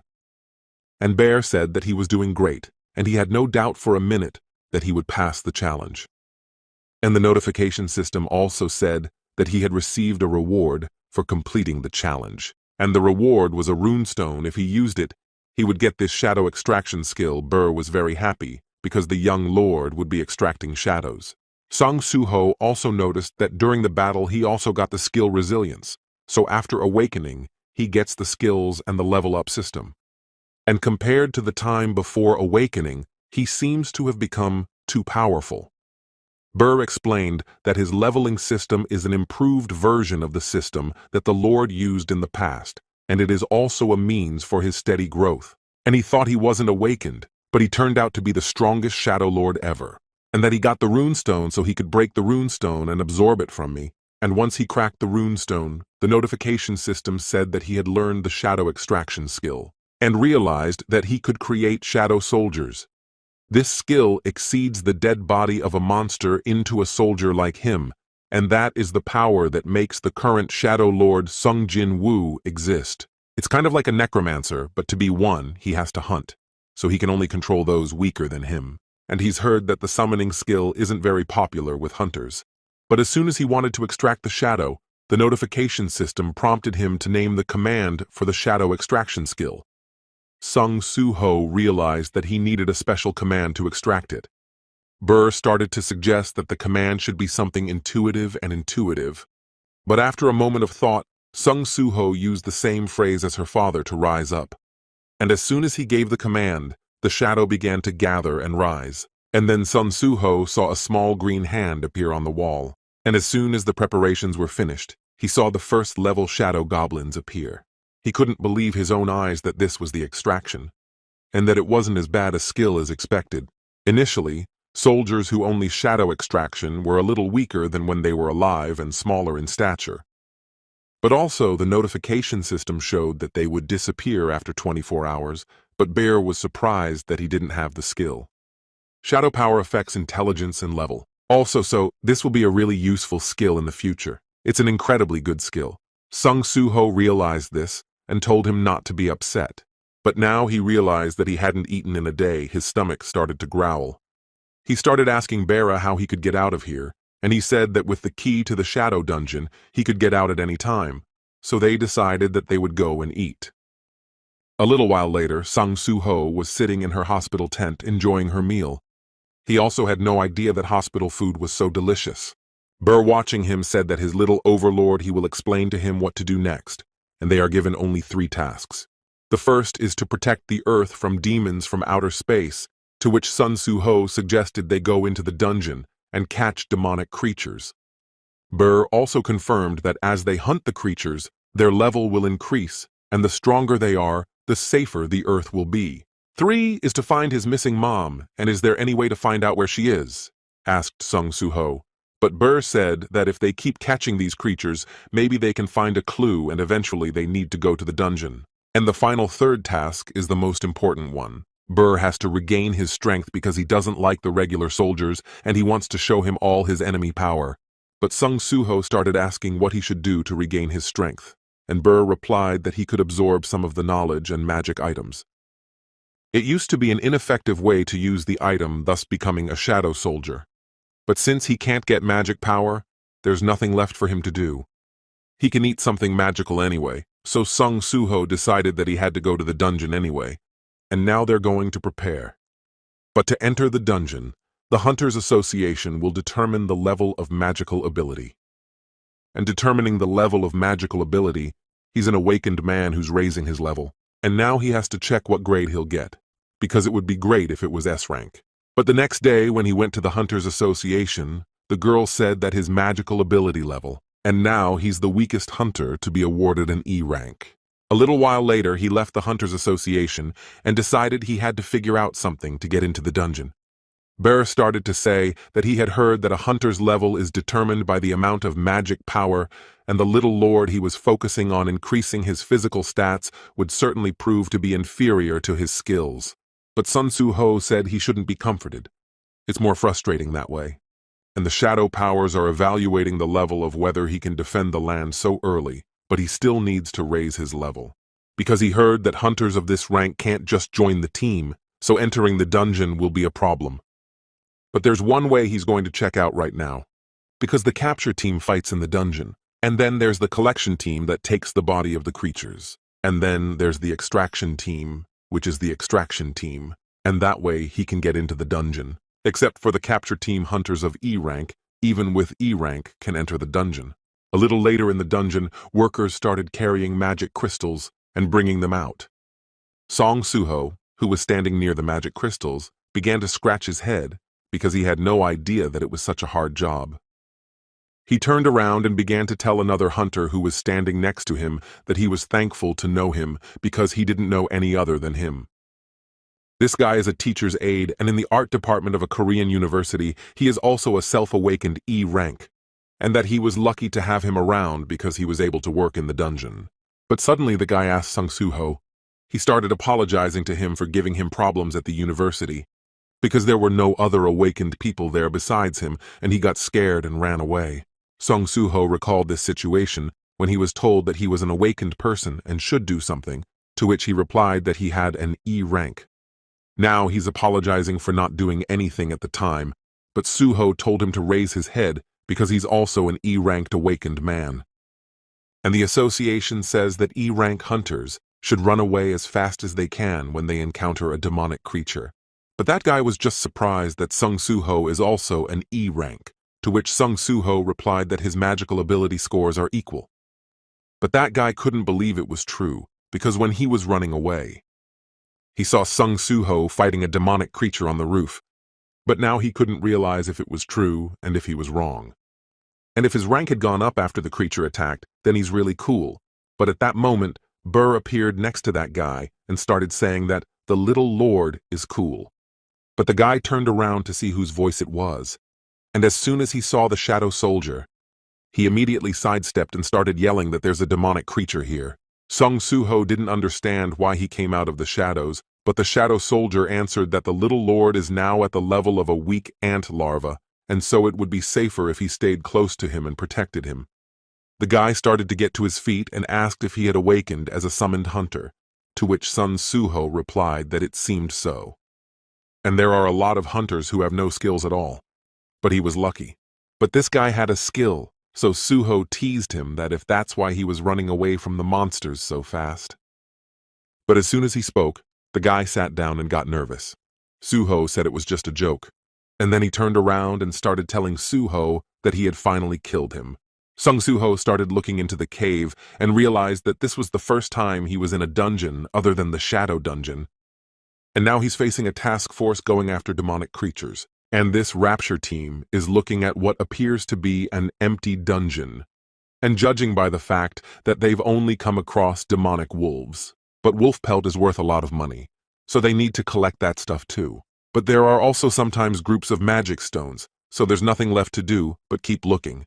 Don't get frustrated, just go through the dungeon to the end to find out. But at that moment, a guy showed up and started telling the captain that there was something here. And as soon as they got inside, they saw this huge room that was glowing brightly. They couldn't figure out what the ruins were, and maybe they should go out and call for backup. And they couldn't recognize any demonic creatures, but they couldn't understand why there was such a structure, but no monsters, and now they decided to find out. And at that moment, they saw some strange weapon in front of them, and nobody could understand what. Is it the treasure hidden here instead of the boss? The guys couldn't figure it out because they didn't even think there could be a weapon stuck in the ground. Really cool, so the guys decided to try to see what it really was. But one of the guys said they'd have to test it to know for sure, but it looks like a great weapon. But the other guy said to be careful. There could be traps with such a treasure. The captain approached the ball and said he'd take it and not leave. When he touched the sword, it began to glow a bright color, and the captain said that even if he had a rank, he could overcome it. But at that moment, there was a bright flash of light that shone through the entire space in the dungeon. And the captain couldn't understand what it was, because he saw a whole different place that just happened to have. The other guy standing next to him said there didn't seem to be any trap. But the captain should be careful with that sword. They don't know what it is, and he'll have to be more careful next time. But at that moment the captain swung his sword and destroyed his first comrade. The other hunters couldn't understand what he had just done. But the captain began to turn into some strange creature and say that whoever dared to take the sword is the Lord of the Fang. And now he must destroy all those who invaded the Fang Lord's domain. So the captain began to destroy one hunter after another. But in the other dungeon, the workers couldn't realize that they had just been closed. Song Soo-ho started to show his comrade that he had the ability to summon goblins. The guy started to say that he had heard that these abilities only summon 1 or 2 creatures, and he had summoned 3, and that this guy's power was definitely abnormal, but he couldn't understand why he was so low-ranked. You can only summon 3, and to use shadow extraction, you need a body which is inconvenient, but you can just get goblin bodies from the dungeon and use them as free labor. Song Soo-ho just now realized that shadow extraction is a really good ability. A hunter with a low rank is classified by the Hunters Association and cannot enter the dungeon alone. Since he started to divide the hunter's rank, a lot of time has passed, and more mistakes are made by the measuring machine. So when he hangs up the level, maybe his rank will be measured again. And also, Song Soo-ho started to tell the taker that if he remembers their 3rd mission, they can do it here, because he said that it regenerates if it eats something magical. I'll tell you how many magic crystals. These crystals contain magical powers, and that it doesn't help with the loot anyway. So why don't I do it now? Song Soo-ho suddenly asked the bear, "Did the Overlord really show up here? Maybe something his father?" But the bar replied that it wasn't like that. His father wasn't the only Overlord. If it was his father, his village would be rebuilt in a second. But this creature and that odor were something else entirely, and right now they needed to be wary.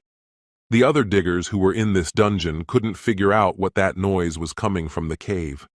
As soon as they turned towards it, they realized that all that rumbling was coming from the cave right in front of them.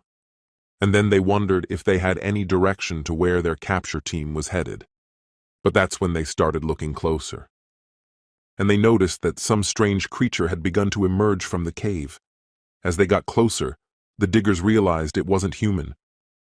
And this is a demonic creature, but they could not understand where they came from, because the hunters had recently entered the cave. At the same moment, they started to turn around and run with all their might towards the exit to escape. But one of the workers started waving at the demonic creature in panic, and although he was gripped by panic, he desperately continued waving his pickaxe.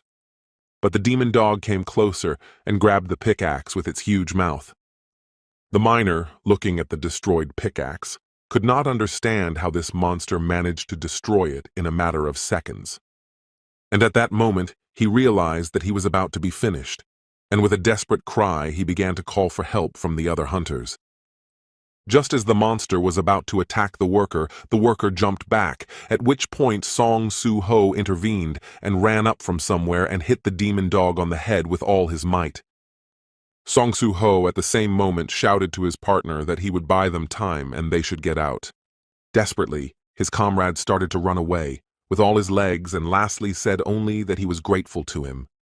Song Soo-ho, for his part, started looking at the demonic dogs and realized that their names were highlighted in orange. And that meant that he was not at the same level as the mist burners in that women's university in Korea. But now he realized that he could handle them alone quite well, because he had already raised his level, and now he was much stronger than before. But suddenly he felt angry and started telling him that he was ordering him to run outside. After all, he didn't have to help every time of his own free will, but his comrade replied in a desperate voice that he was all alone and he would try his best to help him. Song Soo-ho, on the other hand, turned his head and asked him to intercede if he was in danger, but he would still leave 3 goblins to protect him just in case. And now, he took out his inventory and began to select the weapons he would use to fight against the demonic dogs. After all, this was the goblin weapon he had gotten in the shadow dungeon, and right now it would be better than a pickaxe. His comrade didn't understand. Could he really even summon weapons? And where did he get such abilities from? Without thinking long, our hero with all his might began to rush towards the demonic dogs. Not even a moment later, the notification system showed Song Soo-ho that he had defeated the steel-tooth raccoon.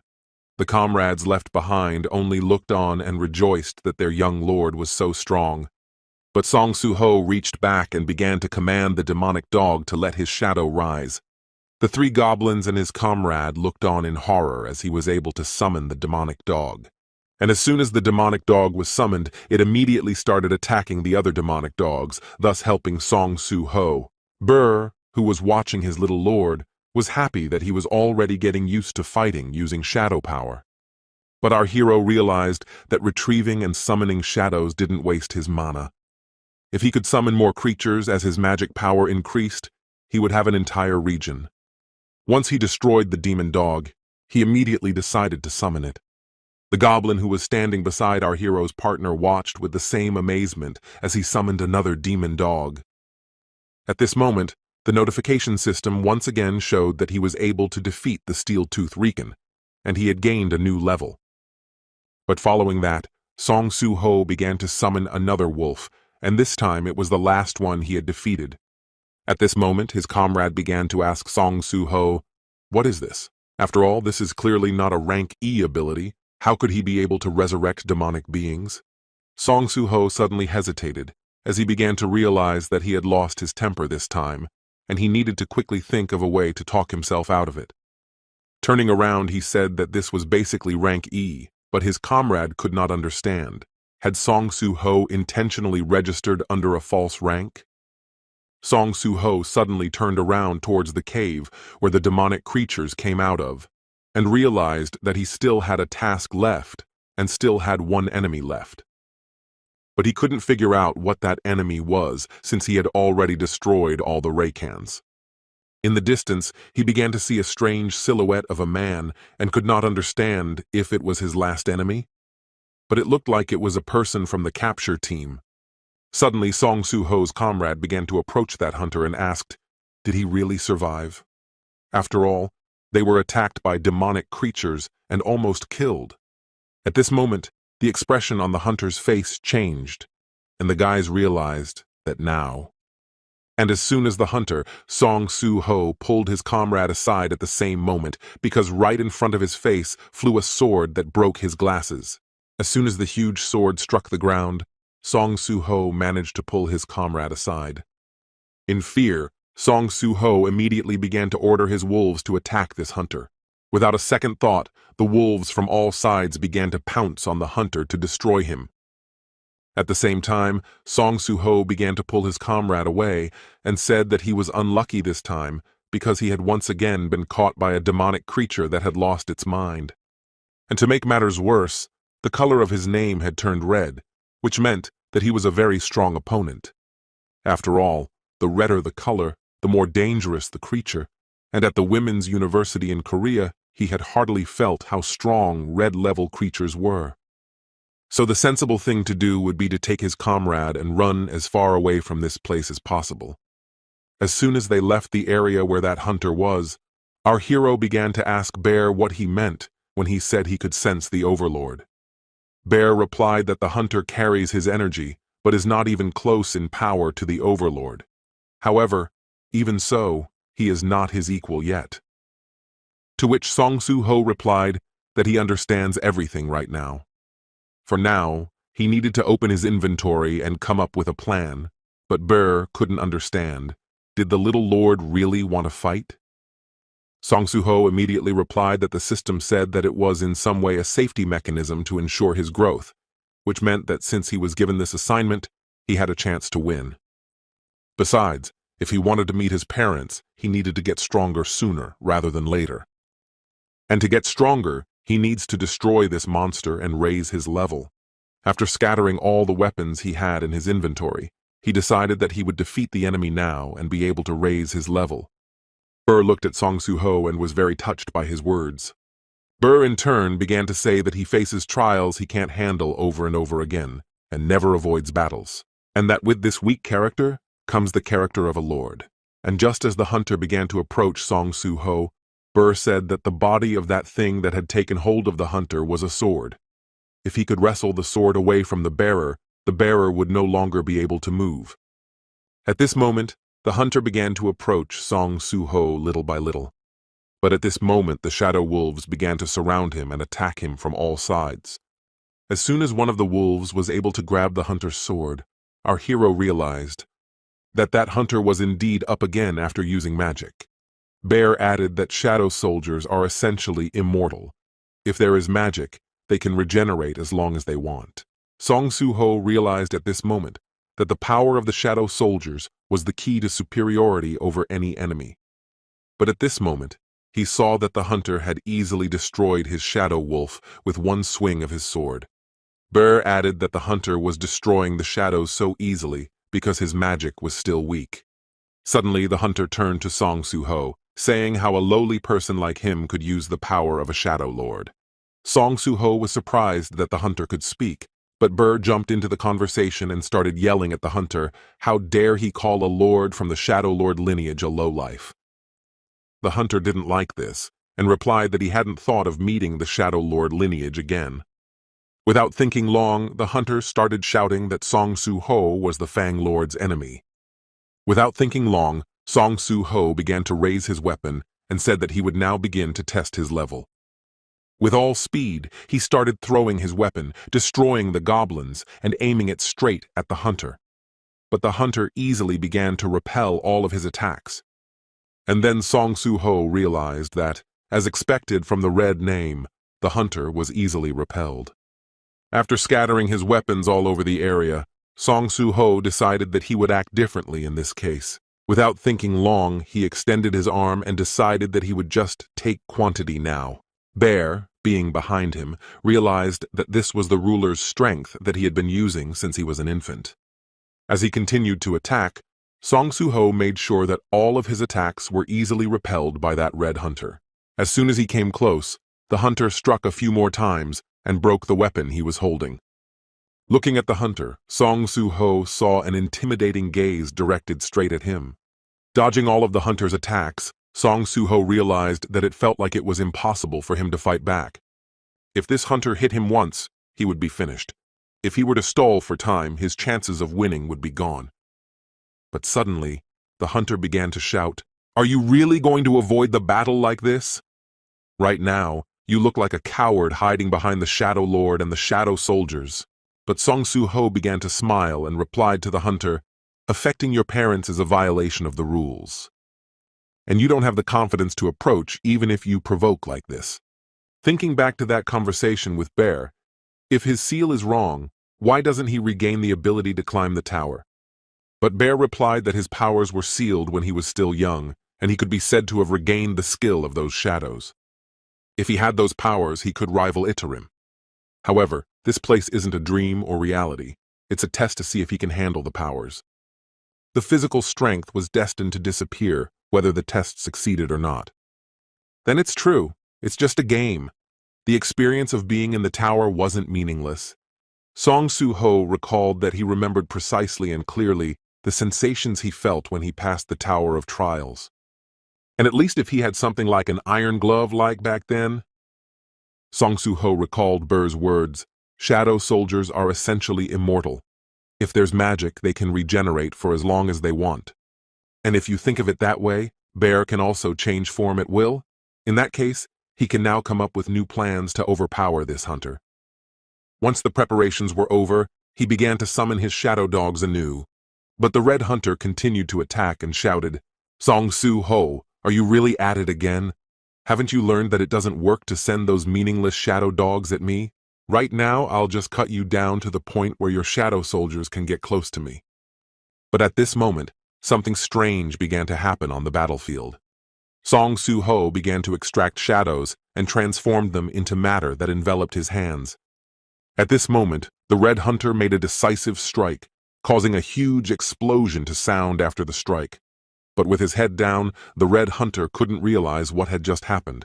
as his attack was simply blocked. As soon as he lowered his gaze, he saw Song Soo-ho blocking his attack and said, "Riken Steel Fang lives up to his name. Just now, the notification system showed that I was able to retrieve the Iron Glove transformation form." Song Soo-ho immediately realized that with this skill, he would be able to easily approach and deal with this hunter. As soon as they started exchanging blows, the entire atmosphere in the dungeon changed. Bear, who was watching from behind, couldn't believe his eyes. Song Soo-ho was able to use the Shadow Soldier's weapons. A far superior level Shadow Lord was in a state of mastery and could manipulate all shadows at will. Like an ant caterpillar that had just discovered shadow power, how was he able to discover the next stage of shadow power that no one had ever told him about? The martial arts mastery that Song Soo-ho had just shown was very impressive. This ruler power that Song Soo-ho had mastered without any support or hints was amazing. Most importantly, the way he used the shadow power. Burr realized that Song Soo-ho had completely mastered it. At this moment, Song Soo-ho threw the Red Hunter straight into the nearest wall with all his might, causing a huge explosion. But that wasn't enough. The Red Hunter suddenly jumped up from his seat and started screaming loudly. All of this was not enough, as the weapon that Song Soo-ho started to raise flew straight at the Red Hunter. Burr immediately noticed that his little lord had become much stronger than before. Right now, he realized that Song Soo-ho was a true prodigy. As soon as he managed to defeat the Red Hunter said that with his red name, he thought he wouldn't be defeated, but it was all over. Burr immediately added that he didn't doubt his victory for a moment. Raising his hand, Song Soo-ho realized that he had gotten used to a new fighting technique during this fight.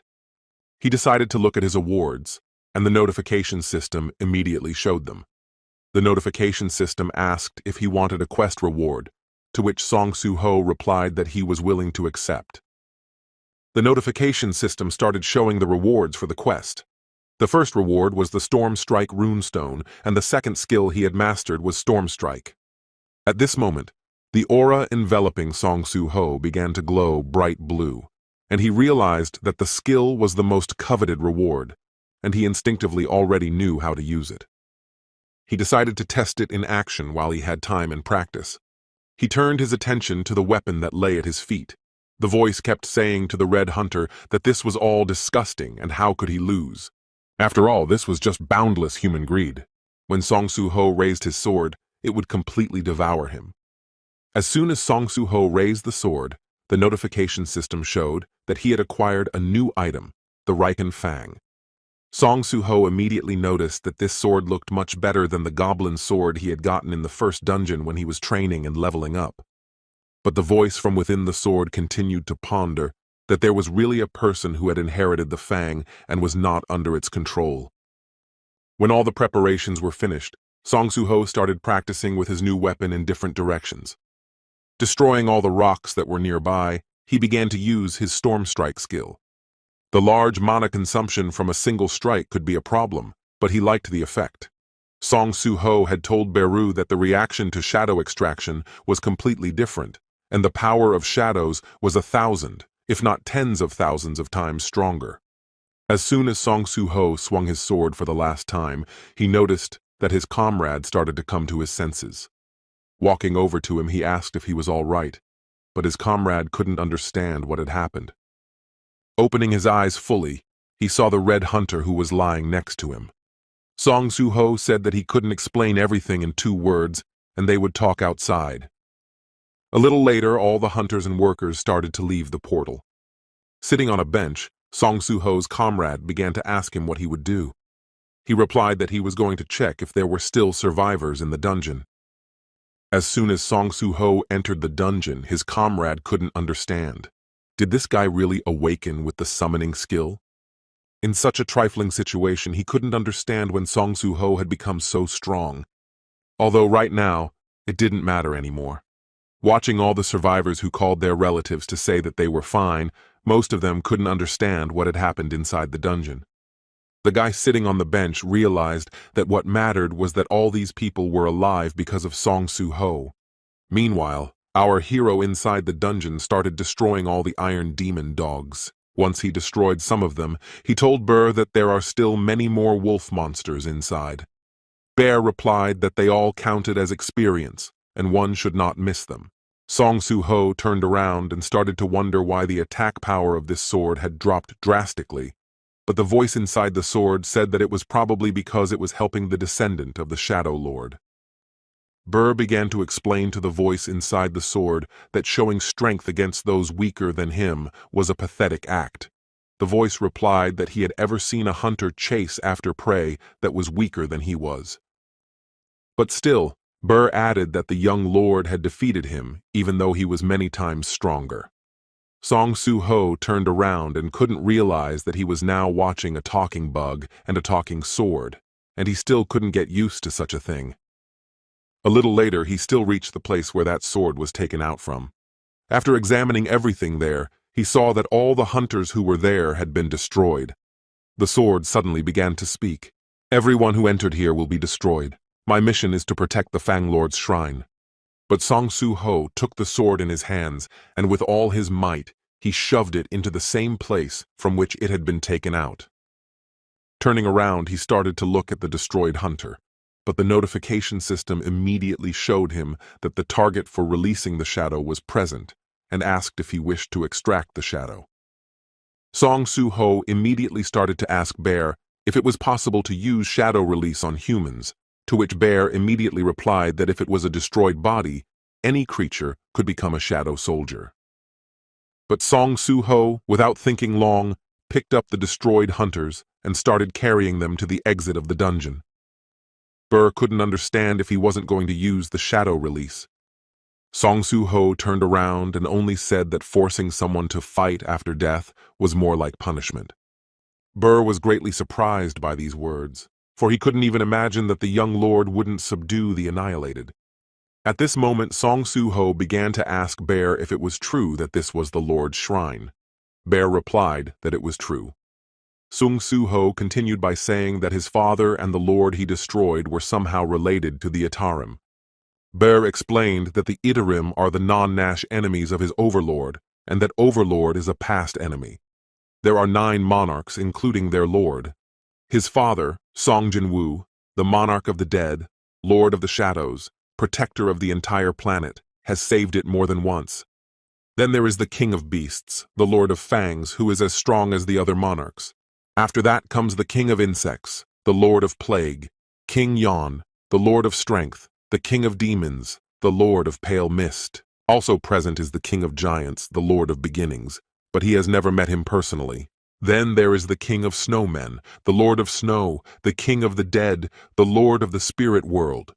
And finally, the last king of giants, the lord of destruction and the lord of dragons. All 9 kings have power beyond comprehension, but 8 of them died trying to attack the earth. And that's right, the Shadow Lord is his master, the one who destroyed the Fang Lord. At this moment, the sword began to speak. If my strength was at the proper level, I would have torn apart the Shadow Lord's blood descendant and thrown it to be eaten by the wolves.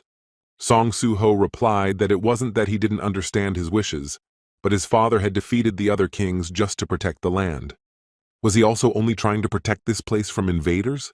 No matter what side you're on, they're trying to protect what they care about. And all he cares about is that he only wants to fight him because of a blood bond. And if protecting this place is his mission, isn't it silly to show hatred for a father who couldn't defeat a Fang Lord? He just wants to meet the parents he can't see because of the invaders, and for the sake of his goal, he's willing to rely on any force. When the Itarim begin their invasion, this place won't be safe either. If he helps him, he will protect this place too. The voice that lurked within the sword could not understand. Was he really proposing to join forces with the Blood Heir? Grasping the hilt of the sword, Song Soo-ho decided to make sure for sure. Would this sword agree to serve him to protect this place and the entire planet?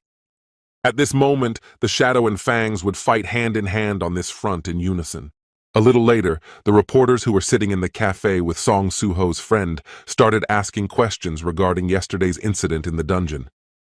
They wanted to know all the details that he could tell them since he was there personally. Lim Dun-yoon, the survivor of yesterday's incident, picked up his coffee cup and said that he would tell them everything. He actually wanted the case to get publicity, and the attitude of Song Soo-ho who has a rank of E to improve. This is a great opportunity for Sung Soo Ho for saving the day. A little later, a headline came out about an event where a rank E hunter had single-handedly saved other hunters in a dungeon. The article contained information about the brave hunter who threw himself at the monster to save people, as well as interviews with many of the survivors he saved. Elsewhere, the guys sitting at the table started scratching their pens behind their ears. For now, it was time to choose a couple people. In another guild management department, one of the guys said that the information gathering team was also resenting that they needed more people, and it seemed like they needed to hire a few more E-rank hunters. The guy sitting at the main desk, specifically the second-in-command case, said to send him one candidate. The guy at the computer started looking and saw that it was a rank E hunter who had fought monsters in the dungeon, evacuated a team of miners, and brought a wounded hunter out of the dungeon. The guys who saw that he had rank E were immediately surprised, but the second person in management started to say, "Don't they realize that it would be fine to take him to a big guild like ours, and we can cover up one scandal?" At this moment, a guy asked if Hunter Song Soo Ho had replied to their letter, because the newcomer had already managed to get an invitation from the Black Turtles Guild, and he must be happy. But the other guy turned around and told the leader that he had declined the offer, causing the leader to not be able to understand why. After all, this guy is just a rank E rookie, and he's turning down such a big guild. "I don't understand, what's the point?" the leader said. The other guy replied that Hunter Song Soo Ho didn't want to join any guilds. The leader was angry with this kind of answer. He couldn't understand if this guy thought he was some S-ranked hunter. "This isn't the end yet. We're sure that Song Soo Ho himself will contact us soon. Sooner or later he'll realize how difficult it is for a hunter without a guild." At this time, Song Soo Ho, while in his apartment, began to look at the notifications that came on his phone. He realized that once he visited that dungeon, he had no shortage of guild invitations. A lot of people want to get their hands on him specifically, but everyone wants to hire him as a porter or gatherer. He couldn't understand why there were so many. He figured it would be a hindrance to him, and an even bigger hindrance to leveling up with the system, and there was no point in joining them. Right now, he didn't care what the guild wanted to do or who they wanted to get. He had better things to do. Turning to his sword, he began to ask Fang Riken if he wanted to continue the conversation, the one they had started in the dungeon when he suggested combining the powers of Shadow and Fang. Fang Riken couldn't understand how he could calmly utter such nonsense. "Are you saying that a shadow can become an ally instead of an enemy?" "Only under one condition, if you bring me to the Fang Lord's other holy land." At this moment, Song Soo Ho started to ask if he knew how to get there, to which Fang replied that he knew where all of the Fang Lord's holy lands were located, regardless of the distance. But he feels that the gate leading there has already disappeared, and what people call a dungeon breakthrough has most likely happened. Song Soo Ho immediately realized that this holy place must be an open dungeon. An open dungeon is where creepy and very strong monsters dwell. When a dungeon breach forms in the abandoned gate, the monsters take over the land, turning it into a wasteland. At this moment, Song Soo Ho, holding his phone in his hand, sent a message to his uncle that he would be gone for a while, and not to worry even if he couldn't contact him. Right now, he needed to move out to seize even more power and raise his level as quickly as possible. A little later, Song Soo Ho started to ask Burr if they had arrived at that place, to which he replied that it was correct. But at the Parkan, they noticed that it was forbidden to enter, and things were not good right now since the guild owned the place. Sung Soo Ho immediately realized that the entrance is forbidden, and the Hyena Guild is made up of people who used to be gangsters, so they're all scary. Bear started to say that he shouldn't listen to these lowly creatures, because the young lord had better raise his level. While Fang was arguing with Bear, Song Soo Ho got angry and asked them what they were doing there. "Right now I'm ready to go inside and I'll use my power to do so." He started breaking the cameras with his power. Burr asked him what about the guild, to which Song Soo Ho replied that he had his own way out. As soon as he broke the last camera, it completely disintegrated into small pieces. Song Soo Ho decided that if they did that, they wouldn't have any evidence. Burr added that his methods reminded him of the Overlord. Once inside, Song Soo-ho couldn't understand why there was a blue mist in all the open dungeons. Burr began to explain that it was mana from outer space. It gathers through the dimension walls, causing a gap in the worlds. Because of this, the fog from the Holy Land, where it was, broke through the dimension and came to Earth. The creatures from the outside world are trying to punch a huge hole in the dimension to send their armies here. The more mana a creature has, the more it is affected by traveling through the dimension. Song Soo-ho realized that the strongest ones would not be here yet. He should hurry up and raise his level before other hunters came here. At this moment, raising his head, he saw huge monsters in the trees. One of them was a fanged Vriga, and the other was a black shadow rogue.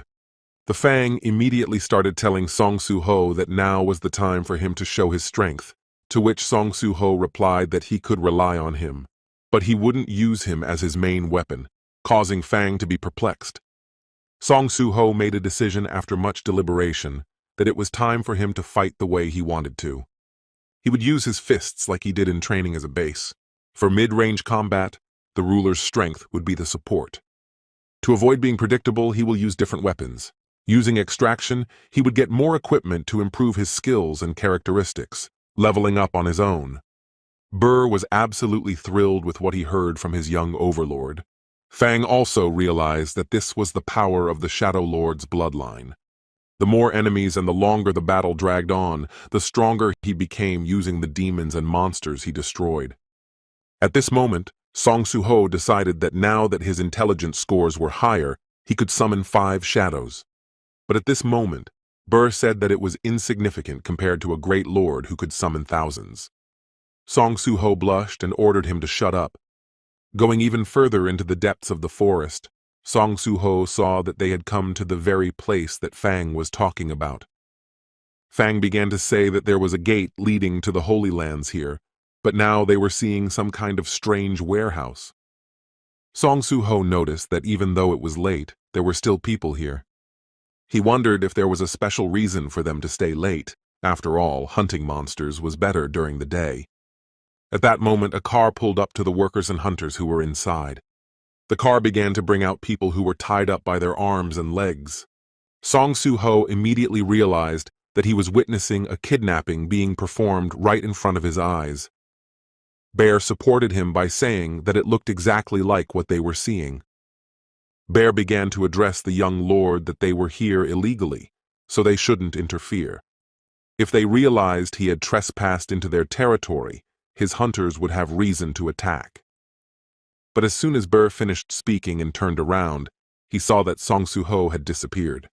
He couldn't understand where he had gone. Was he really going to go to those people? Song Soo-ho, who grew up in the arms of a police officer father who specialized in violent crimes and a legendary firefighter grandfather, couldn't stay away. He grew up with a sense of justice, and in this moment he couldn't stand idly by. Song Soo-ho accelerated at full speed and began to approach the first hunter that was in his way.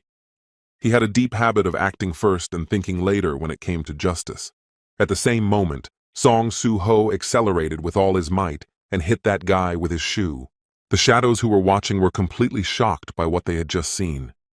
The other hunters, seeing that their comrade had just been kicked in the head, were also shocked. After the kick, that guy's face had sealed right into the ground, and the guys only saw a silhouette flying by, which was Song Soo-ho. They couldn't understand who that guy was, but Song Soo-ho realized everything that was happening at that moment, because he realized that his body reacted faster than his brain. He realized that he had invaded another guild's territory illegally, and now he didn't know what to do. Putting on his shadow mask, he turned around and began to ask, "Are you really kidnapping people? What is your guild, Hyena, doing?" The other hunters began to ask back, asking what he was doing invading other people's territory and attacking them out of the blue. "It looks like you came here for us to destroy you." At the same moment, the other hunters started using their magic and enhanced equipment to deal with Song Soo-ho. One of the hunters started attacking Song Soo-ho, who successfully dodged all of his attacks. As he swung, Song Soo-ho thought about what he had learned earlier.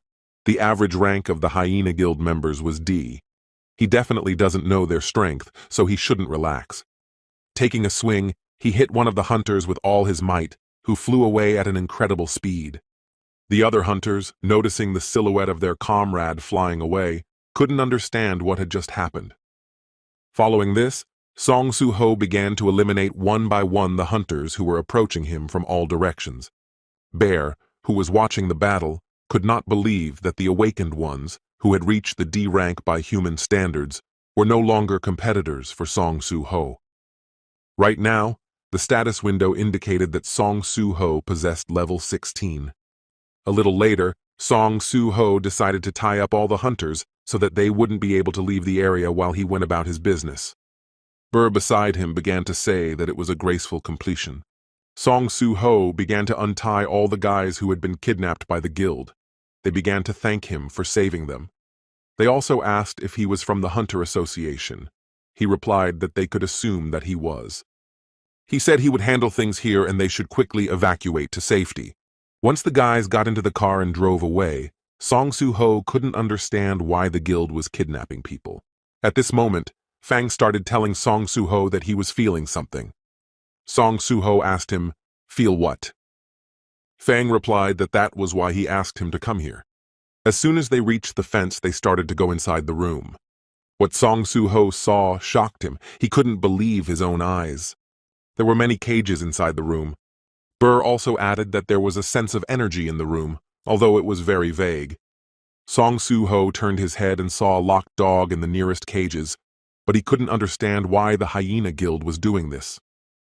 Fang added that it seemed to him that it wasn't a dog, but a small wolf. "The descendant of the king of beasts, Lord Fang," Fang said. Hearing this, Song Soo-ho couldn't believe his own ears.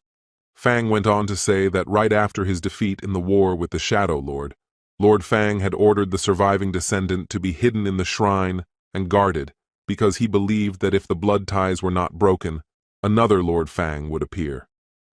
He honestly admitted that he didn't expect to find a Fang Lord in this particular place. At this moment, Song Soo-ho broke the shackles restraining the little wolf cub, and lifting him up in his arms, he finished listening to the story about how the Lord hoped that his clan would not be interrupted.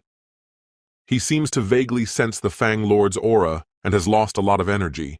He will die if left like this," Fang said. Burr asked the young lord what he would do. Song Soo-ho, after briefly thinking, replied that he thought there were only a few people there, but here was another one. He was angry now, realizing that there was one last one left that he should destroy. Turning his head around, he saw a demonic creature that began to tell Song Soo-ho that trusting people was useless. The creature, calling him Brocky, said that he had survived. Song Soo-ho immediately asked if they knew each other. The Fang replied that he knew him. "This is the hunter of the descendant I told you about," Fang said. Brocky immediately began telling Fang that it had been a long time since they had seen each other, and that Raikan Fang was also alive as he could see. Fang Raikan immediately began to say that he hadn't forgotten that he had been sent to guard the descendant. "What were you doing all this time while that little wolf cub was in shackles?" Fang asked. Song Soo-ho, holding the wolf cub in his arms, didn't have time to notice when Brocky ran up to him with incredible speed and asked how dare he touch his property.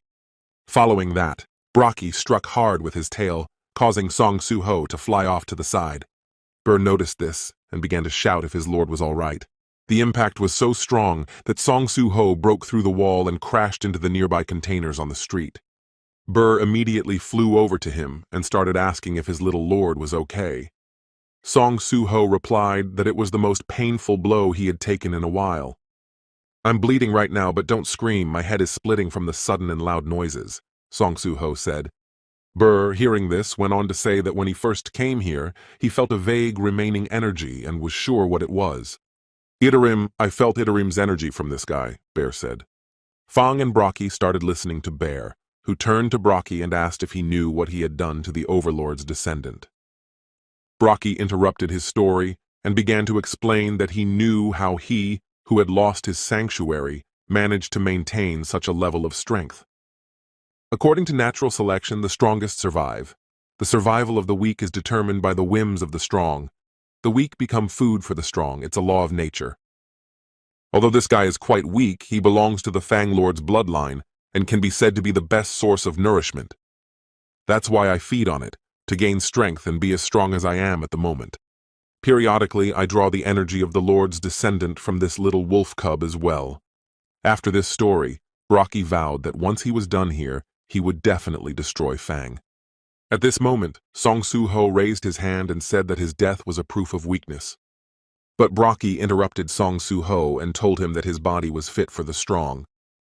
Just as Brocky continued to say that the next Fang Lord would be fit, Song Soo-ho used his sword to attack Brocky with his strength. Bear took advantage of the moment, grabbed the little wolf cub, and began to carry it away from the battle site. Following that, the sword returned to Song Soo-ho's hands. Once he was sure that the little wolf cub was all right, Song Soo-ho also began to address Fang. I thought you were angry with me, but it's all right. However, I have a case with that guy too. After all, right now will be the first clash between Fang and Shadow. Right now, I've finally found a lead leading to my father. At that moment, the notification system began to show our hero that he had received an assignment. The content of the assignment, an urgent hyena hunt. He must defeat the hyena to ensure safety. That's when Song Soo-ho realized that he guessed who the guild was named after, once the monster managed to create a guild by kidnapping people, and how it was all related to Itaurus. The other hunters in the guild who were connected to Song Soo-ho started yelling for Brocky to release them. They said that this guy wasn't that easy, and they would also help him fight him if he untied them. Song Soo-ho at the same moment shouted out that he wouldn't stand silently by and watch. At this moment, Brocky attacked his guild subordinates and destroyed them with a single blow. Afterward, he started saying that if they thought he would need help to deal with this guy, they had forgotten their place. Immediately, you become prey when you forget your place. Song Soo-ho, seeing how he had destroyed his comrades, became extremely angry and began to approach the monster very quickly. As soon as he threw the first punch, his opponent immediately blocked it. Song Soo-ho began to ask, "Did you really kill those people just because you were playing with them?" Brocky replied, "The strong lord it over the life and death of the weak. You think the strong need a reason to do whatever comes into their head?" He followed that up with another blow, but our hero managed to dodge and jumped aside. Jumping up into the air, Song Soo-ho started flying at Brocky from top to bottom. Along the way, he used his new skill that he had recently obtained, Storm Blade. But these attacks were too weak, and Brocky began to ask, "Is this really all you can do? You're dishonoring the name of the owner of the Fang heirloom." Suddenly, from the other side, a sword flew straight at the monster, and the monster couldn't understand where such a hidden attack was coming from. Song Soo-ho, who was standing in front of it, started waving his hand and controlling the sword, saying that this wasn't the end. Fang suddenly began to ask Brocky, "Why have you changed so much? After all, you originally swore your loyalty and honored Raikan, but now I don't understand why you've changed so much." But Brocky questioned, "Why did I honor Raikan? I don't really have any respect for him. I was only afraid of his power. I didn't want to continue living such an insignificant life, and as soon as I got the chance, I decided to change everything with my own hands." Spreading out, he gave a powerful punch to Song Soo-ho and said, "There's no time to worry about anyone else right now." As soon as the punch was executed, Song Soo-ho felt all the pain, and he felt like all his bones were broken. However, Song Soo-ho began to remember something that had been long forgotten. After all, when I think of my father who right now could be fighting someone, I am filled with incredible strength, and this strength gives me more understanding that I shouldn't give up.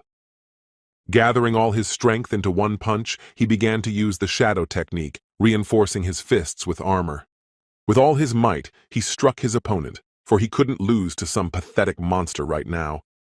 Burr, who was watching the battle, couldn't believe that his young lord was so strong at his young age. Fang Raikan, who was lying on the ground, began to remember the strength combined from the broken sword. Would he really be destroyed like this? The survival of the descendants and the future of the Fang all depends only on Song Soo-ho right now, and he still wants to fight. He's still waiting for the battle. At this moment, the little wolf cub began to rise up even though it was very hard for him.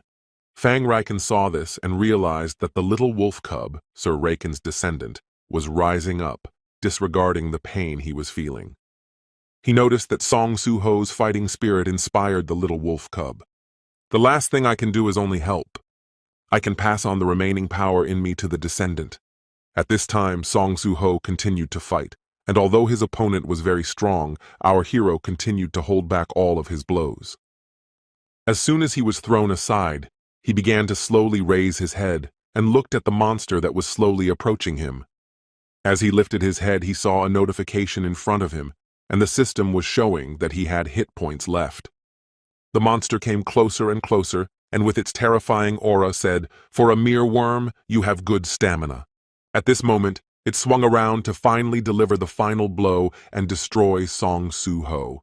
But at this moment, the wolf worm, having gained strength, clawed at the paw of the monster that had just wanted to finish Song Soo-ho off. Song Soo-ho couldn't understand what had just happened and where the wolf cub had come from. As soon as the wolf cub completed its attack, he stood up in defense of the young Shadow Lord. Following that, the notification system showed that the Fang descendant was paying tribute to the player's fighting spirit and offered to accept him as an ally. Song Soo-ho didn't realize if the Fang descendant was the wolf cub he had met earlier. Do I really have to accept him as an ally? The monster in front of them began to speak. Is he really a descendant? Has he absorbed the magic power of the Raikan Fang? Hearing this, Song Soo-ho actually realized that this wolf had absorbed the power of the sword. It turns out that Raikan Fang sacrificed himself to save his pup.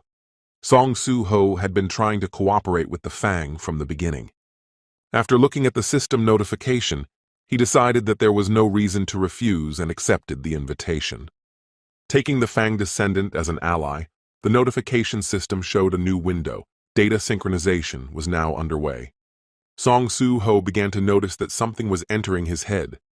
He began to see strange memories of his opponent sitting in a cave near a small wolf cub and saying that they would confront the Lord. After all, in this world, it is survival of the fittest, and we will lose a lot if we lose. We will surely become stronger for the future of the Fangs. Bringing his hand up to the wolf cub, he began stroking its head. A little while later, some strange creatures came to their cave, causing the little wolf cub to start shaking with fear. Young Fang began to ask those creatures why they wouldn't destroy him right here and now. The creature in front of him said that he thought this demonic beast was quite useful and had some good abilities. Touching him, the creature transferred some of its power and said it was choosing him. Now Brocky's hyena is to collect people alive and deliver them to them. This power will help him get rid of unnecessary problems. Of course, depending on how he uses it, most likely this power would be contrary to his desires. At this moment, Song Soo-ho began to realize that these were the memories of a Fang descendant. These beings who put something in his head are the main instigators who are directly related to Itarim. The Fang descendant didn't want to take revenge on Brocky. He wanted to stop an enraged Brocky. If it had anything to do with their plot, it was necessary to defeat Brocky right here and now. But right now, Song Soo-ho realized that he didn't have enough strength to defeat him. At this moment, the notification system began to show that an additional quest had opened with the appearance of a companion. The quest information is Monarch's Descendants quest. He must find the descendants of the monarch and make them his allies. The descendants of the monarch becoming allies is one of 8. Due to the proximity with Fang's descendants, the bonding skill is formed. At this moment, the huge blue aura began to glow brightly, and Song Soo-ho realized that something was happening here. Burr noticed that the young lord was undergoing a change, not the same as the lord. Brocky, seeing this, couldn't understand what it was. Flying towards Song Soo-ho with all his speed, he swung, determined to stop everything right here and now. As soon as he swung, struck with all his strength, causing everything in the vicinity to start collapsing. But the notification system began to show Song Soo-ho that a skill was being created due to the connection with the Fang descendant. Right now, he had linked his strength together with the Fang's strength.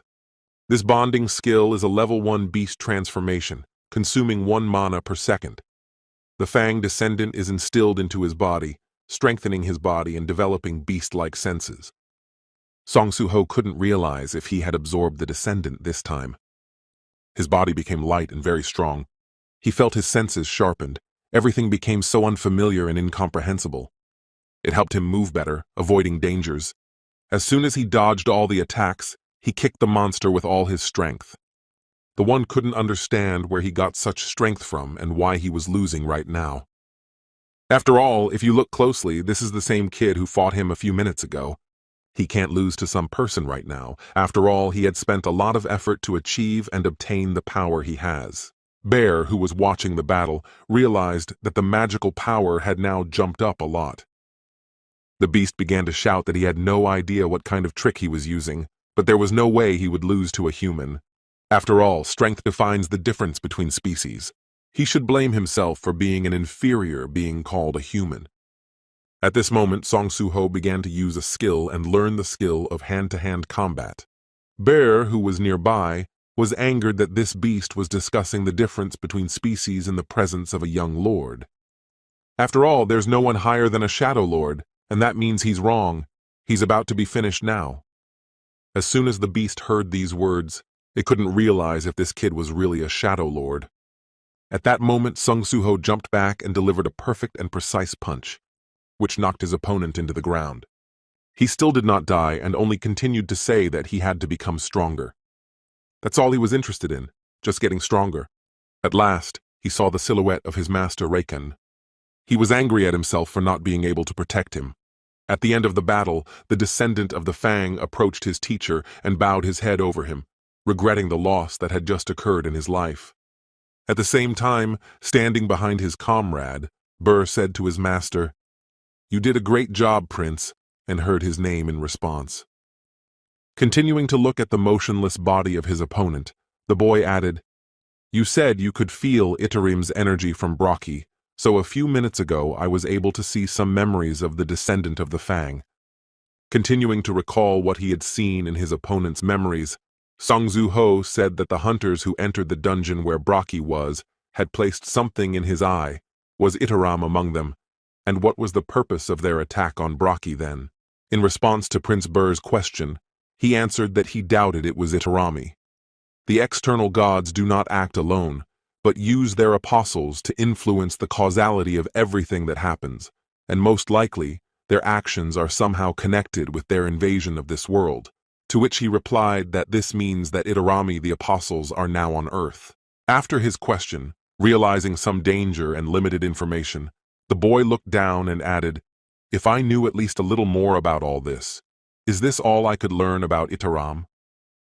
In response to his prince's question, Burr confidently replied, "Actually no, there is another way," to which the prince replied in surprise that indeed there was. Then the subject added that Brocky most likely has memories of Itarim. If I eat Brocky's body, I will be able to see some of his memories, and it will help me in restoring my strength with one shot of 2 birds with 1 stone. After hearing the request from his friend, Song Soo-ho turned his head to the side and said in surprise, "You had such an ability too, you surprised me." After the conversation was over, the boy's attention turned to the Fang descendant, who was mourning the loss of his teacher. Approaching him to ask for permission, the boy said, "If you don't mind, I want to take you somewhere." The next moment, the canine offspring threw his arms around his master and began to lick him, and the boy clearly understood that he was not against going with him. With that agreement, the young master took out his shadow key and used it to open a portal to another world. Once the exit was arranged, before leaving, Song Soo-ho spoke to his subject whom he was leaving behind to retrieve his memories. "I'm counting on you, Ter." In response to his master's warm words, the subject hesitantly replied, "Young lord, you are too kind to me." After a while, walking along the path in the Shadow Realm, Burr said to the young lord, "Why did you decide to go to the dungeon?" In response to the question of his subject, the boy confidently said, "I want to go to the house of the descendants of the Fang," to which he replied in surprise in the Shadow Dungeon. After receiving the question, turning his gaze to the wolf, the boy confidently replied, "We are now allies with him. He has no protector, and his sanctuary has also disappeared. I am sorry for him." As soon as he said that, he received a system notification that said, "An ally of the Fang descendant wants you to name it. Please name the Fang descendant." Seeing this, Song Soo-ho said in surprise, pointing to himself, "You want me to give you a name?" Thinking about what he could call him, The boy said, "Yes, you have gray fur, so you'll be gray." Hearing this, Burr mentally said, "His ability to give names is just like a lord's." The next moment, the Fang's descendant began to smile happily, and a message appeared above him that said Gray was an ally relationship, a level of trust and respect. After giving the nickname to his friend, the boy confidently exclaimed, "Gray, I declare this Forest Fang territory. Use it to your advantage." After which notifications appeared. Part of the Shadow Dungeon declared Fang territory, owner of Fang territory declared Gray. When the wolf rushed to mark his territory in the trees, Song Soo-ho asked Bear what kind of food he could eat, to which he thoughtfully replied, "Well, since he is from the Fang family, I think he can eat living creatures or monsters." When he heard what exactly he could feed his new pet, the boy smiled slyly and said, "Well then, just fine." The next moment he turned his head to where the goblin was hiding behind the tree and added, "There are still monsters here that I haven't gotten rid of yet, so it would be a good idea to ask Gray to clean it up." A few minutes later, the hunt for the monsters that still remained in the possession of the descendant of the Fang began. At the same time, watching the battle from a tree, the boy said, "Wow, that's pretty good. And Gray is pretty smart, so he needed to clear out the inventory and place the things he got after the hunt." While his friend was dealing with the goblins, Sung Soo-ho opened the system window and saw notifications again that said the following rewards were received: skill points and the title of Wolf Killer. This title is given to a hunter who is experienced in hunting wolves when fighting enemies such as beasts. Your characteristics increase by 40%. Seeing the reward for the victory over Brocky, the boy rubbing the back of his head said in surprise, "The Wolf Killer," but Brocky was a hyena. And what he heard in response, let's skip the minor details. Hearing the advice from his subject, the young prince drew attention to another task called the Descendants of the Monarch, and said in surprise that this quest was enough to find the descendants of the monarch and recruit them as allies. In response to this, Bear replied that the Lord did not have this task. After this remark, the subject added that I heard that the system leveling created for you was revised by removing the ill intentions that it contained, to which in response I heard a surprised voice, "Ill intentions like that?" In response to his master's question, Bear replied that the plan was to forcefully make a man known as Sung Jinwoo stronger. The architect wanted to use him as a vessel for the Shadow Monarch. After achieving the goal, the plan was to destroy your father's soul, but he simply could not go against the goals created by the system. Remembering the fate of his father, Bear added, and thus he and the others became the Shadow Monarch. I became a great entity that no longer needed to be raised to a higher level, and in response to this, Sung Soo-ho said, "So the system is moving to allow me to become a Shadow Monarch." And then Burr added, "That's not the point. There can only be one Shadow Monarch in the world. I believe that the system adapts to the direction in which you are moving and serves as a guide for you. If new features appear, they are created to help you." After hearing the explanation from his subject, the guy looked down and said thoughtfully, "So, the goals of my system are so let's look at the characteristics." Looking at his status window, in which some of his characteristics have noticeably increased, the guy said thoughtfully after your words, "I think I understand why I still do not have a class." Immersed in his memories from the past, the boy thoughtfully said, "Since I faced the flame creatures, my characteristics have increased significantly, and I have gained many useful skills." After that, seeing that his pet had already dealt with the enemies, he added in his head, "But I still remain weak even in the last battle. If it wasn't for Gray and the communication skill, I would have lost to Brocky. However, since the tasks given by the system are in line with my desires, I need to complete them, and maybe after completing them, I will be able to meet my parents." Jumping down from the tree after completing the clearing of the territory of the descendants of the Fang, Sung Soo-ho said to his subject, "By the way, you could find any traces of the Itarim in Brocky's memories." In response to his master's question, Bear replied that I had looked through them, but I was unable to find the apostles who had been brainwashing Brocky. After receiving an unequivocal answer from his friend, Song Soo-ho thoughtfully replied that we have no clues, to which he replied, "Don't jump to conclusions." Recalling useful information in addition to the apostles of Itarim, Bear said there were some other memories of one person. Continuing to introduce other details, the subject added that she founded a hyena guild for Brocky and also took kidnapped people. And his guild was called the Guild of the Hyena. Hearing some new testimony from his subject, Song Soo-ho was surprised to hear that he had a guild. Continuing his story without being interrupted by the questions of his prince, Bear said, "If we dig into this guild, I think we can learn more about the Atarim." At the same time, somewhere in the guild, a man picked up the phone after the call and asked what happened to Lim Do-jen. "Didn't you go to Southeast Asia to help with the raid?" In response to the question, the man heard over the phone, "Now it doesn't matter. You saw the news. You were behind the hyena incident, weren't you?" To which he replied that you can see the hyena incident at the zoo. In response to his interlocutor's mockery, the man replied menacingly, "Don't change the subject to Lee Min-seok," to which he said, "I don't like your tone," and then added, "Oh, you do. I've already found out that you were doing some errands for the Hyena Guild, and the association will soon find out about it." To which Lee Min-seok replied that they can ask me, and I'll just say that I didn't do anything.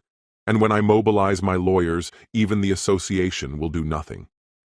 Hearing his interlocutor's excuse, Lim Do-jen said sternly, "Even so, leave this overconfidence. The law may not be strong enough, but the leader of the association is not easy to deal with."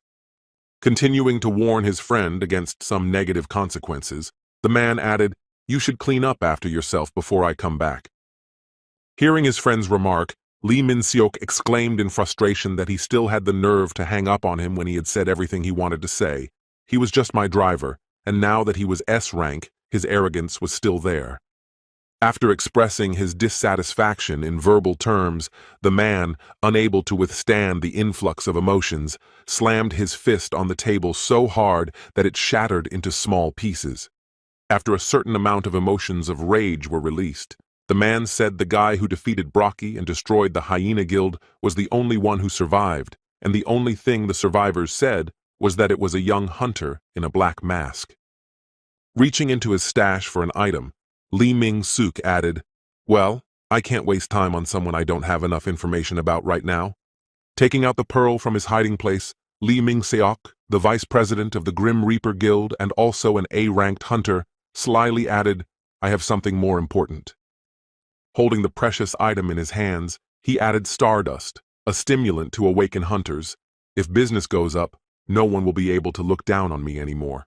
At the same time, in the Dungeon of Shadows, Mr. Bear approached his apprentice and said, "You're already fighting quite well. Try harder to be useful to the young master."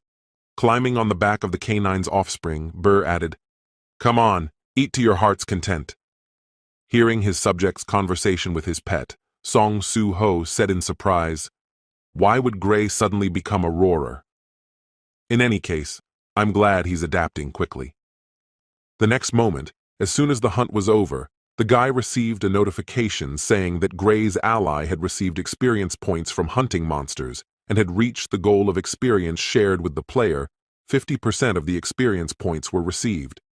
Immediately after, the boy nervously exclaimed, "I get experience points from hunting Gray. This is the system that existed before," and he heard that indeed. Approaching his prince, Burr looked at the notification and said thoughtfully, "I can't say for sure, but something similar happened when Shadow soldiers fought and earned experience points for the Shadow Monarch." And he heard in response something similar to the experience sharing system in party games. Turning his gaze to his pet, he added, "Although I only get half of it, the automatic leveling up is quite useful." To which the subject replied, "Let Gray continue to hunt." The next moment, noticing a new notification that said that after killing a certain number of monsters inside the Shadow Dungeon, you have fulfilled the conditions for holding the quest, the guy said that a new notification. The next moment, a new notification appeared, telling him the daily task of clearing the Shadow Dungeon to kill 100 goblins, 10 goblin captains, and 1 goblin centurion. Seeing this, Song Soo-ho said, "Daily quest. I need to kill goblins." Immediately after, he added thoughtfully that there should be a reward for this. "Then it turns out that I will be able to receive them every day," to which Burr replied, "It seems that the system wants to make this place your territory." Hearing the words of his subject, the boy sighed heavily and said, Oh, it's hard to find 100 goblins in such a huge territory. However, instead of suffering in search of enemies, the guy used another way. He called up his inventory and began to look for the right item. A few seconds later, he found a flute horn in his hands, which is used by goblins and centurions when they want to summon their subjects. And then the boy said happily, "I got it when I was killing goblins." Immediately afterwards, without hesitation, the boy blew the flute and summoned enemies instead of looking for the surrendered flute, which summoned the nearest enemies. The next moment, goblins from the forest began to run toward Song-Soo-ho from all directions at the call of the flute horn. Seeing that the horn really worked, the boy happily said, "I knew it," and Burr added, "Who would have thought you would summon goblins using a horn flute?" As soon as the enemies began to approach him, the boy began his preparations for the battle, and since he was a hand-to-hand fighter, he only had to swing. The next moment, as soon as the first enemy approached, the young prince made his first blow, crushing the goblin's skull inward. After that, the shockwave that followed demolished some of the other enemies that were approaching him. Continuing his battle with the enemies, the guy said in his head, "I'm getting bored fighting goblins, but if I have to destroy a whole bunch of them, I'll do it." Having dealt with the enemies who arrived at the first call, Song-Soo-ho again used the flute horn and summoned more enemies. After the closest enemies responded to the call, he used the flute again to summon as many enemies as possible, and not to waste much time on them. Seeing how many enemies were heading in his direction, the boy said, "I need at least this many." The next moment, while the crowd of enemies was approaching, the young Shadow Lord used his summoning skill and shouted, "Rise up!" and summoned shadows from the dead monsters. As soon as the shadow subjects rose up, they immediately joined the battle on the side of Song-Soo-ho, destroying all the goblins that came their way. The next moment, Gray and the boy also joined the battle to make the battle end faster and complete the daily task. After the battle was over, Gray laid down on the ground with no strength left and began to whimper tiredly because he had been hunting continuously for 3 hours. Immediately afterwards, the boy received a notification that said, "You have received a reward. Do you want to receive it now?" with the options yes or no. Looking at the window of the daily task, the boy slowly picked up the reward and said curiously, seeing the strange reaction of Burr, he asked what was wrong. In response, he said, "The numbers in the task are strange. I seem to have completed it, but they continue to grow." Song-Soo-ho smiled slyly after thinking about it and came up with a crazy idea and said, "Could this be the one?" Clenching his hand into a fist, he exclaimed happily, "If the counter is not standing still, then maybe there is some other hidden task until they all stop to find out." After some time and the completion of the daily mission in double the equivalent, the counter still did not stop. But by now, the Fang descendant was near death. While the dog was giving his soul to the god, Song-Soo-ho received a notification that he wanted to receive a reward and joyfully exclaimed that he could not hide anything from me.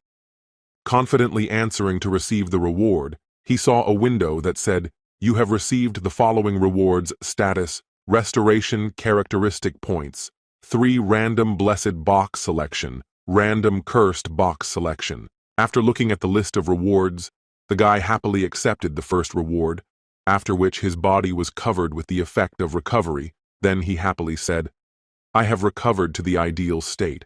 Just like when you level up, you can save this reward if you wish, and in a critical situation, fully recover right in the middle of the battle."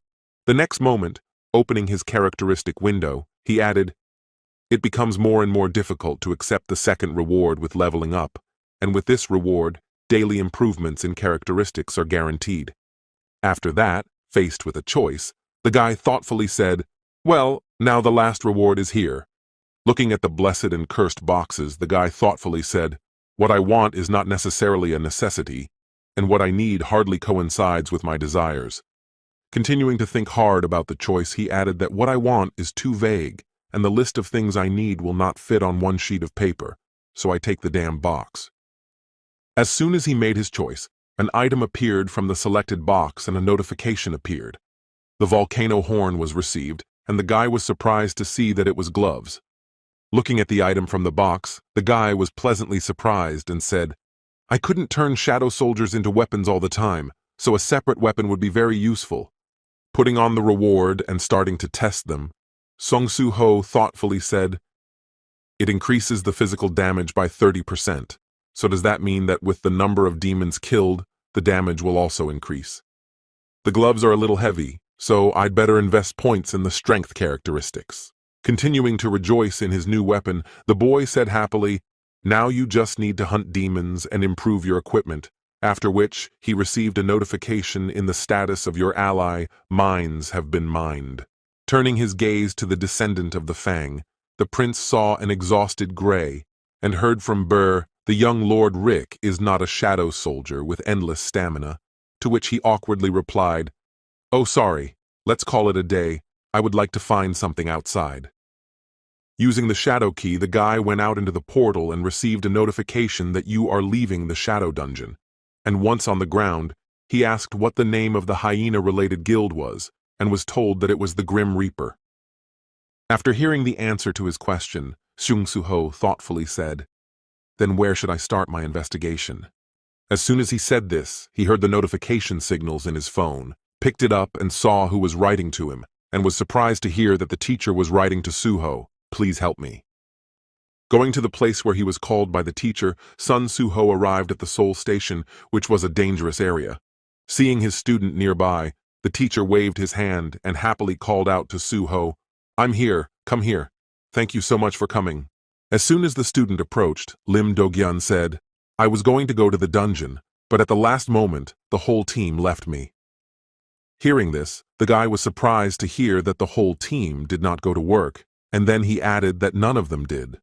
After being informed that something had happened, the teacher clenched his hand into a fist and gritted his teeth in anger and said angrily, "Assholes, I'm sure they're drinking somewhere now." Seeing that his teacher was in a bad mood, the guy said awkwardly, "I'll help you, but please calm down." Hearing that he really agreed to help, Lim Do-gyun handed him a protective suit and said happily, "Soo-ho, you're the best. Take this."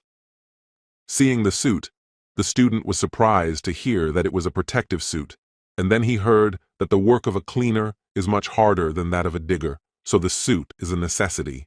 Recalling the duties of each member of the dungeon clearing team, the teacher added that the miner team simply digs up resources after the clearing is complete, and the collectors take out the items left after the monsters are killed by the strike team, so we should follow them. While his companion was changing clothes, the assistant added this in case of an unforeseen ambush by monsters, and the fangs and claws of the corpses can also injure us. Putting on the protective gear given to him by his mentor, Sung Soo-ho said in surprise, looking at his arm, so now it was clear why he needed a protective suit. A few seconds after the training was completed, the strike team arrived, and as the leader approached the pair of guys, he asked why there were so few pickers. In response to a question from the strike team commander, Lim Do-gyun replied, "I'm sorry, our team just disappeared," to which he replied, "We have a contract. How can we allow such irresponsibility? Do you know how much money we paid the Frowning Reapers for the right to enter this dungeon?" Stepping forward, the leader of the group said unhappily, "If you dare to lag behind, I will send an official complaint directly to the association and be sure that you will not see the work of a picker again." The teacher nervously replied, "Yes, we will do our best. Please believe us." Hearing finally from the leader of this expedition the dissatisfaction and complete irresponsibility of Lim Do-gyun, he said sadly, "I'm not even the captain of the team of pickers." Looking at the backs of the people who went to the clearing, Sung Soo-ho mentally said, 4 D-ranked sorcerers, 5 D-ranked fighters, and 1 C-ranked healer. The one who was yelling at us now looks like a healer from the strike team. The random cursed box gave me what I needed. The volcano horn is a weapon that absorbs demon souls. Hearing the warning from his comrade who said, "Soo-ho, watch your step here. It's slippery," thought Teacher Lim, who had appeared in time. Continuing on his way to the dungeon, he added in his mind that it was also a field-type dungeon owned by the Grim Reaper Guild, which could not be a coincidence. At the same time, some strange events were happening in this dungeon. Unknown persons were destroying the monsters that inhabited this dungeon. Anticipating the strange chains of events that were intertwined together at the right time in the right place, Song Soo-ho added in his mind that I feel that something terrible will happen very soon. Starting their journey in the dungeon, one of the soldiers said to his comrades to light the way, and then they used fire magic. As soon as the light appeared, the cleansing team noticed a huge number of monsters in front of them who reacted to the bright flames in the darkness, and the leader shouted to take up combat positions. Not far from the cleansing group were lizard-like monsters, and there were quite a few of them. As soon as the first enemies appeared in front of the group, the healer from the clearing group said the gathering command, "Since there are not many of you, do not go far and work quickly." Hearing the healer's order, the assistant said, "I can't believe we are being forced to stay closer than the strike team." At the same time, Sung-Soo-ho thought if a random cursed box gave me a volcano horn, then I thought there would be a demonic type of monster. As he watched the battle against the lizards in the dungeon, he mentally added, this would be a good opportunity to watch the hunter's team fight. Turning his attention to each of those involved in the battle, Sung-Soo-ho mentally added that he needed to study how they interacted in the battle. The next moment, taking out his key to the shadow dungeon, he said in his head, "Thanks to the daily task, I have many corpses of goblin captains and centurions." Taking advantage of this opportunity, he sat down and touched the ground and said, "Rise up," after which the shadows began to arrive. Seeing his warriors standing in front of him, the boy mentally said, "After increasing my intelligence, I can summon 7 shadow soldiers." A few minutes later, the healer from the strike team wiped his face from the blood of the monsters and said, "Well, we're done here. Now we can rest." Hearing his order, someone from the strike team shouted out a break right now, to which he heard in response that there was nothing to be done. "We only have 2 collectors to think about. They should help us, and only delay the rest." Immediately after these words, he looked back to see how the pickers were doing and thought in confusion that they had already finished, and then heard the pickers talking. "Thanks to you, everything is much easier. The strike team is much slower than I thought." Approaching one of the goblin shadows, the healer exclaimed in confusion that your summoned creatures were there, to which Sung-Soo-ho replied in surprise, "Yes, why do you ask?" Then Lim Do-gyun thought if he was trying to start a fight again. After receiving an affirmative answer, the man grabbed the boy's hand and exclaimed, "I beg you to become our personal cleaner," to which he replied, "I wasn't going to continue working as one." Trying to somehow convince the guy to join them, the healer exclaimed, "You will have the highest salary in the market," and then heard the boss say, "We have problems here." Looking back at his comrade who was calling him, the leader of the strike team heard us and came across a human corpse. Heading to the place where the strange discovery was made, everyone was able to take a quick look and make sure that it was indeed something very similar.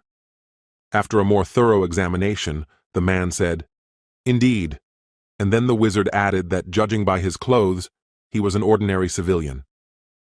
Immediately after, one of the strike team said, "I've never heard of monsters that can control fire," and Lim Do-gyun said to Suho, "Can it be?" And he replied, "I think so too." Recalling the battle with the monster that had been infected by the other monsters of the misty flame, he looked down and said in a worried voice that sounded like a flame creature. Hearing the dialogue of his gatherers, the healer asked, "Do you mean the monsters that are engulfed in blue flames?" And he replied, "I'm sure we were at the scene of the incident at Hankook University of the Arts." The next moment, interrupting the conversation with the collectors, the comrades of the cleanup team exclaimed, "Finding several more victims of the boss here, and there is one here as well." Seeing how the situation was developing in this dungeon clearance, one of the clearing team members told the captain that it might be better to stop the raid and report to the association. After receiving the proposal to report, the leader mentally said, "It's all very strange, but the corpses are really in civilian clothes without equipment, and since our team consists of D and C rank hunters, there shouldn't be any problems." Immediately after thinking about it, he confidently exclaimed, "Let's continue." And hearing the leader's order, the subject exclaimed, "I didn't expect anything else from you." And Sung-Soo-ho mentally said, "I want to go on in this situation." Immediately after, the guy said, "I'm sorry, but the flame creatures are much more dangerous than you think." And he replied, "I am your leader. The last word is mine, the gathering team. When you're done, follow us." Hearing the order from the healer, Lim Do-gyun said disappointedly, "I'll have to face these creatures again." Sung-Soo-ho asked, "You have the skill of running, right?" He replied, "Yes, but what about him?" After hearing the affirmative answer, the boy said in a stern tone, "If you suddenly feel danger approaching, run away without looking back." In response to this warning from his friend, the assistant said, "I feel that nothing good is coming our way." At the same time, somewhere on the lower floors of the dungeon, people were being abused, set on fire, and forced to burn alive with horrific screams. Observing the production, one of those involved said that the firepower leaves much to be desired as the progress of providing us with large amounts of fuel is progressing. In response to his comrade's question, the other person replied, "There were some problems with resources, so getting fuel has become more difficult. Looks like it's time to ask that person to set up a new supplier for us." Hearing the dialogue of his two comrades, the third monster involved in the case replied that we need more fuel immediately.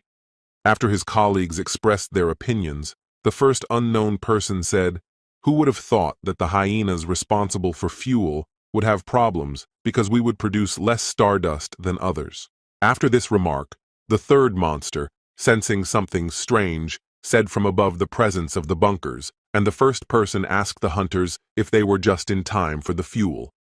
The next moment, volunteering to get the necessary fuel, the third person said, "I'm going to take the victim, get ready," and the third person replied, "You know you have to capture them alive." Having heard the instruction from his friend, the third monster took out his giant sword and set of course before going hunting. At the same time, the hunters were just finishing up a battle against the monsters they had encountered on their way. Continuing to heal the wounded guy, one of the strike team said, "We're going to make a lot of money today," and was told that it was good that we decided to continue the raid. At the same time, approaching his comrades, the leader of the group said, "We should have saved it for better times, but since we have great pickers, its time has come." Taking out a half-filled sphere with blue powder from his pocket, the man said, "Stardust. Do you know anything about it?" In response to his question, one of the hunters said, "It's a mana amplifier that's very famous among modern hunters." And then another added, "I heard it's not easy to get, and you've been hiding it all this time." The leader said, "The effect lasts only a week, but it's enough to raise the rank of a weak hunter." Looking at the sphere in his hands, the man smiled slyly and said, "If I use it, I will become a C rank." The next moment, a monster appeared from behind the leader and struck him with a powerful blow, knocking him down, and then said that he definitely needed to be captured alive. Seeing that they were suddenly attacked, one of the fighters who was close to his leader fell to the ground and exclaimed that the boss at the same moment the third person said with a blunt side, "Did not kill." At the same time, the rest of the strike team, seeing what had just happened to their leader, screamed out in fright that the monster was also talking. Seeing that the monster had defeated another one of their comrades, one of the survivors shouted, "In any case, he remains an enemy, so be careful." At the same time, waving his sword in front of the hunters, the attacker said 1, 2, 3, 10 in total, so they will be quite strong opponents. Taking out a ball of stardust from his pocket, the monster who suddenly attacked the strike team said, 10 people are not needed to destroy the strong hunters." At the same time, one of the hunters nervously shouted out, "Stardust. Even monsters use it." Hearing the hunter's guesses, a third person smiled sinisterly at the bingo caller who had come to the dungeon to get materials from the enemies and get rich. The next moment, noticing that he had used stardust, one of the hunters shouted out to deal with him before the effect began to take effect, and all attacked. Having attacked the enemy with the whole crowd, the hunters began to be defeated one by one. Trying to attack the monster with a magic attack, the mage did not notice how the enemy had already approached him. After the flames died down and the battlefield was engulfed in darkness, the rest of the hunters lost, and at the end of the battle the monster took the leader by the collar, who lost consciousness, and dragged him away. Heading back to his comrades who were engaged in the production of stardust, leaving the defeated fighters where they lost, the third person said, "Fuel is provided." At the same time, Sung-Soo-ho, who was collecting materials with his friend, received a new notification saying that a new quest had been received. Opening it, he saw the task of rescuing the survivors of the demon nearby captured several people. Try to save as many as possible. The reward will vary depending on the number of survivors rescued. The current number of survivors is 7, The number of survivors is 0. Seeing that his master was tense, Burr asked the young lord what had happened, to which he replied that a new quest had appeared. It seems that somewhere nearby there are demons who kidnap people. Looking at the description of the task, he added, "The more people I can save, the greater the reward I will receive, but they may be in great danger very soon." Immediately after turning his head to Lim Do-gyun, the boy exclaimed, "Hey, something seems to have happened to the strike team. Quickly run away from the dungeon," to which he replied, "How did you know?" And then Sung Soo-ho added a premonition. After choosing a couple of his subjects, the guy said, "The goblins will take you to the exit." Seeing that a couple of goblins were already pushing him to the exit, the assistant exclaimed that, "Wait, Soo-ho, what about you?" Hearing the question from his friend, the boy said confidently, "I'm going to go in search of the strike force." Hearing what his student was going to do, the man was visibly nervous, but did not refuse.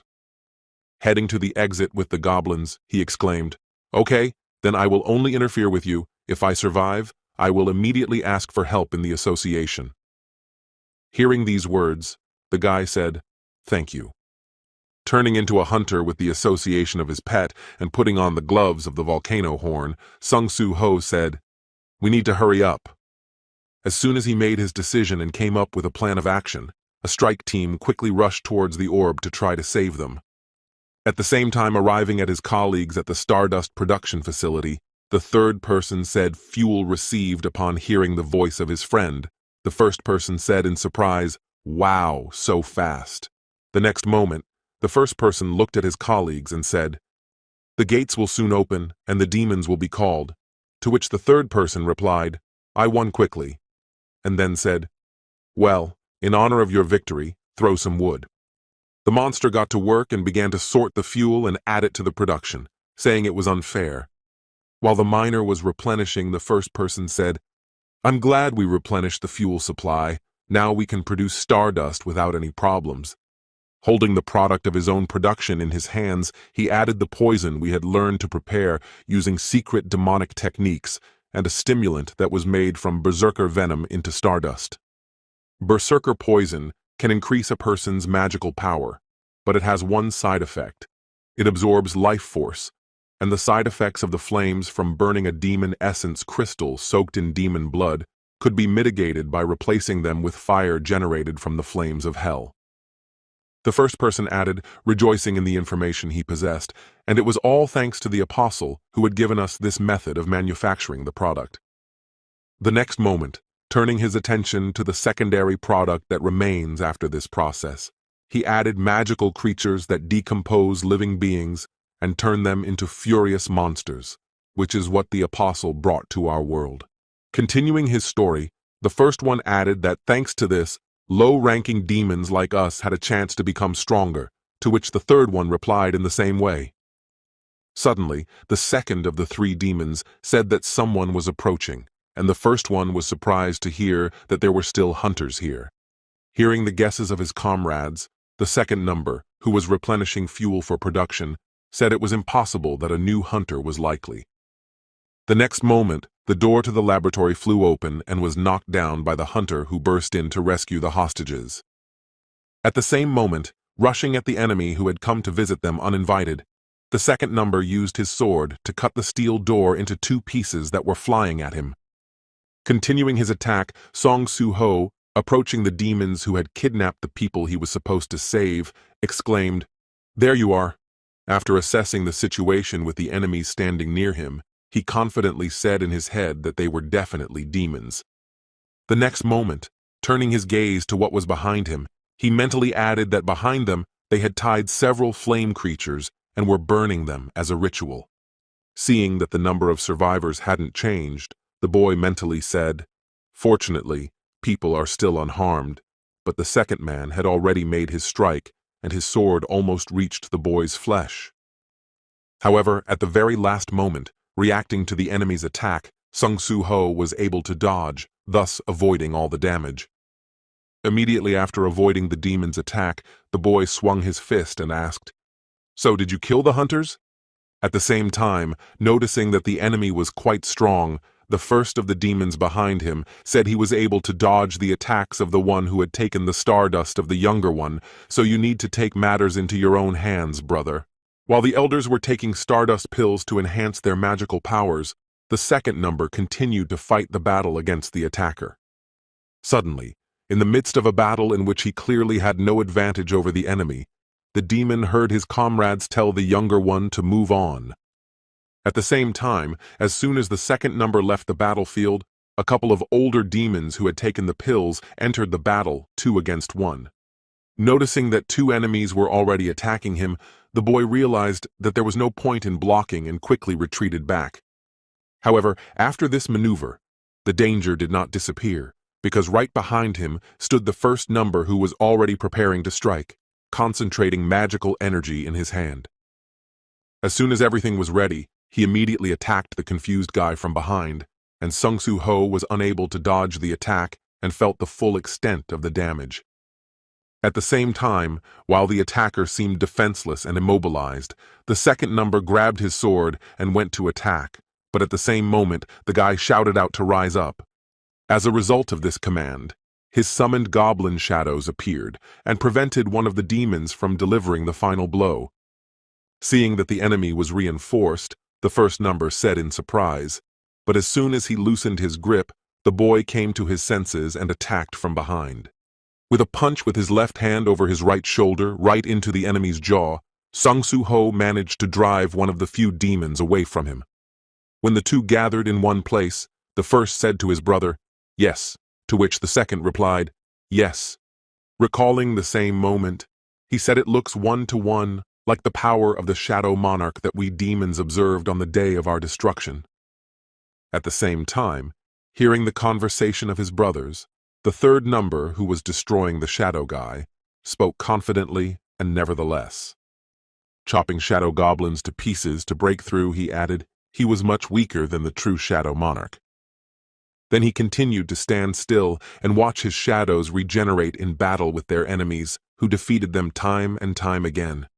The next moment, one of the shadows, having appreciated the true power of the hunter who broke into their laboratory, said that there was no need to be afraid of him. At the same time, standing in front of his enemies, the boy mentally said, "I think that none of them are as strong as Brocky, but it will be quite difficult to fight all of them at once." Continuing his train of thought, the boy remembered a certain option that he could use and said in his head, "Even if I continue to resurrect goblins, I will just waste mana. I wonder if I should use it." The next moment he plunged into the memories of De Beer, who said to him, "As you said, I kept the corpse and absorbed enough to read its memories. Shadow soldiers grow weaker over time. For what reason did you decide to keep it?" In response to his subject's question, Sung-Soo-Ho replied simply, "I was thinking about something when I saw his last moments." Looking at Brocky's lifeless body, he added thoughtfully, "If he was under the control of the Itarim in the last battle, I wondered if I could use my power to make him my warrior." Immediately after, I turned my gaze to the pet standing next to him and said, "Of course I need Gray." Seeing by the behavior of his ward that he did not oppose his decision and was acting strangely, Sung-Soo-Ho said, "Gray is fine." Daring to do what he had planned, the boy used the key to the shadow gate and said to Brocky, "Rebel, if you repent, I'll give you a chance to fight." Continuing to call upon his previously defeated opponent as a shadow to stand by his side, the boy added, "Tell me if you still have the thirst for battle." The next moment after the inspiring words, a giant shadow of Brocky's body began to appear from the portal. After a rather spectacular appearance, the shadow that had just appeared also had a system plate next to it that said, "Brocky Level 1, Rank Normal." At the same time, seeing whose shadow their enemy had summoned and who was fighting against them, the first of the 3 demons exclaimed in confusion that Hyena Brocky, "Don't tell me that this guy defeated him." After using both of his fighters, Sung-Soo-Ho confidently said, "Now here I am, Gray and Brocky, and that's our whole squad." After which Burr sadly said in his head, pointing at himself, "Young master, please don't forget about me." Having re-entered the battle with his full army, the boy confidently exclaimed, "Well, now let's start the real battle." Sometime after the battle began, another unknown person appeared on the battlefield, and said whoever summoned me was a demon who was hunting for me. The next moment she noticed the battlefield in front of her, where the three demons and the shadow soldiers who were opposing them, along with the boy, and asked where the shadow soldiers were from. As his shadow soldier took on the third demon, Sung-Soo-Ho continued to fight the hard battle and thought, "Now we have one less enemy to deal with." Seeing that his ally was currently being pinned down by the number 1 demon, he again used his electric sphere attack and fired it in the direction of the boy to save the number 2 demon. Dodging the enemy's attack, which forced him to retreat from his series of attacks, the guy sighed heavily and then mentally said, "They got in my way again." As soon as the pair of enemies reunited, Sung-Soo-Ho heard them talking. "Junior, be careful," he mentally said. "I won't be able to deal with them easily. If the battle drags on, Gray will drain me of all my mana." The next moment he turned his gaze to the shadow soldier he had summoned and said, "Even Brocky, having become a shadow soldier and lost some of his power, has reached the point where he can only fight one of them." Being in a difficult situation where he had to make a difficult decision, the boy mentally said, "What can I do to separate them? I have to defeat them one by one." The next moment, right in front of his eyes, another female person appeared whose attention was focused on the demons. Finding herself in the middle between Sung-Soo-Ho and the demons, which made it impossible for the battle to continue for the time being, she said, "Let me ask you something." Looking back at the guy holding a giant sword in his hands, she added where Mr. Sung Jinwoo was now. Hearing that she had just said his father's name, the boy was surprised to hear the wounded night girl say in his head, "Where did she come from and is looking for my father?" Waiting for the right opportunity, Burr stepped forward and asked, "What are you doing here at all?" To which he heard the girl reply that this voice. Looking back at the boy's friend and grabbing him in her arms, the girl joyfully exclaimed, "Burr, that's right, Burr. But where is your body? How glad I am to see you." Holding back her emotions from meeting her old friend, the girl asked, "Where is Mr. Sung Jinwoo now, and who is that guy with you?" In response to the question, Burr exclaimed in displeasure, "It's a long story." At the same time, observing the girl and her strange behavior, the third demon spoke an offering to the demon summoned, to which he heard in response, "Yes, but for what reason is she familiar with our enemies? We will have problems if she chooses their side." Continuing to rejoice at the meeting with her friend, the girl exclaimed joyfully. She could not even think that she would meet Bera here. It was just wonderful, and it was a relief. Angry at the safety of his friend, Bear said angrily, pointing his finger at the enemies behind him, "You're right on time. We'll continue the conversation later, but for now, take care of these demons." And in response, he heard a confused exclamation of "What you're talking about." At the same time, realizing that the girl had sided with their enemies, the first demon exclaimed, "First, we need to get rid of the wounded demon. We only need her blood to make stardust."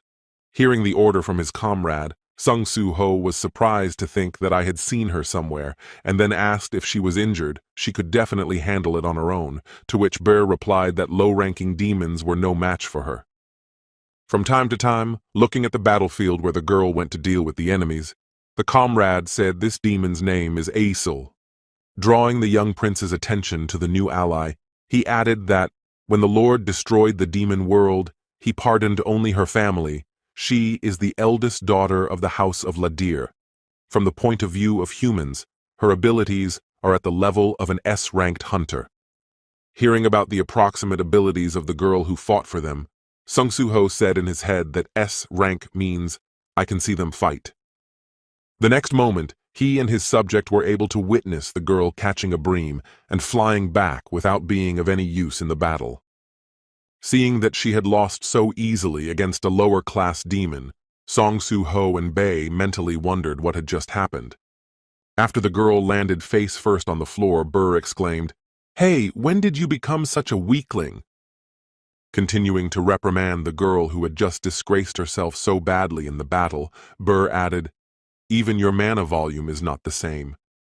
He heard Aislinn reply, "Well, this one has a problem." Recalling the cause of her weakness in her mind, she said, "About 6 months ago, most of the demons in our world rose up in rebellion, and we fought with full force, but our family was unable to suppress the rebellion alone. Shedding tears of despair, The girl said sadly, "Burr, can you heal me?" To which he replied with a grudging response, "It's a waste of mana," and then said, "You're so angry."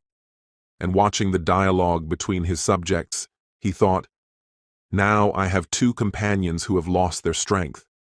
At the same time, having witnessed the story that the girl had just told, the second number exclaimed, "We heard the brothers," and then the first added, "I didn't recognize her at first because she was much weaker, but having met the survivor of the Ladir family, we have a chance to become stronger by absorbing the blood of a noble demon." At the same time, preparing for a difficult battle because of the uselessness of the allies, the young prince said, "If I can fight them one-on-one, then I can definitely win." And then Burr said, "Oh, by the way, I have an idea." Raising his pen to his eyes, Burr confidently said, "It's time for me to use this ability that I managed to get after I recovered some of my mana." Using the ability on Asil, the boy was able to see a system notification that read, "Burr used the skill Strict Orders."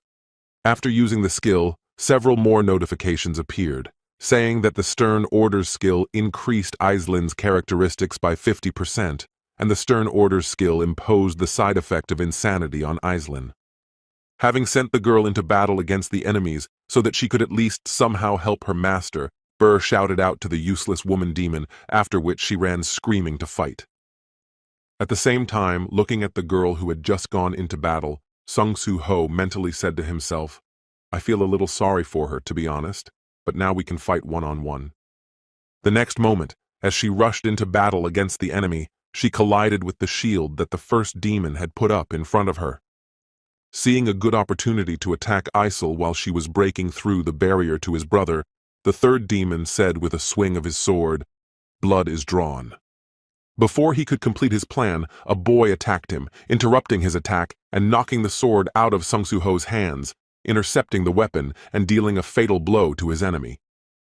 Immediately after inflicting critical damage, the boy received a system notification that said, "You have destroyed a low-ranked demon." After the battle with the first enemy was over, the boy confidently spoke to his friend and then received another notification that said the horn of the volcano had absorbed the demon soul. At the same time, noticing that his friend had just been killed by the demon number 1, the younger brother nervously exclaimed, "Damn, we need to do something about this crazy girl." As soon as he said that, a system notification appeared next to the girl. Isil target skill Stern Orders has used up all its life energy. Effect is complete. The girl immediately collapsed to the ground, seeing that she had just stopped her attack and headed for the floor, unconscious, the first one looking at her in confusion. Not realizing what had just happened to the girl, he mumbled what it was, and at the same time, right behind him, Sung-Soo-Ho appeared, already placing his hands on the enemy's head to twist his neck. Having completed the massacre of the enemy who had just lost his vigilance on the battlefield, the boy confidently spoke to the second enemy, now also completed. After destroying the second enemy, the guy again received a system notification that said the horn of the volcano had swallowed the demonic soul. Seeing that only he and the second demon were left on the battlefield, the second demon said in his head that they now had a numerical advantage, useless idiots. Throwing Brocky into the wall to free himself from the onslaught of the enemy that was hindering him, the monster said in his head, but it was not over. Seeing some chance that he had to win even in such a situation, the demon took off running and rushed towards Isil. In a few seconds, the enemy was almost able to reach her and grab her, all to drink her blood and become much stronger. When his target was at arm's length, the second number spoke, "I need to become stronger by absorbing the blood of a noble demon." Noticing the intentions of his enemy who was heading towards the unconscious girl, Sung-Soo-Ho interrupted his approach and shouted, "No way! I won't let you do that." With a sly smile in the face of the enemy he had just thwarted, the boy said, "Leave me some of that now." Holding the enemy in a certain fixed position, the boy shouted Brocky, and then his shadow warrior subject pounced on the enemy and began to do his job.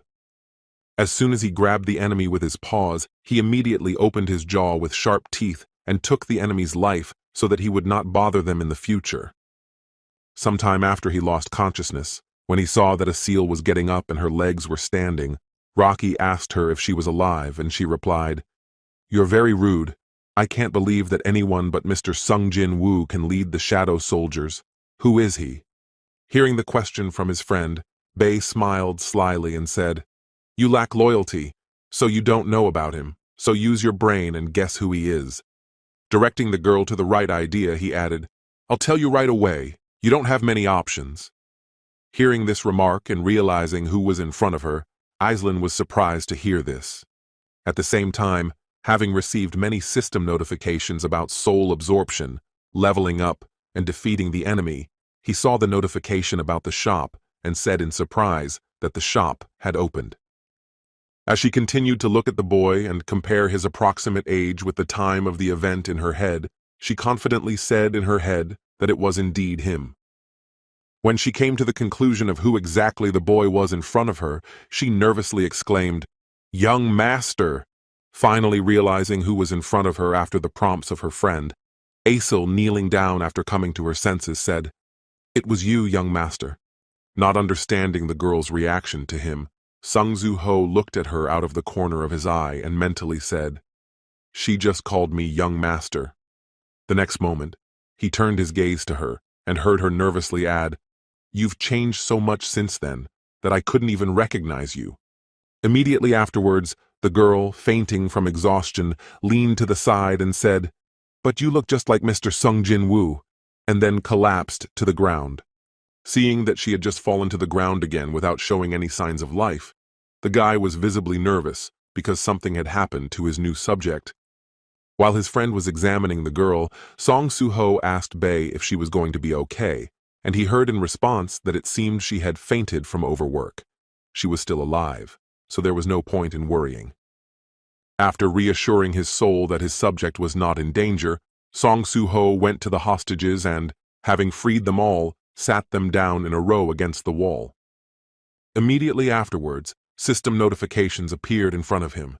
The task of rescuing the survivors is completed. The number of survivors rescued is 7. You received a reward for completing the quest upon seeing him. The guy said, Well done for saving all 7. Immediately afterwards, 2 more system notifications appeared that said, You received the following rewards. Reward 1 skill point, plus 3. Reward 2, 700 gold. You received 700 gold. When the guy saw that he had been credited with money, he was surprised to hear that it was all gold. Immediately afterwards, he used the new leveled up feature and said to open the shop after reviewing it. He mentally added, As I thought, I guess I can buy items in the shop window for gold, and there are quite a few items and potions to buy. Recalling his childhood moment when he received money for some work, Sung-Su-Ho thought about earning money by doing tasks, just like when I was a kid, and got pocket money by doing small errands. After looking at his friends in the store and recalling fond memories from the past, the boy happily said, By the way, since I inherited the system from my father, thank you for the pocket money, father. Having bought a recovery potion in a store, the boy looked at the description, which said that after use, it restores 500 points of health and can be stored in a vault, but cannot be passed on to someone else, and said disappointedly, I can't pass the item on to someone else. Realizing that simply giving her the potion was not an option because the system forbids it, Sung-Su-Ho opened the potion and said, Maybe I can get her drunk with it. After he applied the potion to the girl and saw that the effect began to take effect, the boy said, Your complexion looks better, to which Burr replied, You wasted gold on a useless demon. You have such a good heart, Lord. In response to the words of his subject, the young prince confidently said, Well, we can't just leave her lying there, so let's take her to the shadow dungeon of Braki and take the corpses of the defeated demons as well. Hearing the order from his commander, the shadow fighter obeyed him and took a few more bodies of the enemies and headed for the shadow dungeon. When they were all in the dungeon, Burr asked why you were not leaving, young sir, and the man looked at the sword he had picked up and said, I still have some work to do. The next moment he turned his gaze to the monsters that were hanging in the production room and said, Flame creatures. Seeing them for the first time, I thought, they seemed to be suffering from a flame. Swinging the sword he had received from the third demon, he said, I'm sorry, but I can only help you in this way. And then he destroyed all the monsters. After a while, after scouting the area on call, the hunter returned to the outside to give a report on what he had seen and learned. Recalling what they had seen in the dungeon, the hunter's assistant said that although the dungeon was of the field type, and they had found the corpses of flame creatures and spiked lizards, judging by the marks on the bodies of the dead, they were not killed by the hunters. They were not killed by magical creatures. After witnessing the dialogues between the hunter and his assistants, the hunter said, "I wonder if you mean that there was someone else there besides the magical creatures," while the assistant rubbed the back of his head and said nervously, "I should get back." Hearing that he was leaving, the hunter looked back and said, "Excuse me, you are Lim Do-gyun, who reported this case. There is information about a certain Song Soo-ho in the team of this strike force. Do you know him?" And he replied, "Yes, he is my junior colleague who agreed to help." After receiving the answer to his question, the hunter said sternly, "You have no idea where he is at this time." In response to the question of the man who was leading the investigation, the boy said confusedly, "Well, how can I put it to you?" Throwing his hand behind his head and rubbing the back of his head nervously, he added, "We escaped from the dungeon together and I evacuated him to a safe place. I'm ashamed to say we are E-rank hunters and could only ask for help from the Hunters Association." Having received a response from the member of the gathering team, the hunter put his hand on his shoulder and said, "You did well. Being an E-rank hunter, you made the best possible decision in accordance with the instructions of the Hunter Association." After completing the interrogation of the witness, the man headed back to the scene and said to search the area thoroughly for any traces, and Lim Do-gyun breathed a sigh of relief.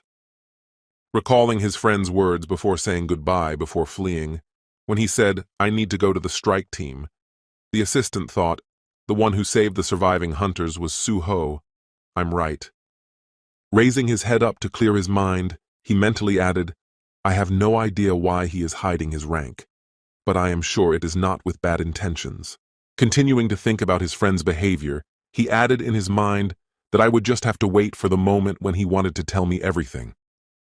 After coming to her senses, Ezel looked down at her head and said sadly, "I can't believe it happened this way." Standing in front of Song Soo-ho, she added, "Mr. Song Jinwoo left the earth to protect it from invaders from outer space," to which Burr added, "The Lord sent me to earth to break the seal, but the young Lord was a genius and did it himself." Squeezing into the conversation of his subjects, the boy looked at the new team member and asked, "So you say your name is A-Sil, but we've never met you before?" In response to the boy's question, she confidently answered that it was the first time we met during your training, young master, and you promised to remember me. Have you forgotten? Hearing the information that they had already met, the boy took a thoughtful pose and said that for some reason he could not remember the events.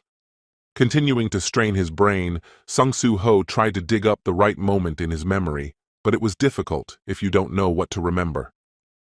Recalling the moment when he said to the girl when he met her, "I value my time, so I'll finish quickly," to which he heard a nervous wait in response, the boy confidently said exactly. Looking at the girl, he said happily, "You are the girl who gave up at the first meeting and immediately bowed her head and was upset that she was remembered that way after hearing what happened at the first meeting." Burr said unhappily, "You answered so inadequately when we were supposed to test the young master." Immediately after, continuing his questioning of his subjects, he added, "I'm also curious as to why you're so weak. What happened in the demon world?" To which she replied, "Well, sort of." She bowed her head down and said sadly, "I think I should explain this to my young lord. You heard from Bear that Mr. Sung Jinwoo destroyed the demon kingdom and other nobles, right? After that, our reindeer clan took the first place in the demon world, the one called the Demon Castle, and began to wait for his call. For several decades in a row, we were able to live peacefully because Mr. Sung Jinwoo did not call us, but 6 months ago, we had a problem." Continuing to tell the unpleasant story, she added that a mana amplifier called Stardust began to spread among the demons. After wiping away the tears and making hot tea, the director of the company said, "Gods from another galaxy. Just think that he is protecting our world from these villains from Itarama. He is really in another dimension." And he heard the answer correctly. To stop the invasion of Itarama on Earth, which will soon happen, I need to become stronger as soon as possible. Continuing her story, the girl said that even though high-ranking demons with a large supply of mana were not particularly affected by the dust, if a low-ranking demon used it, his mana would increase without any effort. In Sung Jinwoo's absence, using the stardust as a catalyst, the demons began to unite with one goal in mind, to rebel against us, the Reindeer clan, who were protected by the Shadow Monarch. The next moment, recalling the beginning of the serious consequences, Aesel spoke, and the rebellion that suddenly erupted on the basis of stardust quickly escalated into a full-fledged war. Not forgetting the attempts to stop it and the consequences, she added that the Reindeer clan was fighting to defend the demon castle that was personally entrusted to us by Mr. Sung Jinwoo. After hearing some of this, the boy just stood there with his head down as Aesel spoke, but our family was completely powerless in the demon uprising and eventually lost after 6 months of war. Continuing to speak with trembling hands, she added, "However, the demons who joined the rebellion did not stop there. They captured our family members and began draining their blood, and then they began drinking her blood from the purebred demon nobles to gain even more power." Clenching one hand in the other as she told the difficult story, she added, "That's how my father and the entire clan died, and that's how I became weak, losing my strength along with liters of blood." Looking down after the hard story, Aesel added the pitiful sight of being the only survivor when everyone died, and I don't know what Mr. Sung Jinwoo will say to me when he finds out that the demon world has been taken over. At the end of her story, instead of being condemned, the girl heard a good job in her address. Trying to comfort his subject, Sung Soo-ho threw his arm around her neck and added, "Sometimes I wonder what my father would have done in this or that situation, and I think he would have said the same thing to you and the members of your clan who fought to the last even in his absence." Smiling happily, the boy added, "I also want to thank you for fighting for my father to the very end." Continuing his consolation, the young prince confidently added, "I will try to help in any way I can. Let's bring back the Reindeer Aesel clan together." Immediately after the proposal, he mentally said, "Besides, you said that there is always a struggle for power between the demon clans, and I will make the Radish clan number 1. As soon as the girl heard this, the young lord immediately replied, and at that time he received a new notification saying that the last survivor of the clan of purebred demons, the nobles Aesel Reindeer, thanked the player. Wiping away tears of joy after a difficult conversation and the support she received after the much-needed conversation, Aesel joyfully said, "Our clan Reindeer." At the same time, a window appeared in front of the boy with a choice in which it was written whether he wanted to recruit the heiress of the White Flame as his ally. Stunned by what he saw in the description of the system notifications, the boy confusedly said in his head, "I'll."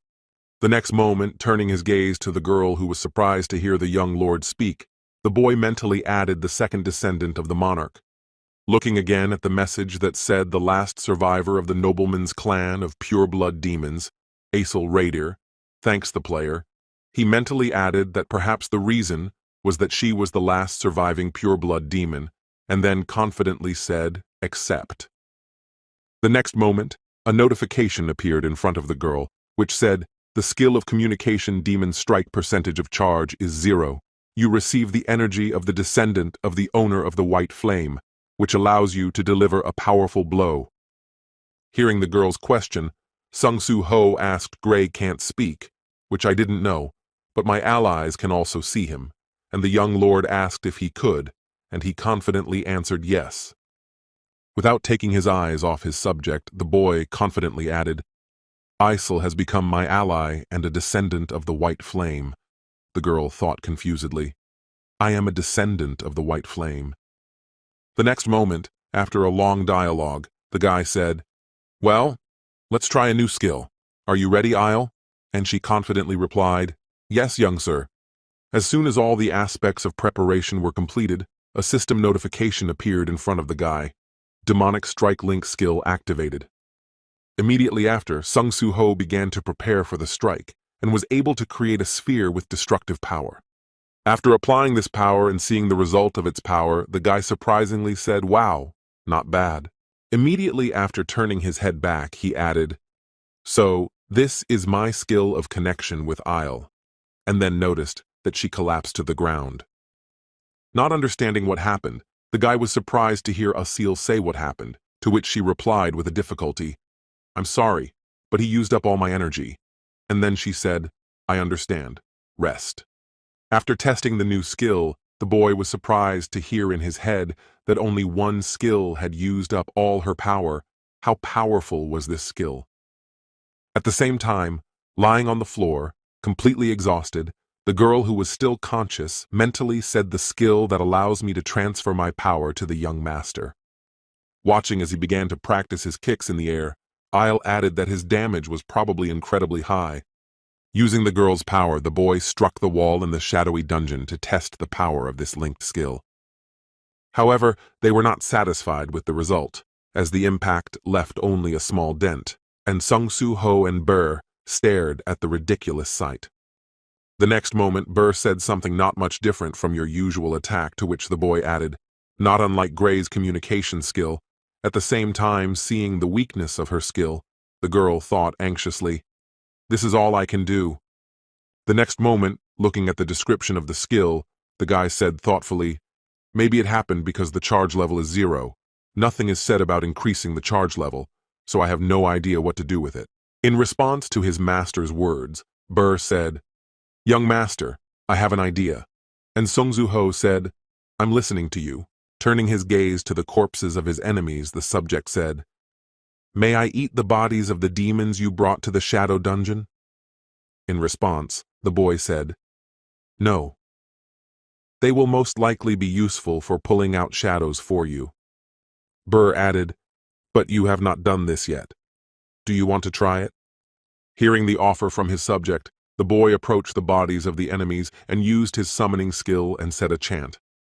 Immediately after the attempt, the guy received a notification stating that the mana of the selected target was infected with shadow extraction and could not be used on the selected target. After seeing this, the guy said in confusion, "The system forbids me to make them shadow soldiers because their mana is infected." In response to this, he said even the Lord himself could not extract the contaminated souls of demons. So he commanded them by appealing to the contract. Radier did the same. Immediately after hearing this, the boy confidently said, "Well, if their souls are contaminated, you can't do anything about it. You can eat them." And he replied, "Thank you." And at the same time, hearing the words of Bear, Essel thought sadly that we were infected with evil. While his subject was absorbing the demons, the boy approached the girl and handed her a potion and said, "This should help you." And she replied, "Thank you, but I have a feeling I'm only bothering you." In response to this, she said, "Don't worry about it. You have nowhere else to go in this neighborhood. You can feel at home." To which the young lord replied, "I don't deserve your kindness." In response to the girl's worried words, Song-Soo-ho smiled happily and said, "Don't worry, we are allies."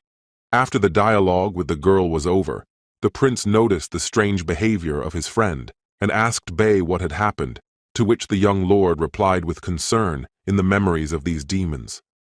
Immediately after verifying the authenticity of the information, he confidently added, "I have found a clue related to the apostle Itarim." Hearing that they now had new information about the information he was interested in, the guy gathered all his subjects to listen and sat them down in front of Bear. Seeing that the entire audience was attentively ready to listen to him, the subject said, "Well then, I will tell you what I saw in the memories of the demons. But before I begin, I must clarify something for you. Stardust is spreading all over the earth, and the creatures of the flame are monsters that came from outer space." Hearing only a small part of the information, Asil exclaimed in surprise, "You mean stardust is not only spreading here?" And then Sung-Soo-ho added, "So flame creatures came from outer space." Then pointing to the shadow warrior in front of him, he added, "It was fate or coincidence, but the demons I absorbed were connected to Brokey, in other words, the hyena guild from Mount Wanaksan." Imagining this picture of cooperation in his mind, Burr added that the hyena clan characterized people, and supplied them to demons who were used as materials for stardust. Continuing his story, he added that of course stardust is also produced in other places, and they are called stardust factories. So what we end up with is that the first hyena clan kidnapped humans to make stardust and infected them with the flame creature. The next moment, picturing the image of a reaper in his head, he added, "After that, the Reaper clan took over and delivered them to the factories.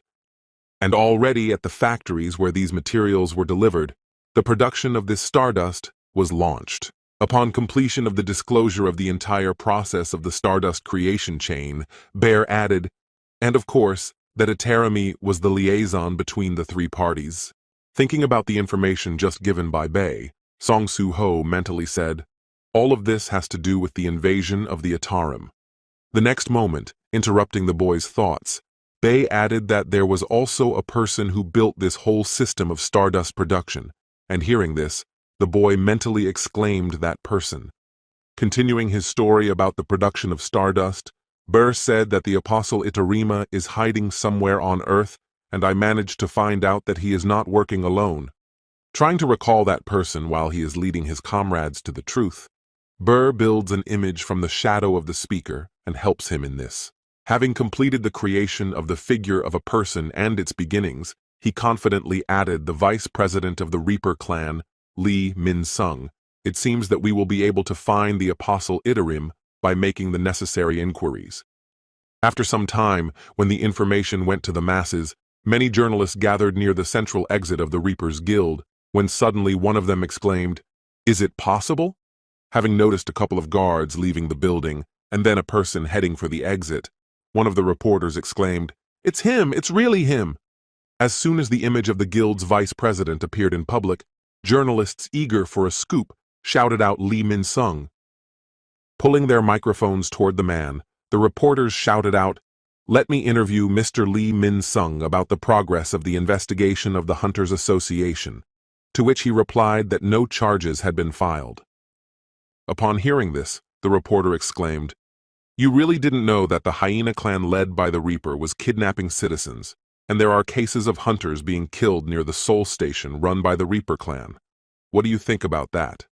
In response to the reporter's question, Lee Min-sung decided to finally clear himself of all accusations in front of the public, turning on his acting skills and said, "We are the Reaper clan." Standing in the bright light of the spotlight, the vice president said he had done everything for the disorderly world that came after the cataclysm 2 years ago. The reason we supported the hyena clan was because they were mostly D-ranked hunters who could quickly perform their duties for the good of society, and as for Seoul Station, I thought it would serve as a great place for new hunters, and it was worth sending more than just the Reaper clan members there. Immediately after turning his gaze to the audience as he confidently added, "I could not have imagined that my well-intentioned actions would lead to such tragic consequences." Starting to shed tears to make a stronger impact on the audience and clasping one hand over his face, he said in a mocking tone that if only I had spent more time on this, all the suffering could have been prevented. Bowing his head to the audience and walking to his car, he said, "I am sorry for all the misery I have caused." After seeing the performance, the journalists began to talk in surprise, suggesting that the Reaper's clan had nothing to do with it, which is probably true if the association has not yet pressed charges, meaning that the Reaper's clan has been doing noble things here all this time. Continuing his thoughts, one of the reporters exclaimed that they were like heroes when they heard that his performance was successful, and Lee Min-sung smiled verbally when his face was no longer in the camera lenses. Gloating over the fact that he had managed to deceive naive people, the vice president mentally said that such a simple role for the former greatest star of all Asia was a bite for the fish. Thus the Hunters Association arrived at the office of the head of the association and was told to be dismissed, and he was surprised to hear that this cunning bastard didn't even ask questions. Walking back after he was not accused of anything, Lee Min-sung mentally said, "Well, it makes me feel even better. The Hunters Association does not even know that I am the supplier of all the stardust on the market." At the same time, looking at the very person who had caused so much noise due to the disclosure of certain information, Song Soo-ho said from his hiding place, So that's who you are, Lee Min-sung. The next moment, looking at his subject, he added, "What do you think, Bear? You can feel the presence of Itarim's energy in him." To which the latter replied, "Not even a little." Continuing to look for the suspect in collaboration with the invaders, the boy added that he was not their puppet, to which Bear replied exactly that. Angry that they had not been able to find out anything in this case, the guy said, "Well, we will find out soon." Having prevented his master from committing rash actions, Bear exclaimed in no uncertain terms. Recalling the cases of battles with strong enemies, the subject added, "I am well aware that you have defeated many powerful enemies, young lord, but this time I will have to stop you at any cost." Turning his gaze to the man in front of them, Bear spoke the mana that Lee Min-sung radiated. The next moment, the vice president looked back, feeling someone's scrutiny. Seeing the strange behavior of their leader, the guards asked what was going on and were told that nothing was wrong. Continuing his conversation with the owner who was about to start a fight, the subject added, "You are not at the level to fight with him now." After some time, Li Ming returned home, having had a good evening smoking a few jang and savoring alcohol, spent time with the girl, and in the moment spoke too simply. That's how a small action can change public opinion. Afterwards, he started to look at the news on his phone, where it was written that the vice president of the Hyena Guild, Lee Min-sung, had not received any charges from the association, and that the Hyena Guild had been disclosed for the benefit of society. After a while, a girl entered the room and said in surprise, "Who is this here? Is it really a hero of the hunting industry?" To which he replied, "Oh, ma'am." Standing at the entrance to the room and not wanting to go any further, the girl added, "You should have contacted me right away." The next moment, she approached the man and said, "Girls, come on, come out." In response to the girl's order, the man said, "Do you think I have to report to you about every action I take?" And then added, "Come on, you know that's not true." After the vice president of the Gentlemen's Guild said this, the girl smiled and said in her head, "He has a lousy temper." Continuing to look at the man who was reading the news on his phone, she mentally added, "He was born with a golden spoon in his mouth and was a Korean superstar in his youth. No wonder his pride is so high." As she poured a drink into his glass, she said in her head, "Of course, after the global cataclysm, he was brought down from heaven to earth." However, the news of Lee Min-sung's awakening as an A-ranked hunter caused a real sensation, but very soon his personal driver became one of the few S-ranks in South Korea. The story hit all the national headlines and the focus shifted to the driver, and the hierarchy of power suddenly changed. And for some reason, Lee Min-sung decided to join the Reaper Guild, created by his driver after these reflections. The girl, wiping her throat with a bottle, said, "Let's discuss the matter," to which he replied that what matter? Not receiving the desired answer to her question, the girl approached him and said, "Stop playing dumb, I'm talking about Stardust, you know it well." Continuing to press the man, the girl added, "Can I buy it in bulk?" In response, Lee Min-sung slammed his glass on the table and said, "Haven't you heard? I've lost my salesman and factory, and I can't meet your demands in a short time." In response to the man's words, the girl happily replied that if the vice president of the guild, Lee Min-sung, ran out of ideas, I would never believe it. Immediately afterwards, the man said unhappily that he would have to bother his business partner, after which he heard the girl's joyful voice and knew it, and then, with a disgruntled tick, the man thought it looked like he would have to find him. Recalling his business partner who has been unwilling to listen to him lately, the vice president said unhappily, "He's been acting too defiant lately." Remembering the influence of the person to whom he would have to appeal, the man said in his head, "That little shit is too arrogant lately." At the same time, somewhere in the shadowy dungeon, the daily task was being trained and performed. Using the centurion's horn, Song Soo-ho summoned a huge number of enemies that everyone had to fight. Running around the battlefield, Gray tore enemies apart with his teeth, and Isel fought monsters with her sword. However, the greatest contribution to this training was certainly made by Song Soo-ho, whose rage and motivation simply had no limits, and he spilled his emotions right there.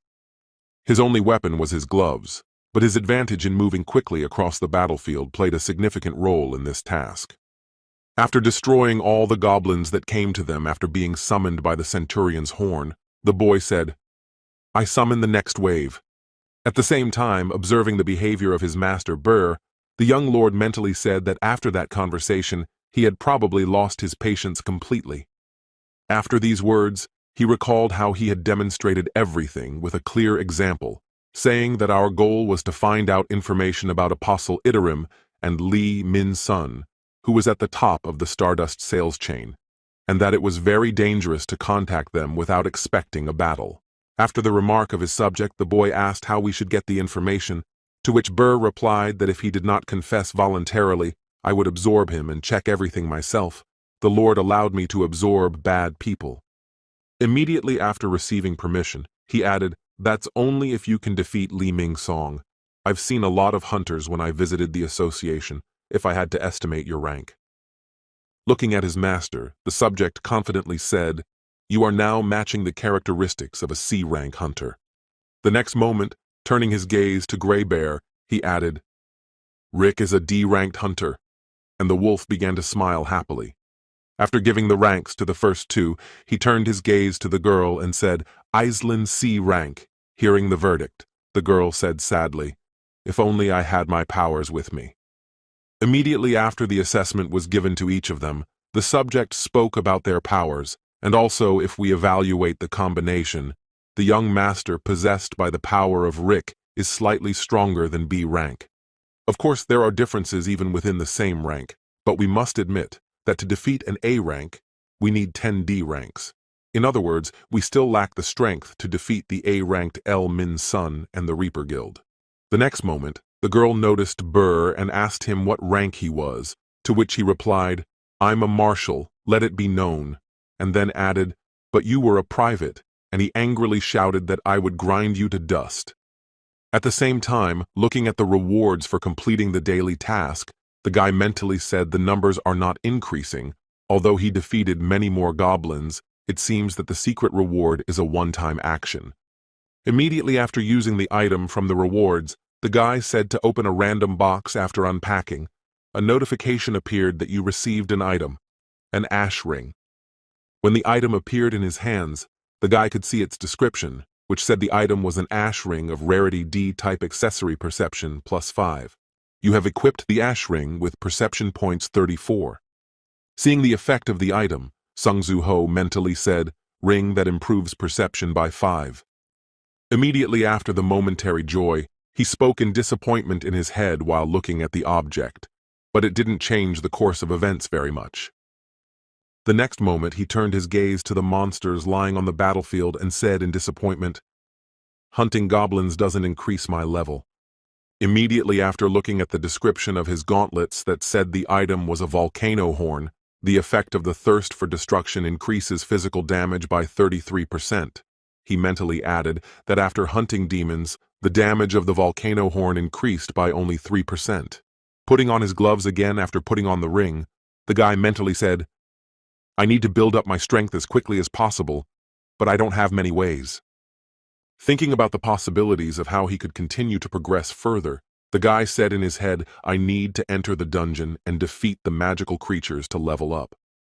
Sometime after leaving the shadowy dungeon, the guy said while looking at the notifications, "Hey, I'm getting orders to work in a mining squad or as a collector," and he knew that no squad wants to see an E-rank hunter in their ranks, and it is strictly forbidden to enter the dungeon without the permission of the association. After hearing this, Bear said, "Maybe you should reevaluate your strength," to which he replied that they would write an article about me, about a hunter who had reawakened on the main page of the association, which I should avoid.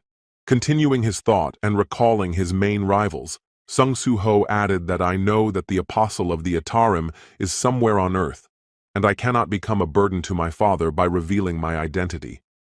After these words, he thought about further actions and said thoughtfully, "I can't even defeat Li Min-sung, let alone the apostle."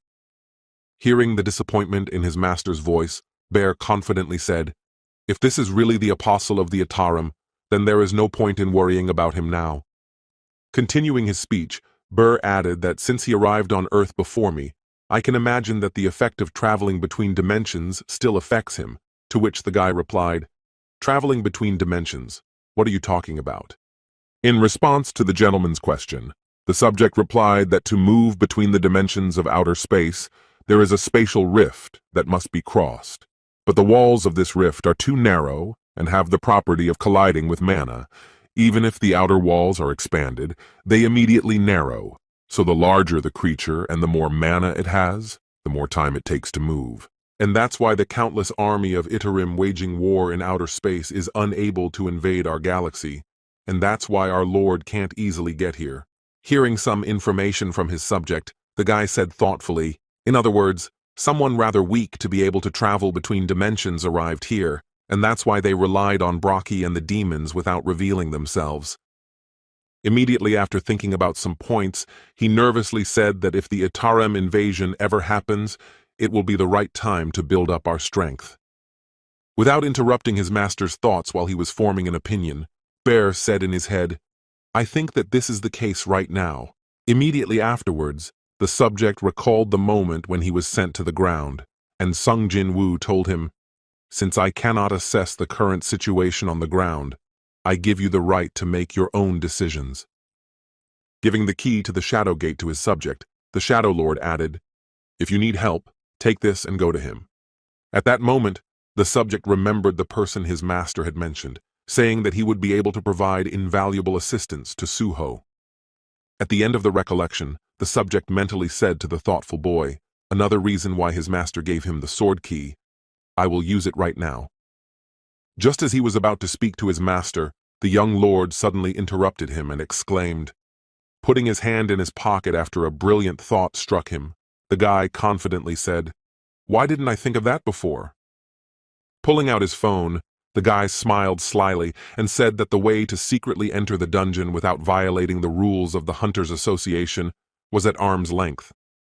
When he arrived at the person who could help him, he heard, It's been a long time, Suho, and this is the first time we've seen each other since you managed to awaken. I was very much interested in your sudden offer to meet, but I could not even think that you would come to me with an offer. Suho grew very tall, and then said, This is an offer you cannot refuse. Hearing the boy's words, his subject, who was hiding in the closet of Sungwoo Ho, spoke in his head as expected of a young lord. Looking at the person to whom they had arrived, Burr mentally said, he himself had personally arrived at the person the lord had mentioned. And then the other man said, So you need an uncle. Smiling happily at the suggestion of his nephew, Yu Jin Ho, the president of the company, Ajin, said, I will help you enter the gate. The maximum load on the game's servers at one point reached 12,417,781 players. It was a virtual reality game that at some point became so popular that it held its position in the top for several years from the moment of its release, and it was called Brave New World. No one could even imagine that the person who created the best game in the industry would turn out to be the reckless younger son of a conglomerate, and the name of this company was Ajin Soft. And the CEO of this company was arriving at the building he needed. The guy was stopped by a guard and asked if he was Mr. Song Suho, to which he answered yes. After meeting an important person, the guard happily added, I was expecting you. Our director said that he was expecting a special guest today. Please follow me. Hearing his guide's request, the boy nervously looked around and said in his head, This is the first time I've come to my uncle's company. Assessing the staff he was passing, following the security guard, the boy wondered why there were so many awakened people among the employees. Suddenly, at one point, the guard looked back at the boy and said, You must be wondering why there are so many awakened people in our company. Not everyone with power is willing to risk their lives by overestimating the dungeons. With decent pay, they can also participate in missions or work as guards. Then the guy said, in surprise, the game company provides hunters with missions, to which he heard in response at the moment, We are working on a certain project. After giving some information, the man added, But I can't tell you all the details. And Sung Ho thought to himself, They're creating a game related to hunters. When the elevator arrived at the right floor, the company director immediately met the boy and exclaimed, Oh, who's here? Walking up to his important guest and putting his hands on his shoulders, the man happily said, It's been a long time, Suho, a long time. The last time I heard from you was when you woke up as a student at the Korean Academy of Arts. Do you have any idea how worried your aunt was about you?" Hearing the words from his nephew, the director of the company sat down at the table and said, "I see, I understand." Taking his place at the table to continue the conversation, he added, looking at the guest, "And you have grown up since the last meeting," to which he awkwardly said, "I probably stretched a little." Immediately after taking out a tablet from his briefcase, the boy said, "Uncle, can you take a look at it?" Hearing Yoo Jin-ho's request, he said disappointedly, "We haven't talked in spirit for so long, and you're getting right down to business." Looking at what his nephew offered him, as well as some diagrams and descriptions with details, he was surprised to hear that it was a business proposal. After evaluating the work, he added, "I was wondering why you asked to see me so suddenly and you came with a business proposal. You've grown so much." To which Sung Soo-ho replied, "I came to you with a win-win situation." Hearing his nephew's conclusion about the reliability of the plan, Yoo Jin-ho asked in surprise, "You mean you want me to?" Smiling happily after realizing what he wanted in return for his offer, the company director added, "I'll help you cross the gate like this." In response to this, the guy confidently replied, "Yes, if you help me buy the inventory and hire the combat team I need to pass, I will give you all the magic crystals that Ajin Soft's D and C rank dungeons are no problem for me." In response to his nephew's offer, the uncle looked at the boy with a stern look and asked, "Aren't you an E-ranked hunter?" After receiving the question from his uncle, the boy said, "Actually, I can clear the dungeon by myself." In response, Yoo Jin-ho said, "Soo-ho, you know that I am also awakened, although I am D rank, but I am one step above you, and my strength is enough to hunt inside the gate." Looking at his nephew, the uncle added sternly, "Is it possible that you are willing to go so far into the dungeon because you think your parents might have been carried through the gate during the Great Cataclysm? If it's true, I'll continue to hire hunters to trap them, so just wait for the result," he said. And the boy thought, "I knew he would say that." Immediately after the data, Burr sat down and asked the young lord, "Are you going to tell this person the whole truth?" To which he replied, "Yes, I trust this person the most." Having decided to tell everything to his uncle, the boy confidently told his uncle, who was surprised to hear his appeal, and replied, "Yes, what is it?" Then, leaning on the table, Sung Soo-ho confidently said, "I am actually the one who has awakened with the ability to raise his level." Hearing what his nephew had just told him, his uncle asked in surprise what you had just said to level up, and the boy added that there were invaders from another galaxy hiding on Earth, so to stop them I had to kill monsters and level up. Looking at his uncle with a stern look, he said to prevent the invasion of the army from another world, I must clear the dungeons and become stronger, to which he heard in response, "What are you talking about?" Immediately after, the company's director, Yoo Jin-ho, exclaimed in surprise that he had heard of the leveling project in private, and hearing his uncle's question, the boy immediately lost his entire mood. Not knowing what he was talking about, the boy said in surprise that he was going to level up alone, and then Yoo Jin-ho added with a facepalm, "And I realized it was exactly the kind of prank from the internet that I asked my uncle to do a strange request and watched him freak out." Immediately after misunderstanding his nephew's request, my husband said, "You just told me the story of a single-player game we're currently working on. The main character is a hunter who has awakened and is able to increase his rank. He starts as the weakest player from E rank and then surpasses even S rank. As a result, he becomes the strongest and protects the world. What's the point of keeping it a secret if someone has already told you about it?" Sung Soo-ho said in surprise, "This is exactly the same story as my father's." Immediately afterwards, he added happily, "Anyway, if you and my employees decided to play a prank on me, you failed. You're too young to fool me." And then, coming out of the hiding place, Burr said, "It didn't work out that way. You must have vague memories from the previous world." Hearing someone's voice that had just spoken to him and it was not his nephew, the man turned his head to the side in surprise to see who it was. Seeing Burr in front of him, he exclaimed in fright, "Soo-ho, what the hell is this ant-faced thing?" And then Burr said, "Young master, let me help you." To which he replied, "Since when?" Looking at the frightened man, the subject said, "In times long past, You were a miserable subject of my lord among the rest of the people. You saw more than any other battle in which my legion fought. Those great and inspiring moments must have been imprinted on your soul." Not knowing what the ant's head was talking about, the man scaredly exclaimed, "What are you talking about?" And Burr took the shadow key and said he would rather do it than explain it in words. Sticking the key into the man's chest, Burr said it was a gift from the Shadow Lord, and the man screamed in fright, "What are you doing?" The next moment, Jinwoo found himself in a completely white room with nothing at all, and he said in confusion, "What?" The next moment, an indistinct image appeared in front of him, which slowly took shape and became normal.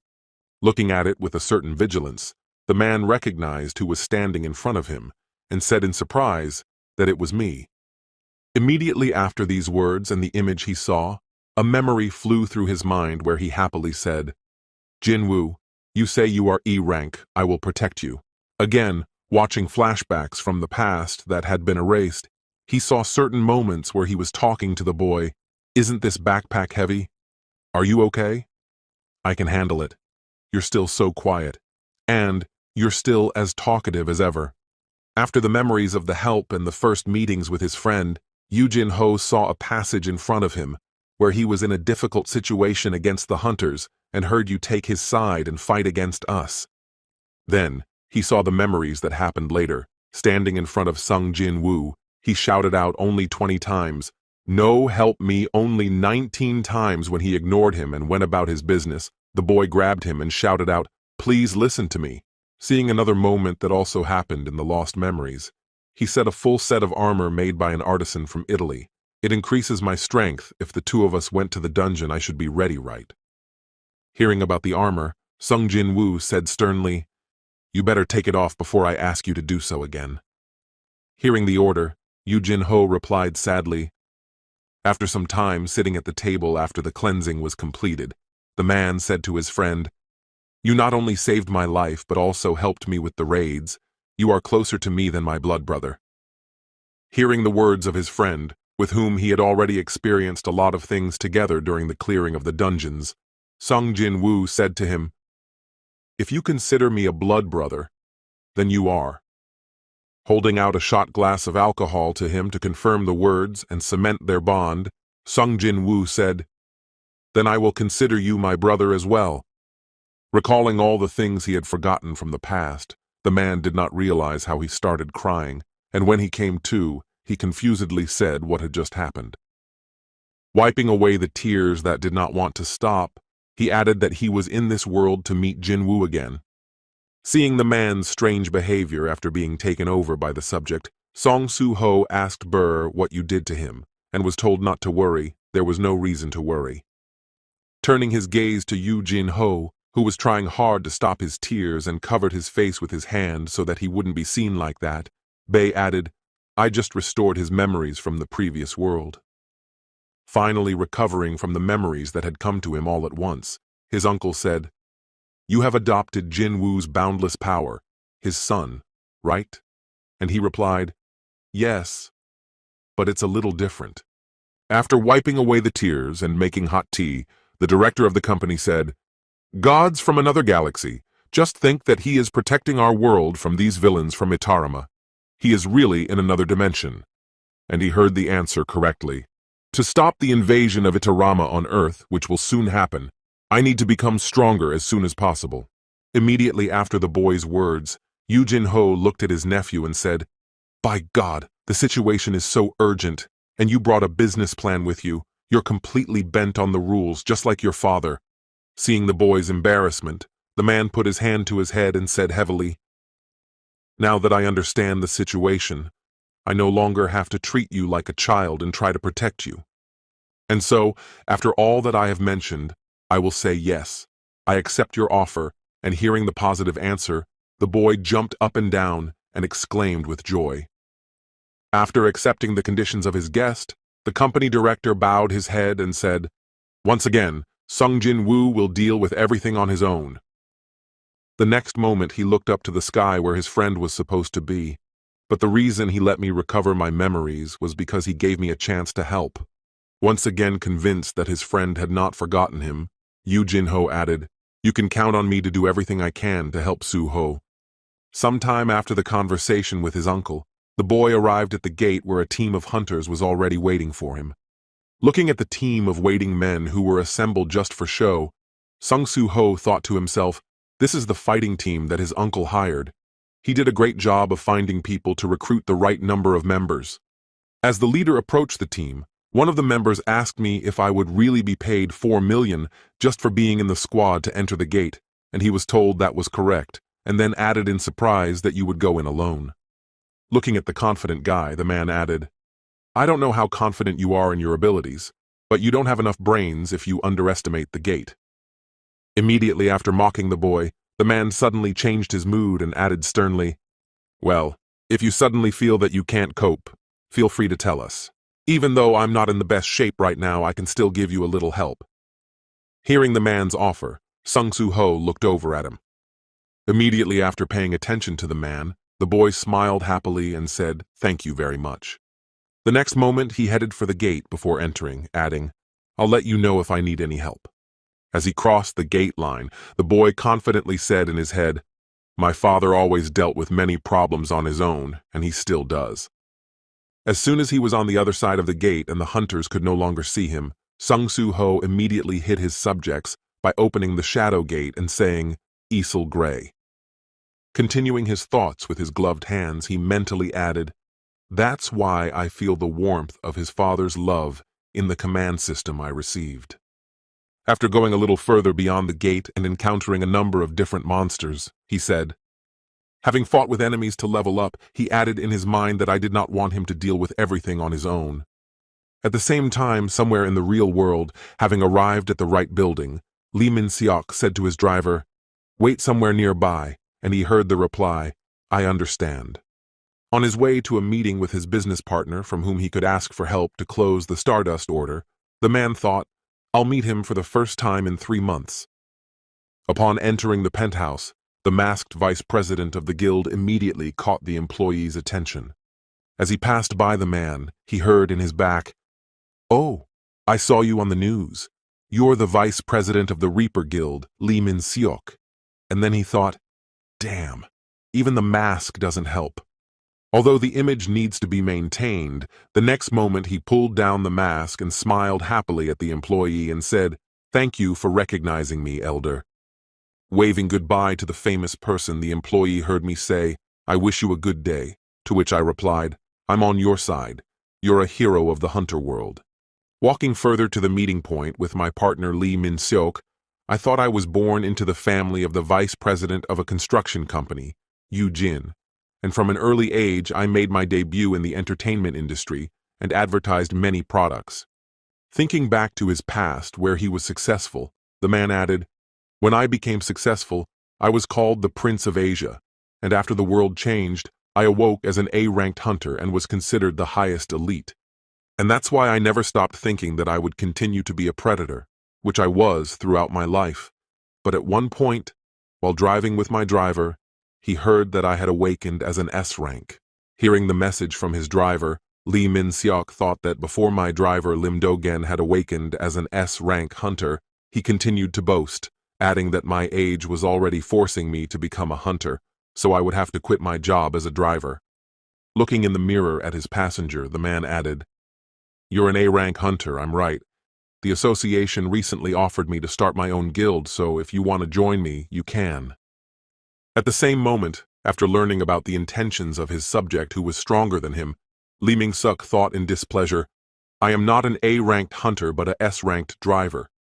Feeling a giant gap between himself and him, the vice president added in his head, and from that moment on, I began to think that this world was over. The pyramidal structure that was destroyed with a snap of the fingers after that cataclysm, that's why I have to restore this whole structure that collapsed. Arriving at the room he needed and opening the door inside, Lee Min-seok confidently said in his head, "Even if I have to take the devil's hand." Finding himself among a crowd of people who were looking at their guest, the vice president of the guild said in a displeased tone, "Stop smiling so much before I tear your mouths open." As he continued to move around the room in search of the right person, he added, "Where is your master? And why doesn't he greet the owner of the house? Suddenly, after his disgruntled speech, he suddenly heard a child's voice. So you must be Lee Min-suk. Seeing the boy standing by the window, the man said menacingly, "You're the one with the hair color and those ugly eyes."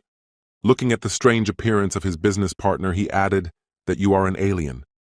Putting his hand on his partner's head, the man added, "You were just a boy when you grew so much since we last saw each other, and your magic power has grown, and you continue to grow well as planned." In response to his visitor's question, the boy said unhappily, "We've already talked about this. I'm not growing, I'm regaining my strength." To solve this problem with spatial movement between universes, the main body, which has unsurpassed power, sent fragments of its strength and personal characteristics. Looking through the book he was holding in his hands, the alien added a newborn baby among all these fragments, and after merging with another fragment, I became myself in my current form. My memories were preserved, but my personality changed a little, unlike the previous version of me. Hearing the words of my partner, Lee Min-seok, sitting on the couch, said how badly you explain, after which the boy added, in other words, "You don't need to pretend that we are close." After receiving the alien's remark, Lee Min-seok said, "I don't care about your personality and all the nonsense you said. I hope you remember your promise."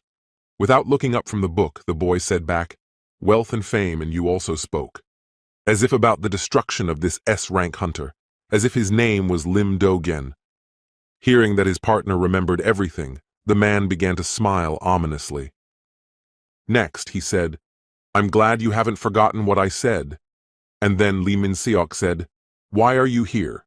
And then he said, "Can't I come to my house?" And then he said, "I told you not to come unless there was a compelling reason." After the alien's remark, the vice president said, "There have been some problems in the Stardust production. Recently, the hyena guild that supplied the fuel and the plant in the dungeon of Seoul Station were destroyed. And that's why I came here to restore the Stardust losses." After hearing the reason for the visit, the boy asked if the reason was found, and then the man added that the Guild of Reapers was reported to have been destroyed by a black-masked hunter. After hearing the information about the offender, the alien said to Lee Min-seok, "You created the distribution system using our Stardust production method. Didn't you say that there would be no problems with this system?" To which he replied that there was no need to aggravate the situation over such a trifle, kid. Hearing what the alien man had just said to him, the alien man said, "You are useless. I guess my previous personality made a mistake in choosing you as a pawn." Hearing what he had just been called and who he was being taken for in this situation, Lee Min-suk grabbed his blade hidden by his leg and said, "Hey, alien." Instantly, he moved behind his partner and put the blade to his throat to demonstrate his superiority. After applying radical measures, the man said, "I am different from these brainwashed empty shells. Do not forget that I am a rank A hunter, and I can kill you before you regain your strength." Putting the tip of his blade to the alien's cheek, he said angrily, "You are the pawn here, not me, remember?" In response to the guest's actions and words, the boy said, "Human hunters assign rank based only on magical abilities, and they believe that this is an indicator of strength." Angered by the arrogant behavior of his ill-mannered guest, the alien said, "Underdeveloped beings." Immediately after this incident, he used his power, which quickly spread throughout the entire radius of the nearest territory. All those who fell under its influence began to obey the alien, and one of them was the man who met Lee Min-suk at the entrance. At the same moment, feeling some strange sensations that suddenly appeared from all sides, Lee Min-seok mentally said what kind of magical power was coming from all sides. Noticing that everyone on the floor began to radiate a strange power and look at him suspiciously, he mentally added, "Is it really that little brat?" Not only the people on the floor, but also all the people in the building and a few meters away were affected by this magical power. Realizing that this magic had conquered many people, the vice president of the guild nervously thought about brainwashing all the people in the building. Without looking up from reading the book, the alien said, "My previous personality considered you necessary for survival, and now that I have enough strength to survive on my own." Calling to him a large number of people who had taken out weapons to destroy the threat, the boy added that our relationship may change depending on the benefits you can bring me. To confirm his words, he demonstrated the entire crowd, which was ready to pounce on Lee Min-seok if he did something rash. Realizing that he had no advantage, the man threw away his blade and said nervously, "I was just kidding. I was just testing your abilities to see if you could really take out an S-rank hunter." And the boy replied as he closed the book, "As long as you're useful, I'll let you live."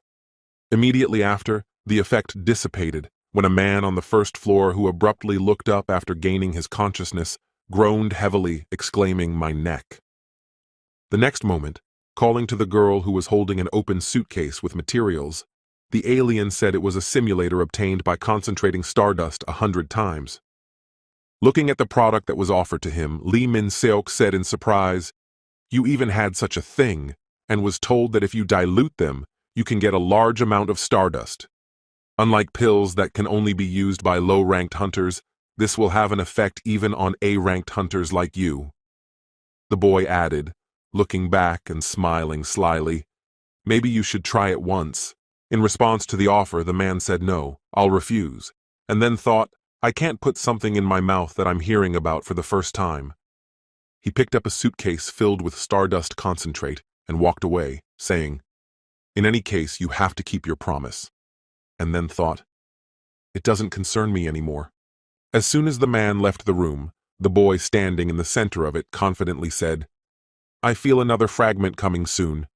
Looking at his hand in anticipation of the soon-to-be-received power, he added, "If I get the next fragment, I will be able to act openly without hiding." Anticipating how strong he could become, the guy made plans for the future and spoke confidently even then. And at the same time, somewhere in the gate where Song Soo-ho entered, a fierce battle against monsters was taking place, and at that moment, a seal faced a giant cobra. As soon as it wanted to pounce on the girl at the last moment, she was saved by a boy who had attacked the monster earlier and grabbed its skin with his hands. Watching the actions of her master, who was fighting like crazy in this dungeon, the girl, wiping the sweat from her face, exclaimed to her young master. But at that time, the boy did not pay attention to her. He did not even hear her appeal as he was busy fighting against the monster. Continuing to squeeze the cobra's body in his grip, Song Soo-ho was finally able to simply tear its flesh apart, separating its head from its body. After defeating the monster, the boy quickly stepped back to avoid being hit by its carcass. At the same time, in the building of Lee Min-seok's property, the alien smiled ominously, waiting for the arrival of a new piece of his fragment, and said when that day would come. "At the same time, I will begin my full-scale invasion." But his plans also did not take into account the presence of Song Soo-ho, who was currently training tirelessly to prevent this development. At the same time, sitting at the entrance to the gate where the boy for whom this team of random hunters was assembled asked the girl, "Not too dangerous, right?" Immediately after turning her gaze to her comrades, she added, "We'll get 5 million won each, just for sitting here and waiting for that guy to come back from the gate, and the only condition is to keep our mouths shut about everything we've seen and heard here." In response to the girl's question, the man said that this was the 4th time he had made this challenge, and that hunters always pay on time, serving the community by clearing the dungeons so that they do not harm anyone.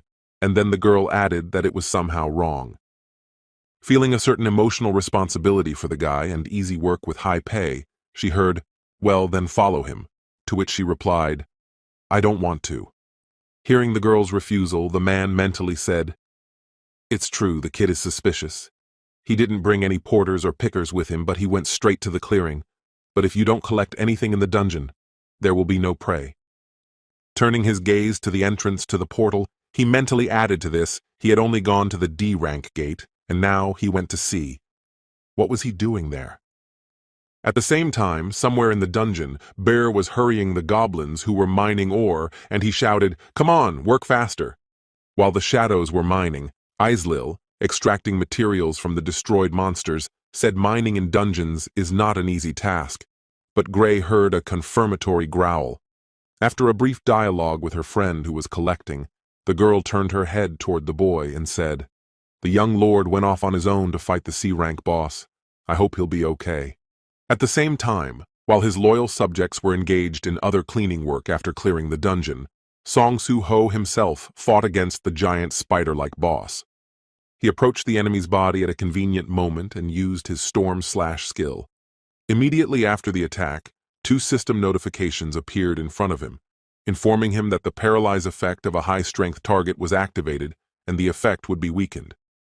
Seeing that the enemy was indifferent to his attack, the guy was surprised to say, "Wow, he was able to survive? I just wanted to check the paralyzing effect of the blade I recently received. I wonder if it does not work on spiders." He drew his dagger again to strike again and finish the enemy off completely, and he knew that crawling vermin were the best. Immediately after, he moved his weapon to his inventory as it was useless against the enemy and then simply swung his fist. The next moment, he delivered a powerful punch right to the enemy's jaw, knocking him out of his strength and balance.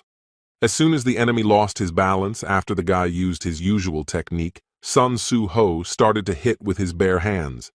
As he continued to strike a series of punches at the enemy, he thought to himself, "I'm strong enough to defeat a C-rank boss by myself."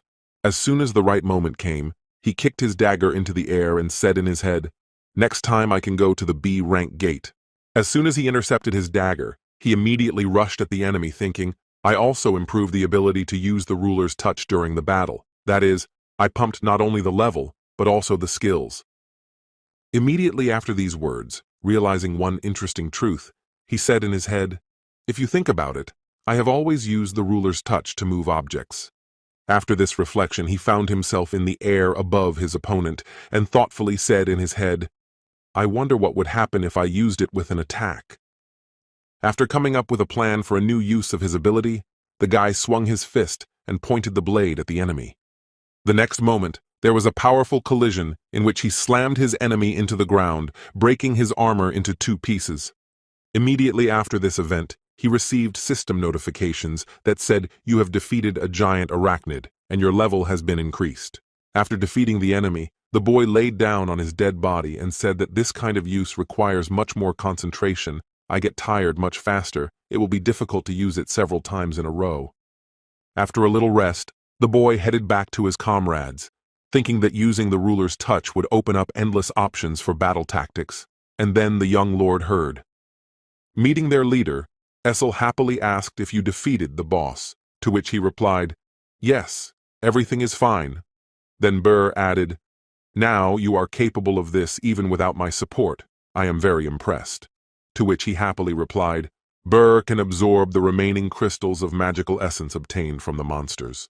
After hearing the permission from his young prince, the subject pointed to the materials from the monsters and said, "We have already collected all the materials," to which he heard in response, "Well done." After moving all the inventory and then selling it, the guy saw a system notification that said you have been added 500 gold, after which he was surprised to say how convenient it is that I can sell all the materials we have collected using the store. At the same time, while Sung Su Ho was selling monster materials, Burr told him that according to the Earth Hunter's system, you have already reached rank B, to which he replied in surprise that it was true, although it didn't surprise me too much, as I had already been promoted 8 times. After his master's words, Bear also added, pointing to his comrades, "Moreover, you alone have become stronger, and the strength of your companions has also increased." To which Isle added, "Yes, the more I fight, the faster my former strength returns." Continuing to stretch after the battle, the girl added surprisingly, "I didn't even have to restore the lost blood." Looking at his subjects, who were named Ezel Ladir level 19 and Gray level 17, he added in surprise, "You both have levels now." Hearing her master's remarks, the girl exclaimed in surprise that it was really strange. "Unlike you and Mr. Jinwoo, we are not players." And then Suho asked if she could see the system window, to which she replied no. Hearing the negative answer, the boy thoughtfully said in his head, "They can't use characteristic points. Maybe they will increase with the level very well, that and they can become stronger with the level. But how then the team is formed? Questions become more and more." After finishing his thoughts, Sung Su-ho said, "Let's see if you can raise your own level, huh?" To which a seal replied that, "But how?" In response to the question of his subject, the Lord smiled happily and said, "What are the options? Will you go with me to another raid there and see?" Hearing this, The girl exclaimed confusedly, "We have already been on sweeps twice or something." Trying to somehow reassure his comrades, the guy said, "Well, we can leave it for later, let's do the daily task for now." After which Burr said, "Young lord, please be careful or you will develop an addiction." As soon as the subject finished speaking, a spatial portal appeared right in front of the squad, which appeared suddenly and out of nowhere. Seeing what had just happened in front of their eyes, a seal exclaimed in confusion as the gate opened at the same moment. Sung Soo Ho thought, covering his face with his hand. What a strong heat he was getting from the gate. Immediately after thinking about it, he exclaimed to Burr where the gate could have come from in the shadow dungeon, to which he replied, "I have no idea." Without finding out the reason for the Su Ho received a notification that said that an urgent task had been received between the spatial rift, enter the dungeon behind the gate, and destroy the cause of the rift. After reviewing the notification and its description, the boy was surprised to hear the urgent task in his head. The next moment, taking out protective suits from his inventory and throwing them to his comrades, the guy exclaimed, "Great Gray Isle, put this on!" And catching what they threw to her, the girl said in surprise, and a fireproof cloak appeared in her hands.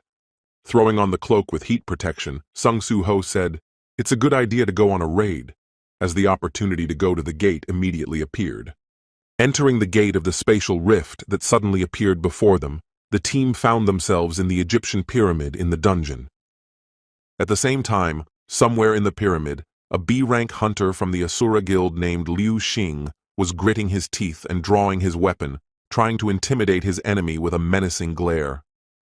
Immediately after pointing his blade at his opponent, he exclaimed, "What kind of impudence is this? Why would we want to free the dungeon? We of the Asura guild came here first." In response to the disgruntled shouts of the man and his comrades in the dungeon, the enemy said, "Who cares who was first?" Without budging, the other hunter added, "I warn you for the last time, at this very moment everything belongs to us. If you continue to whine, I will consider it a declaration of war against my guild." Hearing the threat from the threshold who did not want to leave the territory of the dungeon, Liu Xing said in his head, "Damn it, why is it like this?"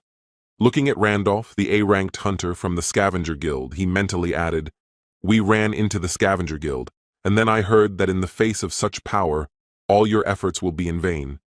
With no desire to retreat from his goal, Asura, a member of the guild, grabbed his weapon and shouted to his comrades to get ready for battle. Just as he was about to pounce on the enemy, they were interrupted by Sung Soo Ho, who raised his hand and said, "Excuse me, please." Looking at the bunch of hunters who were having a certain conflict, the boy added in confusion, "Excuse me, but can I ask you something?" The next moment, throwing his arm around his neck, he added awkwardly, "Could you tell me where we are now?" Back 30 minutes later, having moved through the portal, Sung Soo Ho said, not surprisingly, that sand was falling from the gate, and Asil remarked that it was. The next moment, the boy noticed a pyramid not far from him and added, "I didn't even expect it to be a dungeon that became a desert." The next moment, joining the conversation between his master and his subject, Burr noticed the structure in front of him and said, "I feel a strong magic from that pyramid." Hearing his subject's remarks, Song Soo Ho asked in surprise, noticing a large number of vehicles nearby, but why there were so many things that could not be in the dungeon. Starting to descend the sandy hill closer to the unexpected things in the area, Song Soo Ho added an iron dip to the car. The next moment, turning to Essel, the boy asked, "I heard that in dungeons the equipment doesn't work, so why is all this here?" And she replied, "Then this is probably not a dungeon." Continuing to develop her thought, the girl added that perhaps the gate had taken us somewhere where this was possible, after which Burr said it couldn't be. After listening to the assumptions of his friends, Sung Soo Ho said, "Well, in any case, there will be no problems if the previous gate to the shadow dungeon is still there. I'll go check it out," which Essel said was right. It's worth checking. Immediately after the girl's words, Sung Soo Ho used the teleportation portal to find out if the gate was still there. A few seconds later, as soon as he returned back to his subjects, the girl happily asked how the younger lord was doing. Returning from the portal and looking at his subjects who were waiting for him with the news, Song Soo Ho said the gate in a confused voice. At the same time, somewhere else, one of the subjects also returned to his leader with a report, and they disappeared. Looking at the portal shrinking before their eyes, a group of people shouted in confusion, the gate disappearing, so it turns out he finished the boss, but this guy hasn't left yet. We need to quickly report it to the emergency service. And now let's return to the present time, where Song Soo-ho and his comrades moved to the pyramids where the conflict between the two groups of people was taking place. Starting to look around him, the boy mentally mumbled, "Well, at least we entered the pyramid." The next moment, seeing some people in front of him, he thought, "What a blessing that there are people here. They probably came in cars parked outside. They probably speak English, so it turns out that this is another country." Immediately afterwards, putting his hand behind his head, Sung Soo-ho awkwardly said, "Where am I?" and then mentally added, "Thank God I studied English to go to university." Hearing the boy's voice and turning his head to him, one of the participants in the conflict said, "Hunter, we didn't need scavengers, so they came from the east to claim the dungeon." After one man's remark, the other added unhappily that he hadn't expected such a swarm of insects to be so much trouble. The next moment, the man suddenly remembered the past when he was first given the task, when his grandmother told him the prophecy. Recalling exactly what the prophecy said, he said the seal was broken, and the life that was born out of death would appear in the grave and would have the power to raise the dead. Immediately after the prophecy was spoken, the man added that immediately after this prophecy, a dungeon field of pyramids appeared in Egypt, and that the graves of Egypt and death all fit together nicely. Continuing to give the order, the leader added, "Go and take the right to own this dungeon so that I can raid it after I finish with all the business," and he asked what I should do if other guilds interfere. Having received the question from his subject, the leader lowered his glasses and said what the actual question was about scavenger-style actions. Recalling the instructions from his boss, the leader of the scavenger guild said, "Hey, if you're aiming for the dungeon, I'm warning you for the last time. If you get out of here now, I'll let you go." Hearing this, Sung Soo-ho mentally mimicked the dungeon, which meant that it was there. Continuing his thoughts about the man's threats, the boy added in his mind how belligerent he was. "If this is a dungeon, then I have no choice but to capture it for the sake of completing an urgent quest." And then asked, "What if I don't want to?" Hearing the question from the guy who did not want to leave the place with the dungeon, the scavenger leader attacked him and said, "Then you will die." At the moment of the attack, seeing the sudden actions of the scavenger, the boy's subjects and the guild member Asura held their breath in confusion. After his opponent missed his attack, Sung Soo-ho said menacingly, "Well, you started this fight first." The next moment, as soon as his punch reached the enemy, the boy mentally said, "My strength has increased, so it's hard to say what damage I'll do. I hit the armor, so it's unlikely he'll die." At the same moment, feeling a strong blow that flew directly on his torso, the leader of the scavengers group angrily exclaimed, "You little brat!" Immediately after his words, the man struck at Sung Soo-ho again, this time without missing a beat, and launched him into the wall. Gritting his teeth after his alleged assault, the man shouted, "How dare you ignore my warning? I will destroy everyone. Whether it's the Asura Guild or some Asian, I will level everything to the ground." The next moment, rushing into battle against the enemy who had hit the boy, Isel pointed her spear at the enemy and shouted, "How dare you attack my sweet lord?" At the same time, the leader of the guild, Asura, grabbed his swords and clenched his teeth, saying that a fight was inevitable. Starting to rise to his feet after the blow, Song Soo-ho said heavily, "Oh my God," and then Burr asked him if he was okay, to which he replied, "Yes." The next moment, turning his gaze to the people who were fighting with each other, the boy added, "Do I really have to fight the hunters? I need to win this battle to complete an urgent quest." After which Bear said, "It seems that it is necessary for the raid." At the same moment, furrowing his brow and looking at the scavengers, Song Soo-ho added, "First of all, it seems to me that the guild of men in armor, one of whom attacked me, are enemies." The next moment, the guy stood up from his seat and moved quickly to attack the scavenger leader, after which he said, "It would be great if you listened to the words of a strong man." At the same moment, having failed in his attack, Sung Soo-ho thought to himself, "What a shame. I wanted to knock him out, but he held on to his armor. Immediately after his thoughts, preparing for his next attack, Sung-Soo-ho added, "I wonder if I can use this on a human." Recalling the results of the previous use, he mentally added the power of a ruler in the way I mastered last time. As he prepared to deliver a crushing blow to his enemy, Sung-Soo-ho thought in his mind, "What if I kill him by accident?" Just as he was about to strike, the leader of the Asura Guild squeezed between them and finished off the scavenger. Landing on his feet after the enemy was eliminated, the man looked in his direction to make sure he was done. Seeing that he was helped, Sung-Soo-ho hesitantly said thank you, to which he heard in response, "I appreciated your skills when you dodged Reindoll's attacks." The next moment, holding the sword on his shoulders, the man looked back at the boy and added, "But the moment you started to hesitate, you were afraid to kill the man."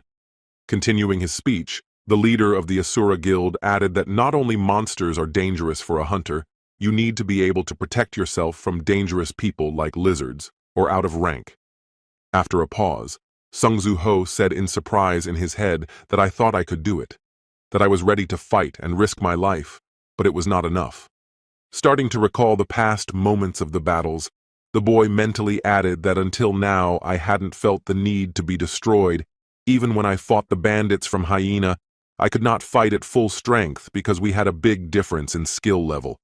As Seok-Soo-ho continued to think, he turned his gaze to Isol and added, "But how long will things go so well? If I don't finish it, I'll die. And if I don't finish it, I won't be able to protect her in this world where there's a major disaster. It's going to happen everywhere." Realizing some of the brutal truths he had to face, Sung-Soo-ho added in his mind, "I was only thinking about leveling up, so I lost sight of that. I need to get rid of the feelings I had before the disaster. That's the only way." Gaining confidence and remembering his fierce enemy, the boy added, "I'll be able to face Lee Min-song in a battle." The next moment, turning to the boy who was deep in thought, the man said, "I am a hunter from the Asura Guild, Ryo Singh." Continuing the dialogue, unaware of the danger looming behind him, Ryo added that we both had a hard time with the Scavenger Guild as far as an alliance was concerned. As soon as he said this, he noticed Sung-Soo-ho's fist coming in his direction right in front of his face and instantly froze in shock. However, this punch was not addressed to him, but to the enemy who was attacking the Asura member from behind, and the guy removed the danger from his now comrade. At the end of his debut as a player who stepped over himself, Sung-Soo-ho bowed his head down, waiting for his opponent to land on the ground. Using the second-level ruler's power skill, the boy confidently said in his head, "From now on, I will not hesitate." At the same moment, the leader of the Scavenger Guild saw the results of the boy's attack and thought in surprise that he had almost finished off a B-rank tank with just one blow. The next moment, Randolph was impressed and said something rather entertaining, after which the boy said, "My name is Soo-ho, I'm from Korea, let's form an alliance." As the leader of the Asura Guild was forming an alliance with Sung-Soo-ho, his subjects continued to fight hard against the scavengers. The next moment, one of the scavengers suddenly shouted out that the Asura Guild was cooperating with another group of hunters, and then another one said, "Even if the weaklings have united, they are still weaklings. Our fighting capabilities are better, and we are more numerous." At the same moment, taking out the key from the Shadow Realm, Sung-Soo-ho said thoughtfully, "However, we have not yet used our full strength." Opening the portal to the Shadow Realm, the boy said, "Rebel." Hearing this, one of the scavengers raised his head and exclaimed in confusion. Not far from the battlefield, shadow monsters began to appear, giant arachnids of the rank of private. But despite their low rank, there were many of them, and so they provided considerable combat support. At the same moment, seeing what had just happened before his eyes, Ryo Singh thought in confusion that he was a summoner with such fighting skills and so many creatures at once, after which Sung-Soo-ho took up his sword and said, "Well then, I'm going too." Once free, the giant arachnid headed towards the members of the Scavenger Guild who were now his enemies.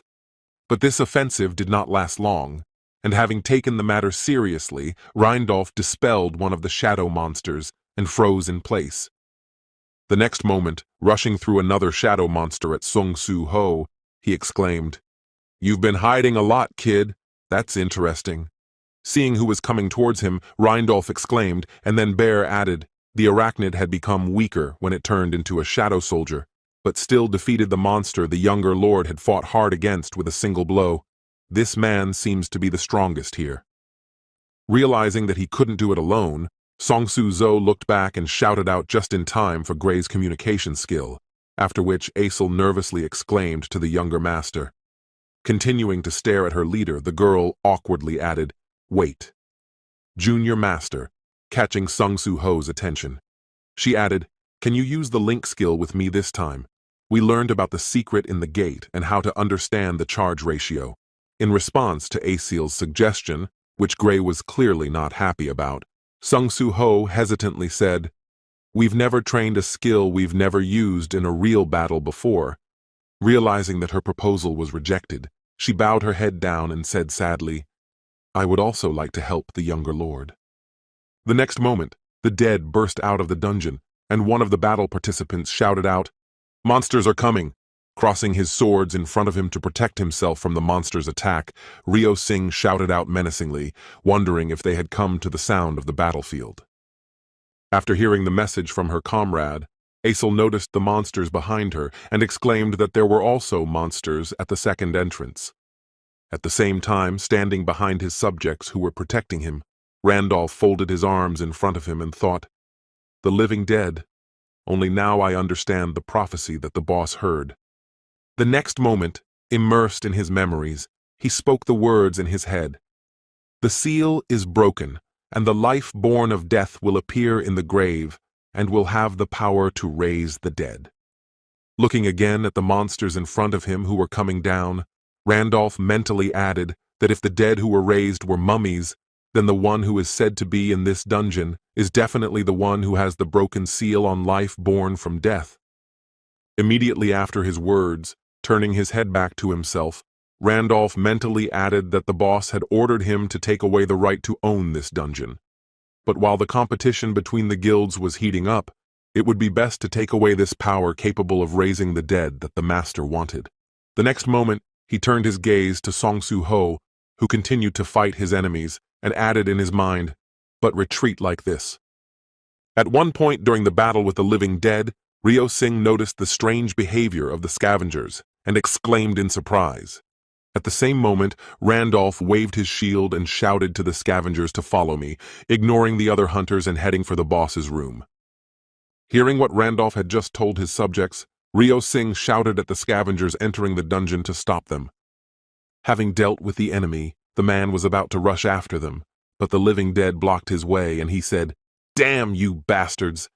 Looking at the enemies that appeared in front of him, Ryo added, "They are restricting us with monsters and the passage is certainly in that direction." After which Songsu Ho said, "At this rate, they can take away our reward." Immediately after his words, the boy used the merger of forces with Gray, after which a large dead man appeared in front of him.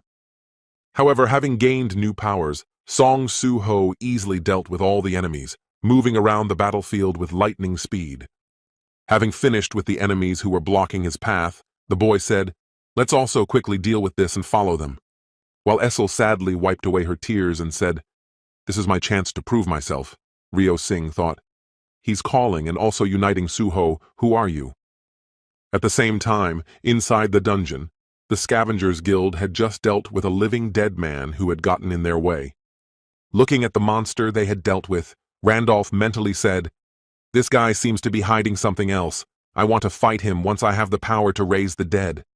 While he was thinking, his squad had already reached the central room, and one of the subjects asked in surprise if this was the boss's room.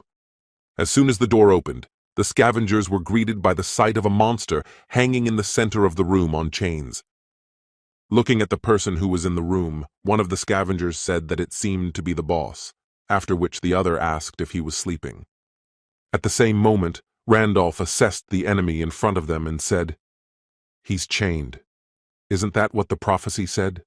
That life born of death will appear after the seal is broken?" Hearing the words of his opponent, who suddenly spoke something to the bottom, one of the scavengers was surprised to hear the monster speak to us. As soon as the enemy woke up and the chains began to crack, Randolph suddenly shouted to his subjects to get ready for battle. However, despite the preparations, the monster almost instantly killed all the members of the scavengers, leaving only Randolph alive, and then began to walk towards him. Looking back to look at his comrades, the man was confused to think that our tanks, known for their resistance, had been smashed by one swing of their chains. The next moment, turning his head forward, he saw that the monster who had just done this had spread his arms in front of him, provoking him to attack. Seeing the actions of the monster who had just been freed from his chains, the man was confused and said, "Is he telling me to attack?" The next moment, gritting his teeth in anger, the man said irritably that this one and that one were both looking down on me. Supporting the suggestion from his opponent, Randolph used his giant armor skill and headed in the direction of the monster. The next moment, using all his combat potential, the man approached his opponent, took a stance and delivered a crushing blow. Seeing no result after his blow, Randolph suddenly froze in place and thought in confusion, "I used all my strength, and he didn't even falter." Immediately after his opponent made his move, the dungeon boss prepared to strike back, and seeing this, the man mentally mumbled, "Excuse me, sir." Preparing to meet his end in a battle against a powerful enemy who was already striking, he added in his head, "I should have waited for you." Having dealt with Randolph with just one punch, the monster sighed in disappointment after an easy victory. The next moment, bowing his head down, he added, "Who knew that the first living creature I met would break after the first time in our game?" Immediately after his thoughts, feeling something more interesting ahead, the monster prepared to move on and said, "Well, it's nothing to worry about." Having reached the threshold of the room in which he was imprisoned, the dungeon boss added that it seems that there is still someone alive there, so let's have fun. Continuing to fight with the enemies, Sung-Soo-Ho thought. I continue to attack and they don't even see the end.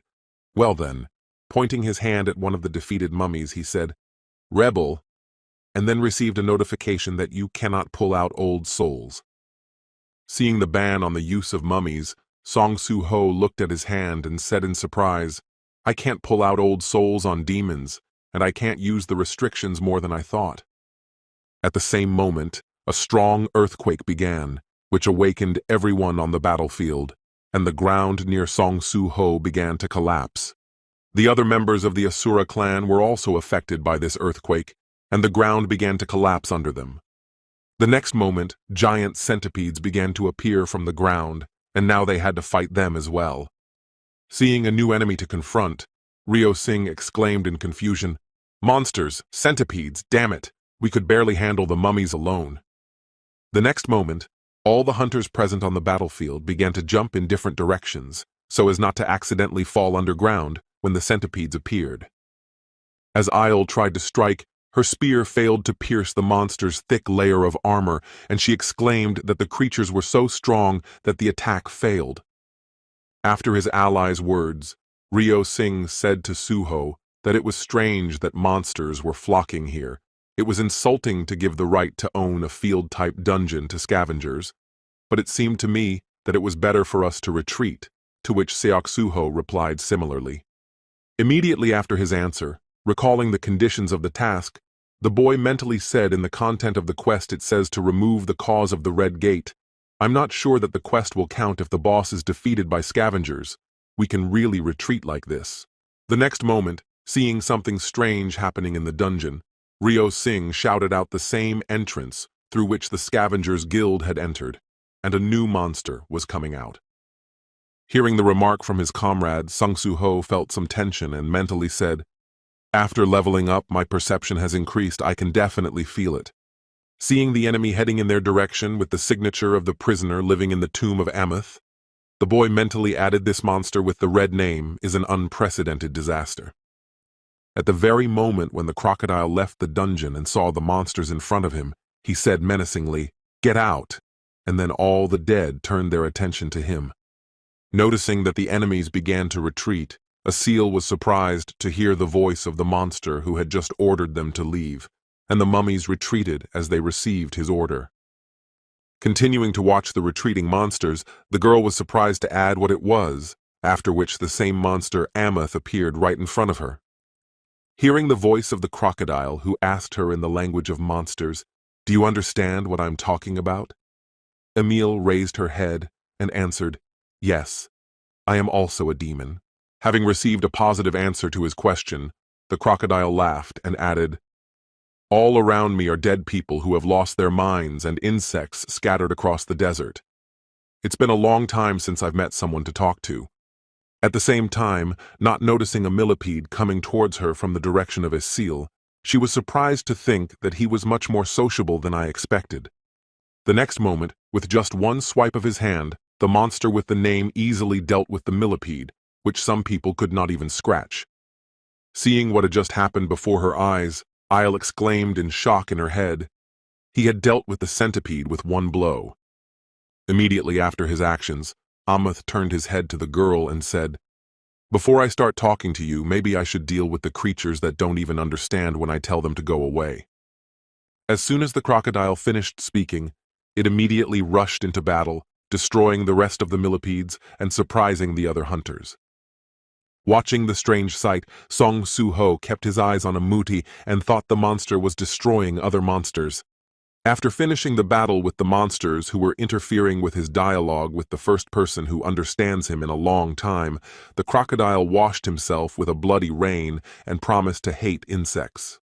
At the same time, the Ashura Guild, still standing in place and wondering what had happened before their eyes, lowered their weapons to the ground and huddled together. The next moment, trying to figure out what was going on, Ryo Singh said in confusion that he had forgotten a monster that could kill a tank of many centipedes in an instant in this field-type dungeon. According to the analysis, it was definitely rank C or B. Hearing a human voice that he did not understand, the crocodile turned his head back and said menacingly that it turns out there are still idiots here with whom it is impossible to talk. The next moment, rushing at Ryo Singh, who was standing near him, Ameth angrily shouted, "Then you will also perish," but he did not succeed in achieving his goal. Having interrupted the monster's attack on his comrade Sung Soo-ho by knocking down his trajectory with his punch, he said, "How can you destroy someone because he is unable to talk to you about your values?" After receiving a question from the guy who prevented him from killing the man, the crocodile got up from the ground and said in surprise, "Wow, there is someone among people with whom you can maintain a dialogue." Once on his feet, Ameth instantly rushed at Song Soo-ho and dealt him a crushing blow, saying, "My values, you say, I never thought about them." As a result of his punch, the monster with the name launched the boy into the wall with such force that he stuck in it and spat blood from his mouth. Seeing what had just happened to his master, Essel exclaimed in fright to the younger master looking in his direction. The next moment, pointing her weapon in the direction of the crocodile, she exclaimed, "How dare you attack the younger master?" and was answered, "Oh, are you really allies with him?" Turning his gaze to the frightened girl, Amuth added, "I'm not a master of apologies, but at least I won't kill you. If you're a demon, you must know a lot, so I hope you'll satisfy my curiosity." Holding the spear in front of her, Asil received a question from the monster who said that the war between the Shadow Lord and the others was over. If it was over, who won? And then she thought, what kind of monster is he that knows about the War of the Lords? After waiting a few seconds for the girl to start talking, the crocodile, not having received a single word in response, said menacingly, "Answer me, or you're not going to talk." As Essel looked at her comrades who were in serious condition after the blow, Amit added menacingly, "Well then, there's nothing to be done." At the same time, Burr was circling around the unconscious Song Soo-ho, trying to bring him back to life, repeatedly shouting, "Younger Lord, younger Lord." Gritting her teeth and starting to shed tears of despair, Essel heard, "It doesn't matter if you're a nobody who doesn't understand me or a demon who doesn't want to answer to either of them. We can't talk to either of them." Raising his leg up, ready to crush the girl in front of him, the monster said in a menacing tone, "Then you too, disappear." Before the crocodile could complete his plan, the guy's voice sounded behind him, telling him to get a reward to restore his condition, after which the energy was released.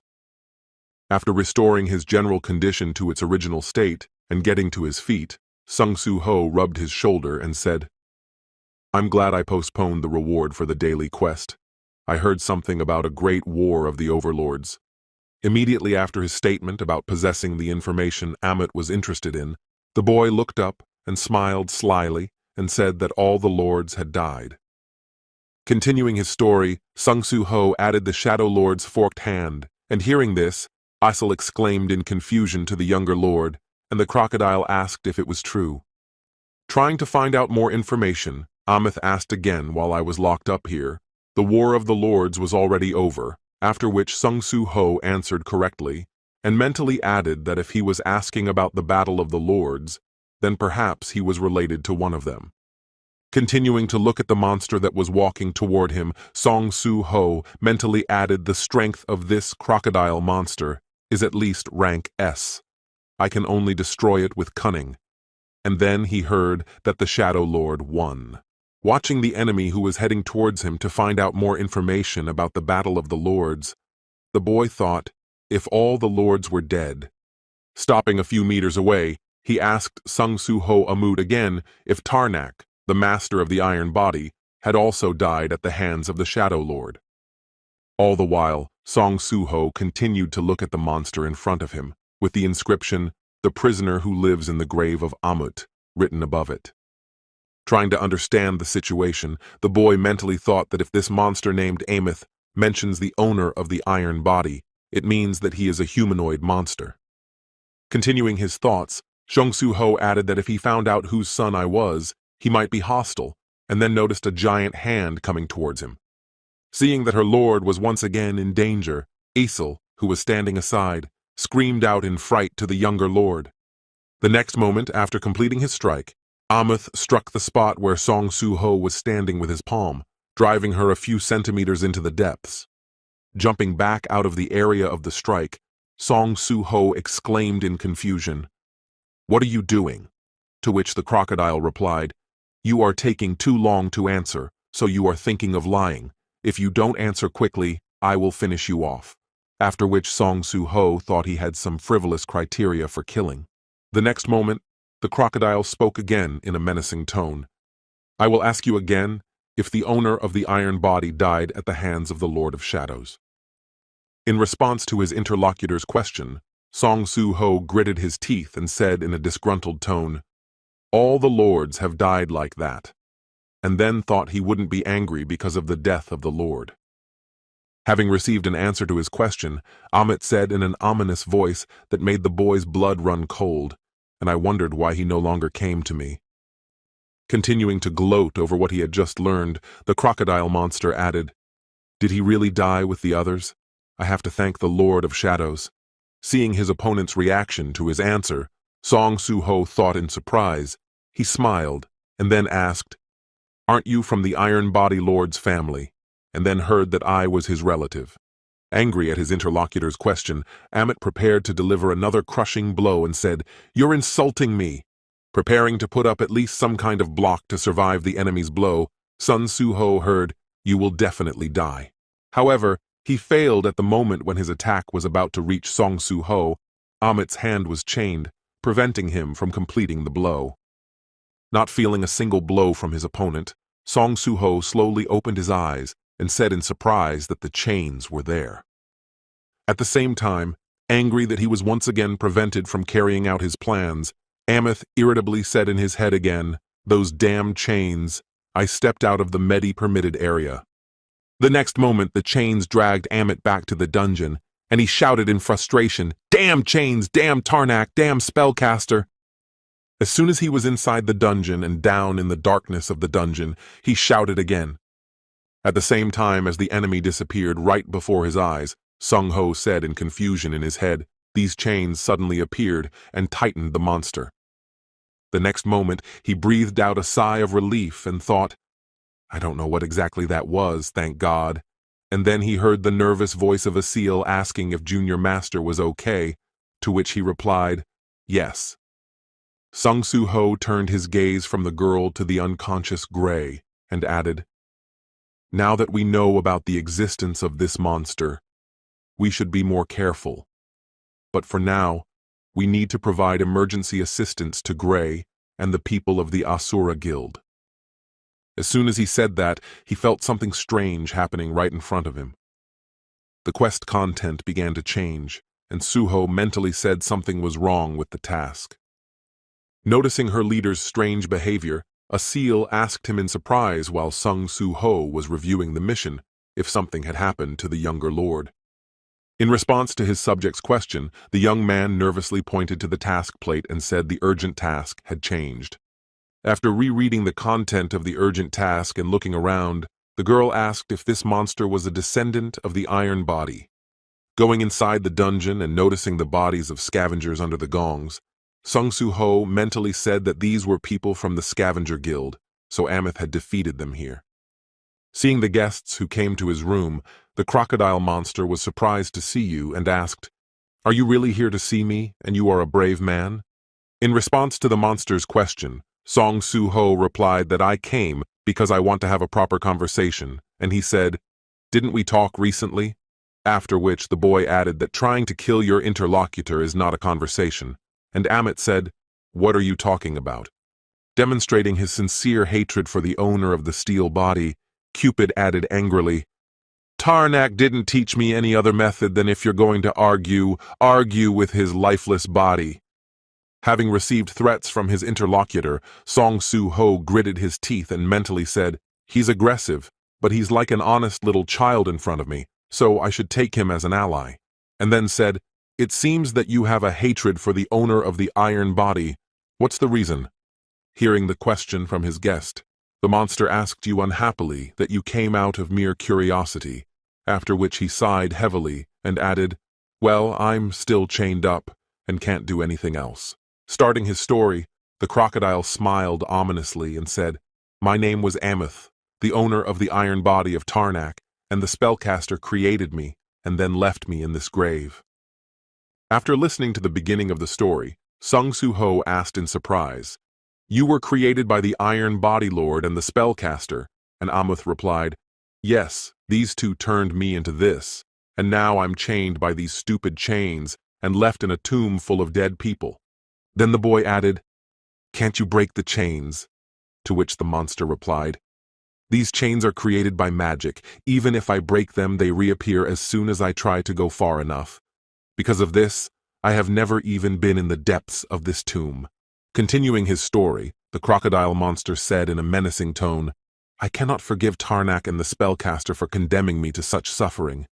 After listening to the story of Amut's imprisonment, Sung Soo-ho thought that the quest description said that in order to free Amut, he needed to somehow deal with the chains that held him.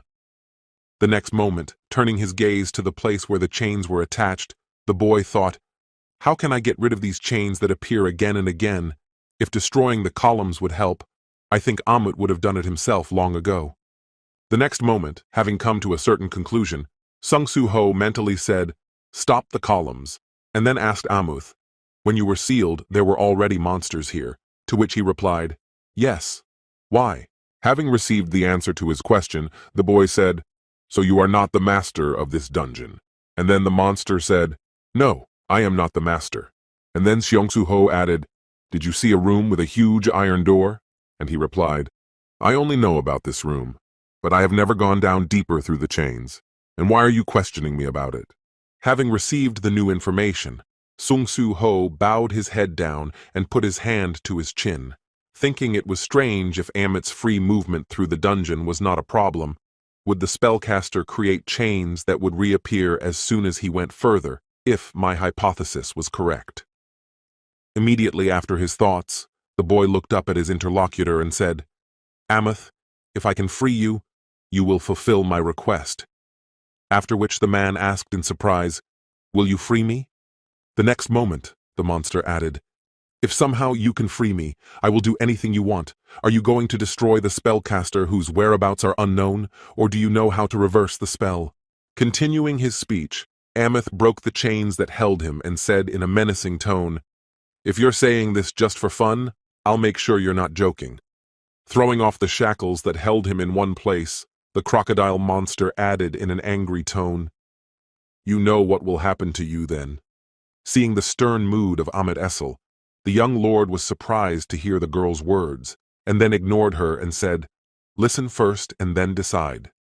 Having calmed the monster with his words, Song Soo-ho looked at the interlocutor in front of him and said, I will destroy this dungeon.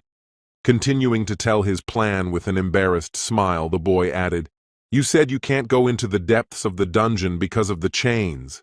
But if the spellcaster decided so, isn't it because he's worried that you will destroy the dungeon master? So if you defeat the dungeon master, it will collapse. Developing his thought about the way to free the prisoner, the boy confidently added what would happen to the columns if they lost their base, and if the columns could no longer fulfill their role, then what would be the point of the chains at all? After listening to the end of Song Soo-ho's thoughts, who suggested a possible idea for his release, Ameth smiled slyly and said an interesting thought. Sometime after the mission to free the descendant of the iron body Burr, who began to shed tears, the younger lord said sadly. Circling around Ameth, who was chasing him, Burr added, Why did you decide that Burr would not go with you but would be with this uncivilized reptile? After which Ameth said, Don't behave like a fruit fly, Ant. Hearing what he had just been called, Burr angrily exclaimed that the fruit gnat wanted to die a painful death at the hands of Marshall, to which the crocodile replied, By the way, I would not have even thought that this boy was the son of the Lord of Shadows. The next moment, putting his hand on the floor, the crocodile monster mentally said, This is the deepest place in the tomb where I can go. It's been a long time since the descendant of the shadows went forward. Immediately after his words, he looked up in the direction of Seong Soo-ho's direction and added in his mind that if he could not defeat the dungeon master, it would be a failure. If the dungeon collapsed, but the chains did not fall, it would be a failure. The next moment, remembering how Song Soo-ho had told him that, when you leave here, you will fulfill my request, the monster added mentally. I don't know why, but I felt confident in his words.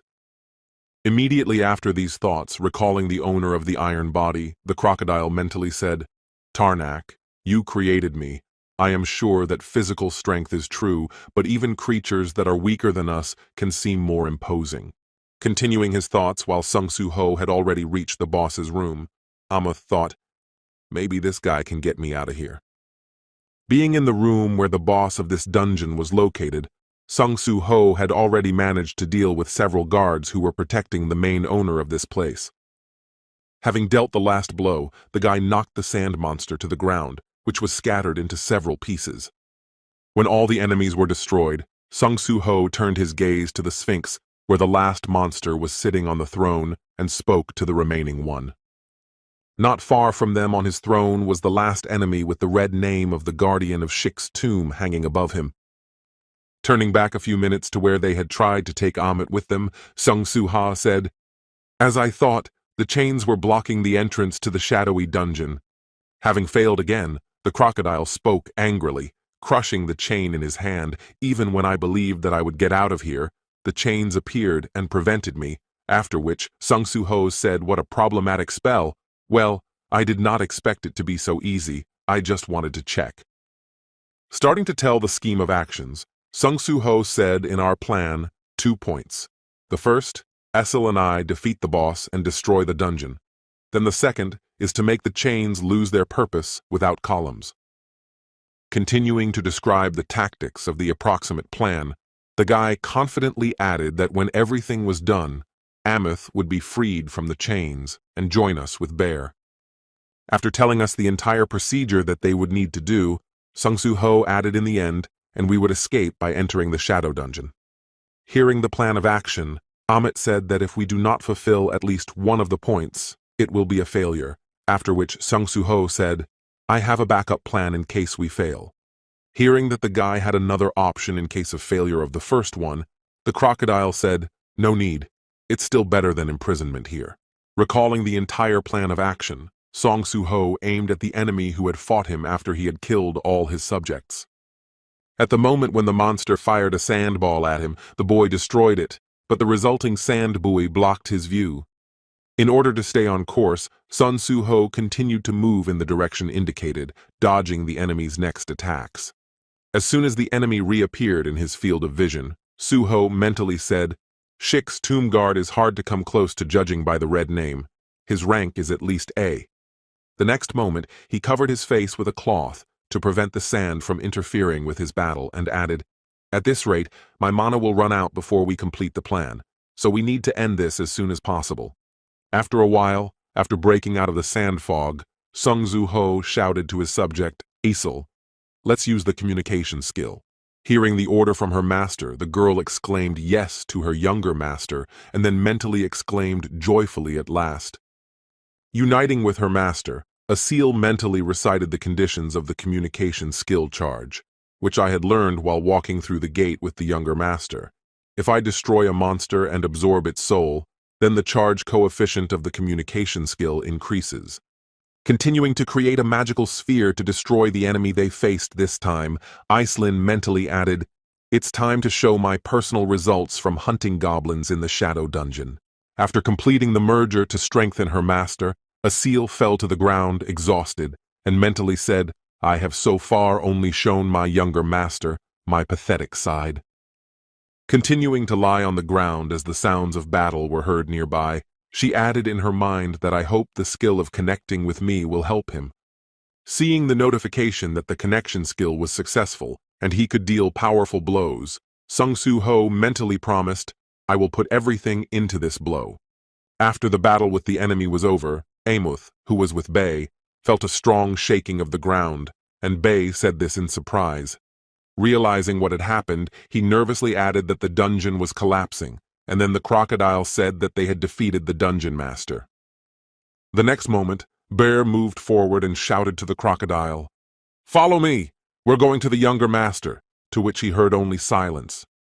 Tilting his head down and taking the first step forward, Amuth exclaimed, "If they don't interfere with me, I can finally be free of Tarnak." Deep in thought, the crocodile said, "I still don't know why Tarnak and the spellcaster experimented on me.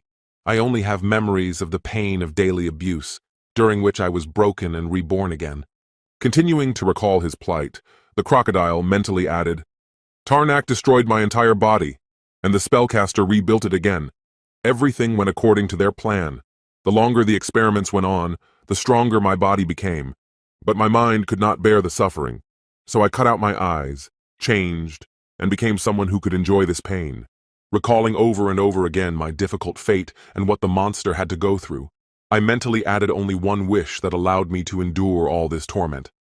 The next moment, remembering the beautiful landscape that he wanted to see again, Amut mentally added a passionate desire to feel the majesty of nature again that I had seen as a child.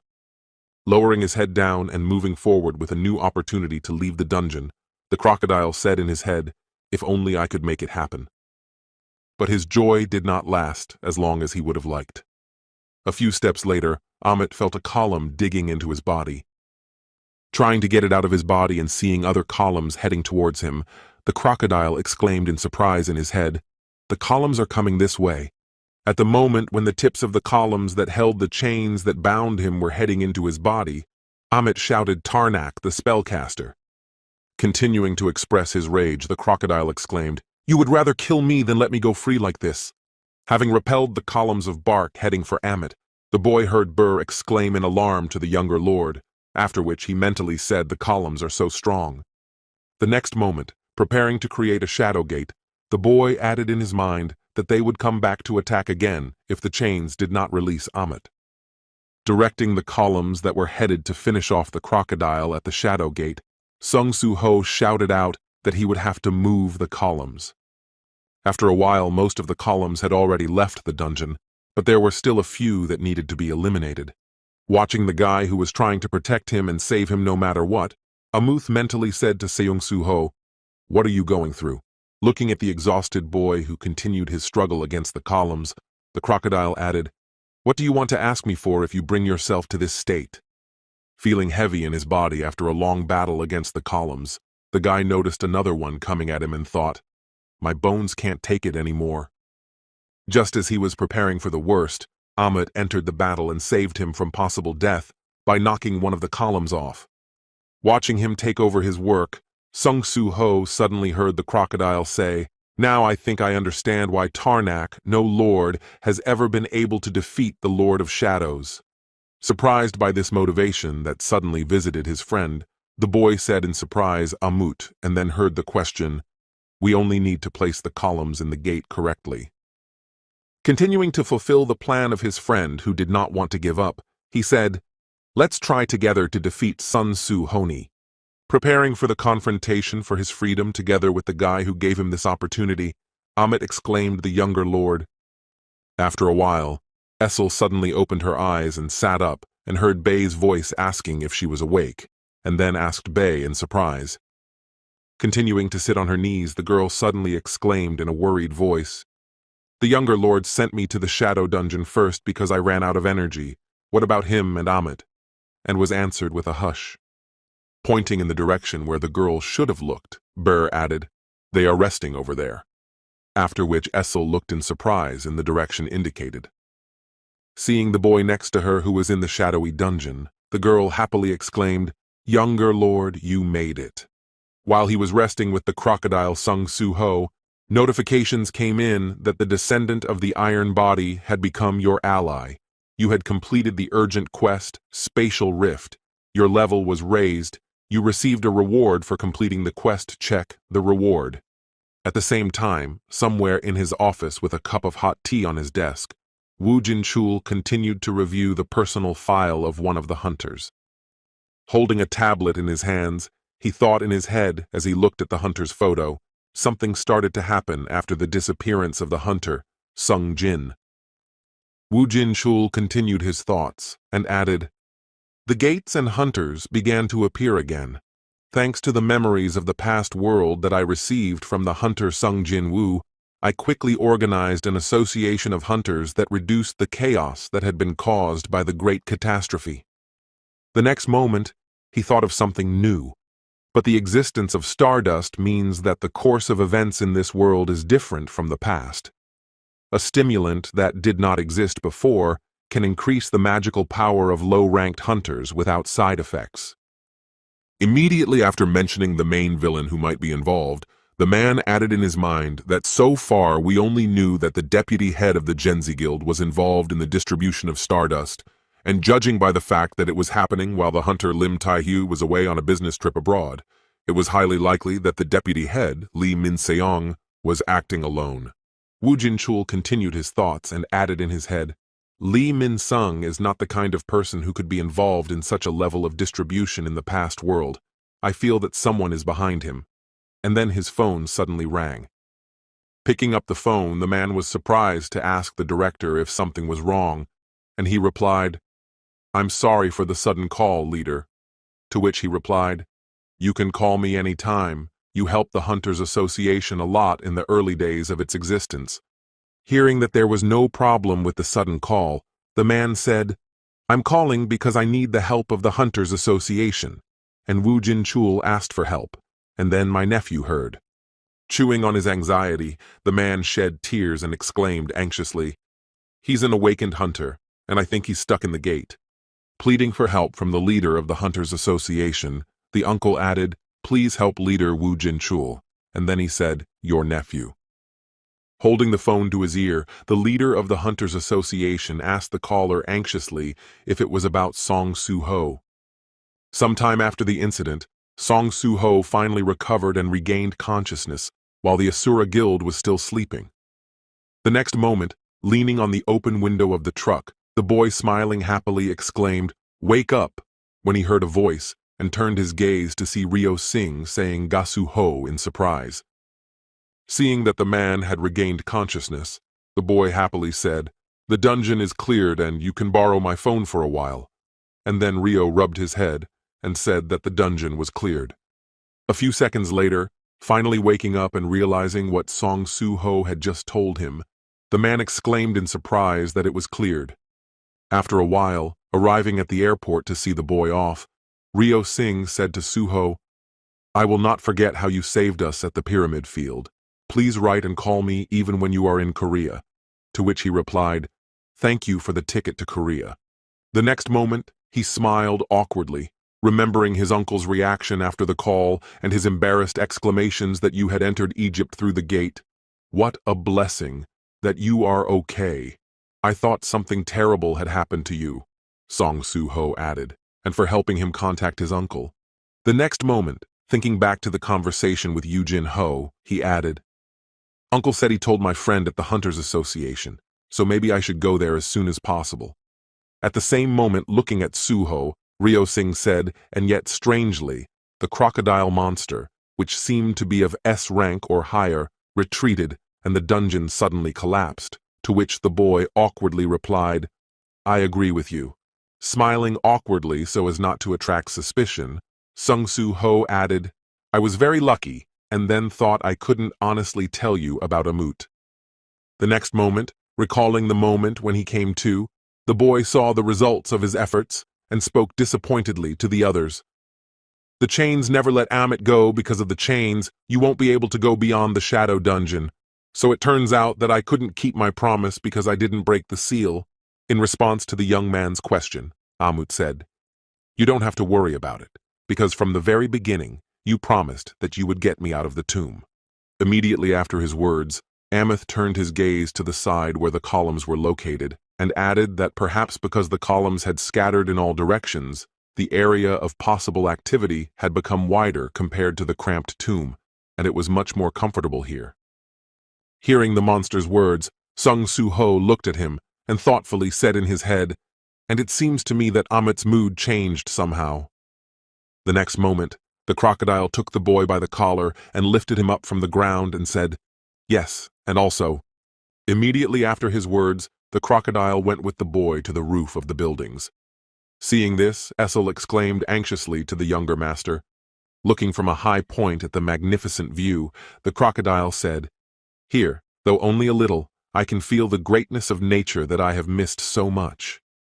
The next moment, turning his head to the boy, the crocodile said, "As promised, I will follow you, younger lord," after which the boy smiled happily and exclaimed, "Amutu." Heading to the checkpoint, Sung Soo Ho thought, apparently, the opening of the gate to the shadow dungeon and the appearance of the urgent quest were arranged by the system for the sake of Amuth becoming my friend, and then he said, waving his hand and seeing you again, Ryo Singh. Continuing to look at the trail of the mysterious guy, Ryo mentally said, Sung Soo Ho is a hunter with the rank of summoning and transformation. Continuing to watch the boy in front of him, he mentally added, "We need to contact the guild and offer to hire him." At that time, Bear said to his master, "It's been so long since I've flown on an airplane," to which Suho replied, "The gates to Korea are closed, so we have no choice." The next moment, opening his status window to view the characteristics, he added this time, "I defeated the boss and received a reward for an urgent quest, so I raised as many as 7 levels." Immediately after his conclusion on the results of the mission, Suho asked Bear, "Judging by my appearance, what rank am I approximately?" To which he replied, "You are approximately A rank, Junior Lord." After which he said, "Now I have risen to A rank." After receiving the answer from his subject, Song Soo Ho furrowed his brows and said in a stern tone, "I think I am more or less ready."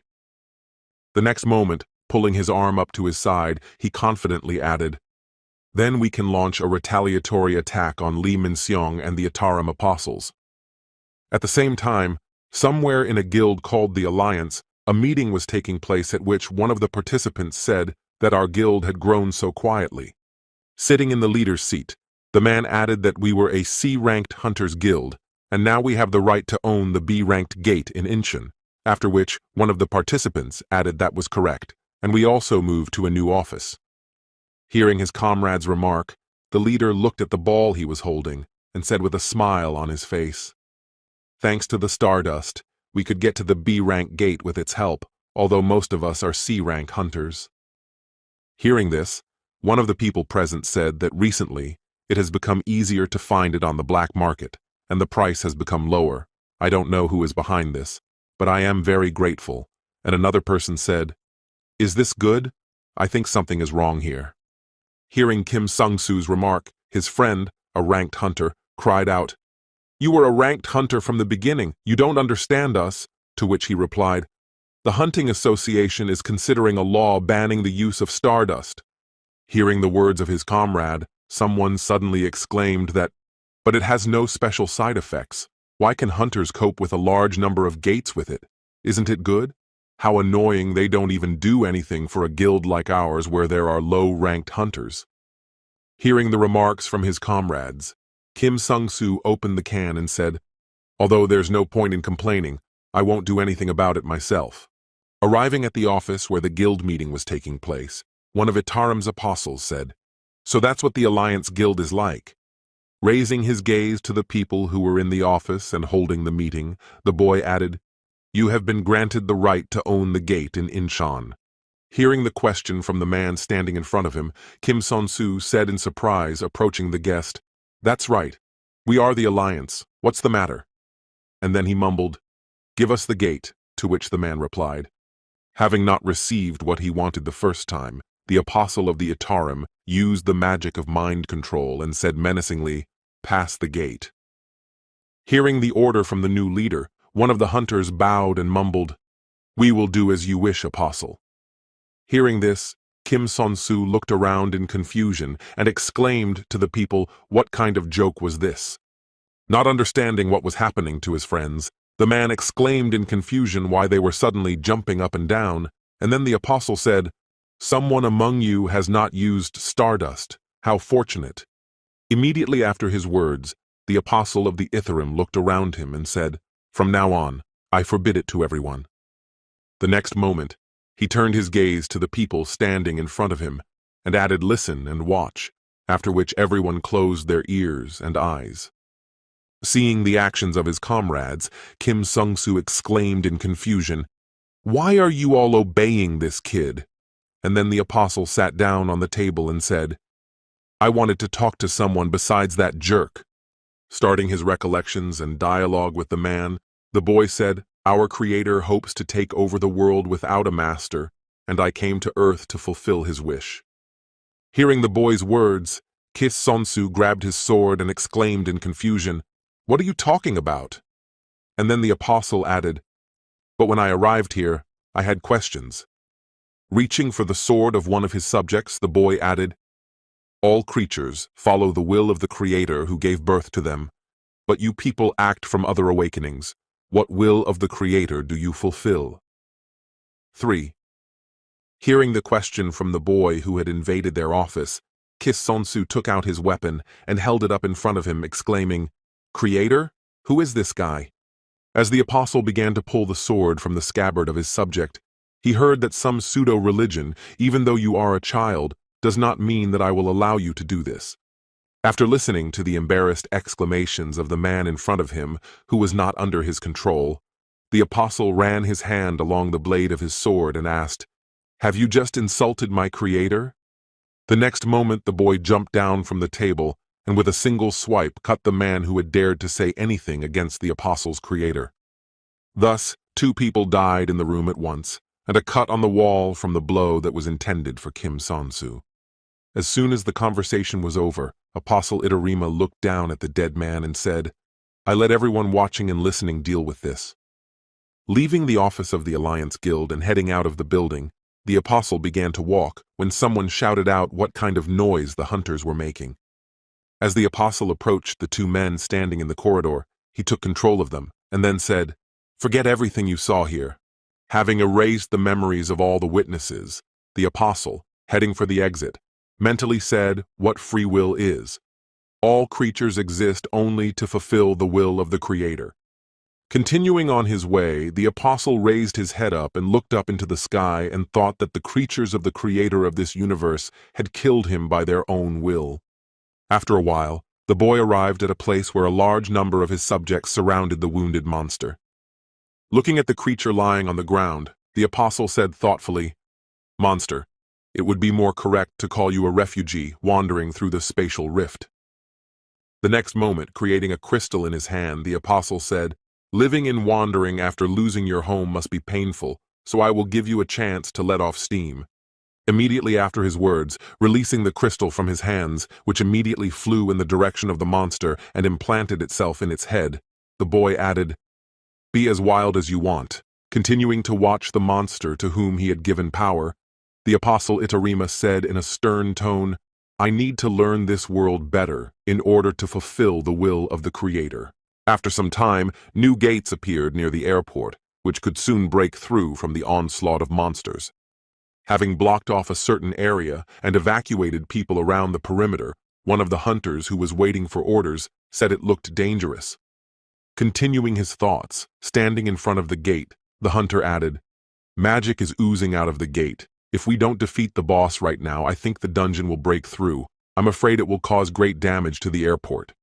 A few seconds later, as soon as the apostle arrived at the scene and took control of the hunters, one of them looked back and said, "We'll report to the association that there are no problems." The next moment, after the hunter under the apostle's control went to report that there was no danger, the gate was breached. At that very moment, the apostle observed what was happening and mentally said, recalling the story, that all creatures exist to fulfill the will of the Creator.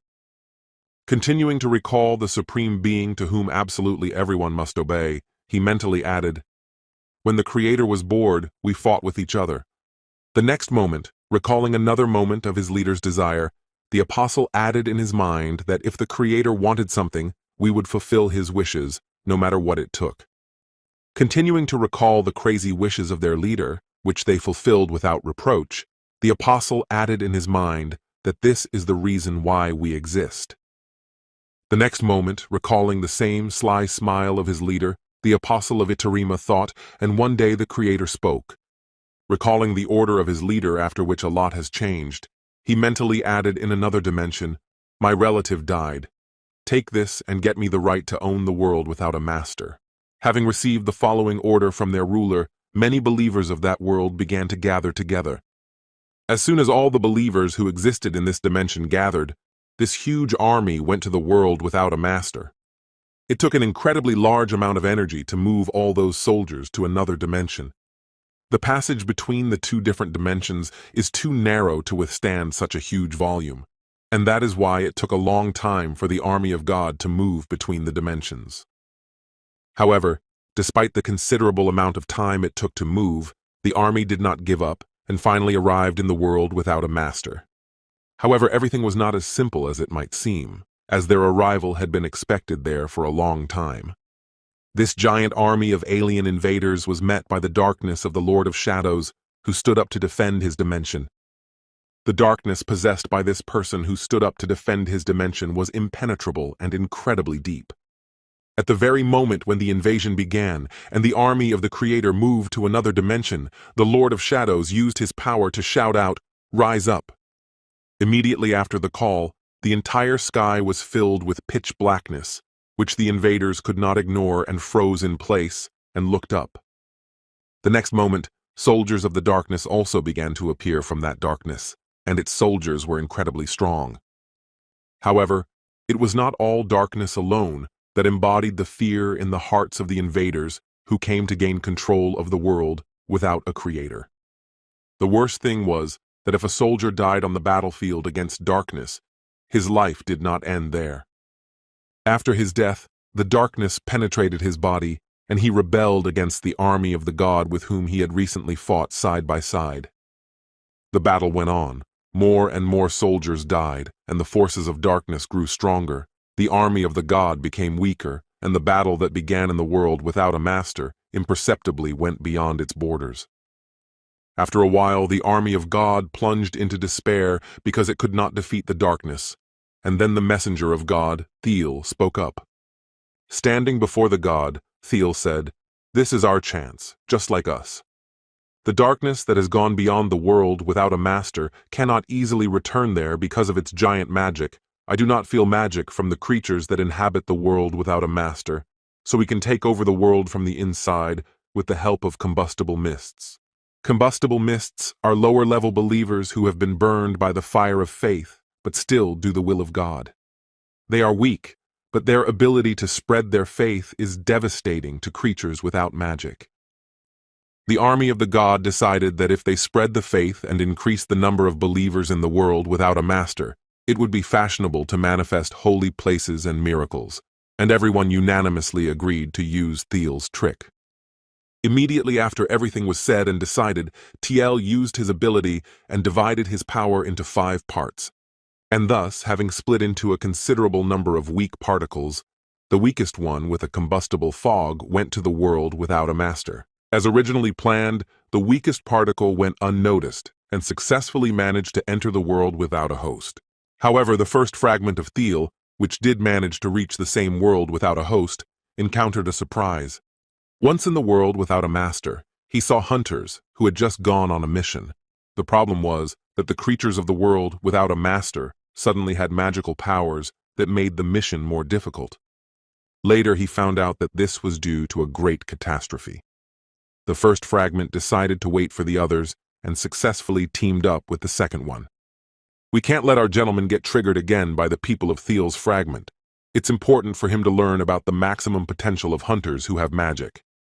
Once at the airport where the event was about to begin, Thiel mentally prayed to fulfill his mission.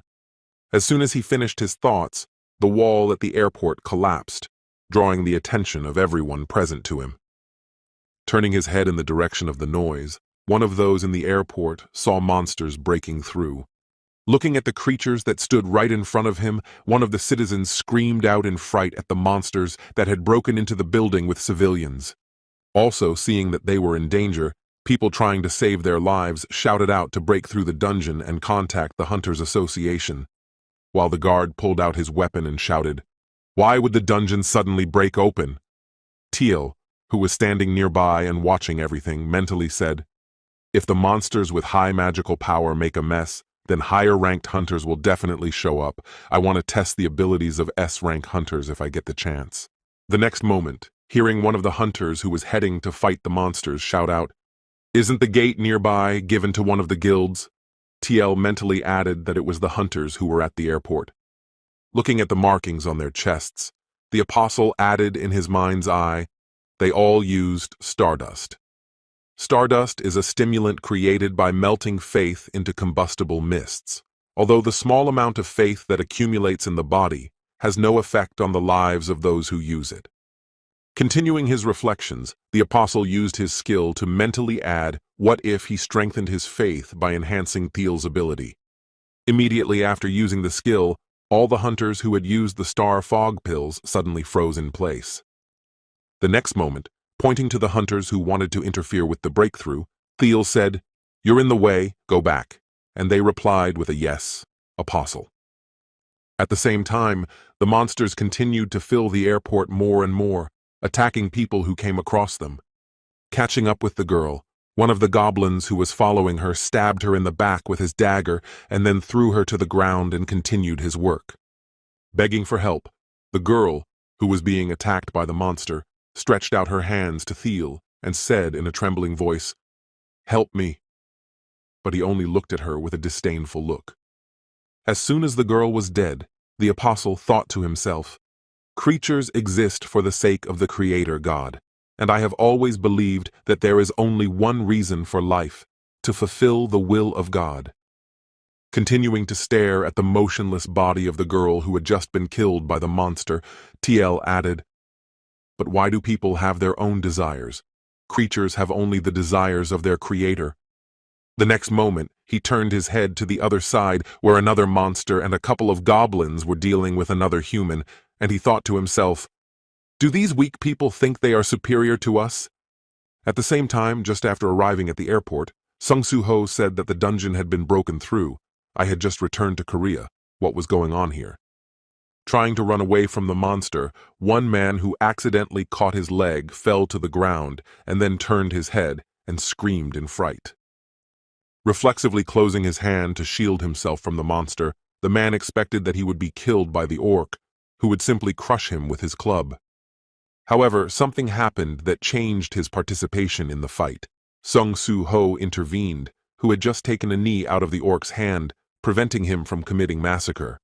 As soon as the danger was over, the boy went down to the ground and said to the rescued man, "I'll stop the monsters, and you should run away as fast as you can."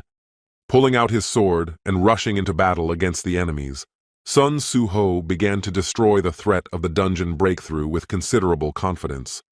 At the same moment, the black-masked hunter said, recalling the words of Lee Minson, who said, "I heard that the hyena massacre was the work of the black-masked hunter," and he added, "Is it really this guy?" Continuing to look at Sung-Soo-ho, who rushed into battle against the enemies in his outfit that stood out from the hundreds of TL. He thought about the same obstacle Lee Min-sung had mentioned.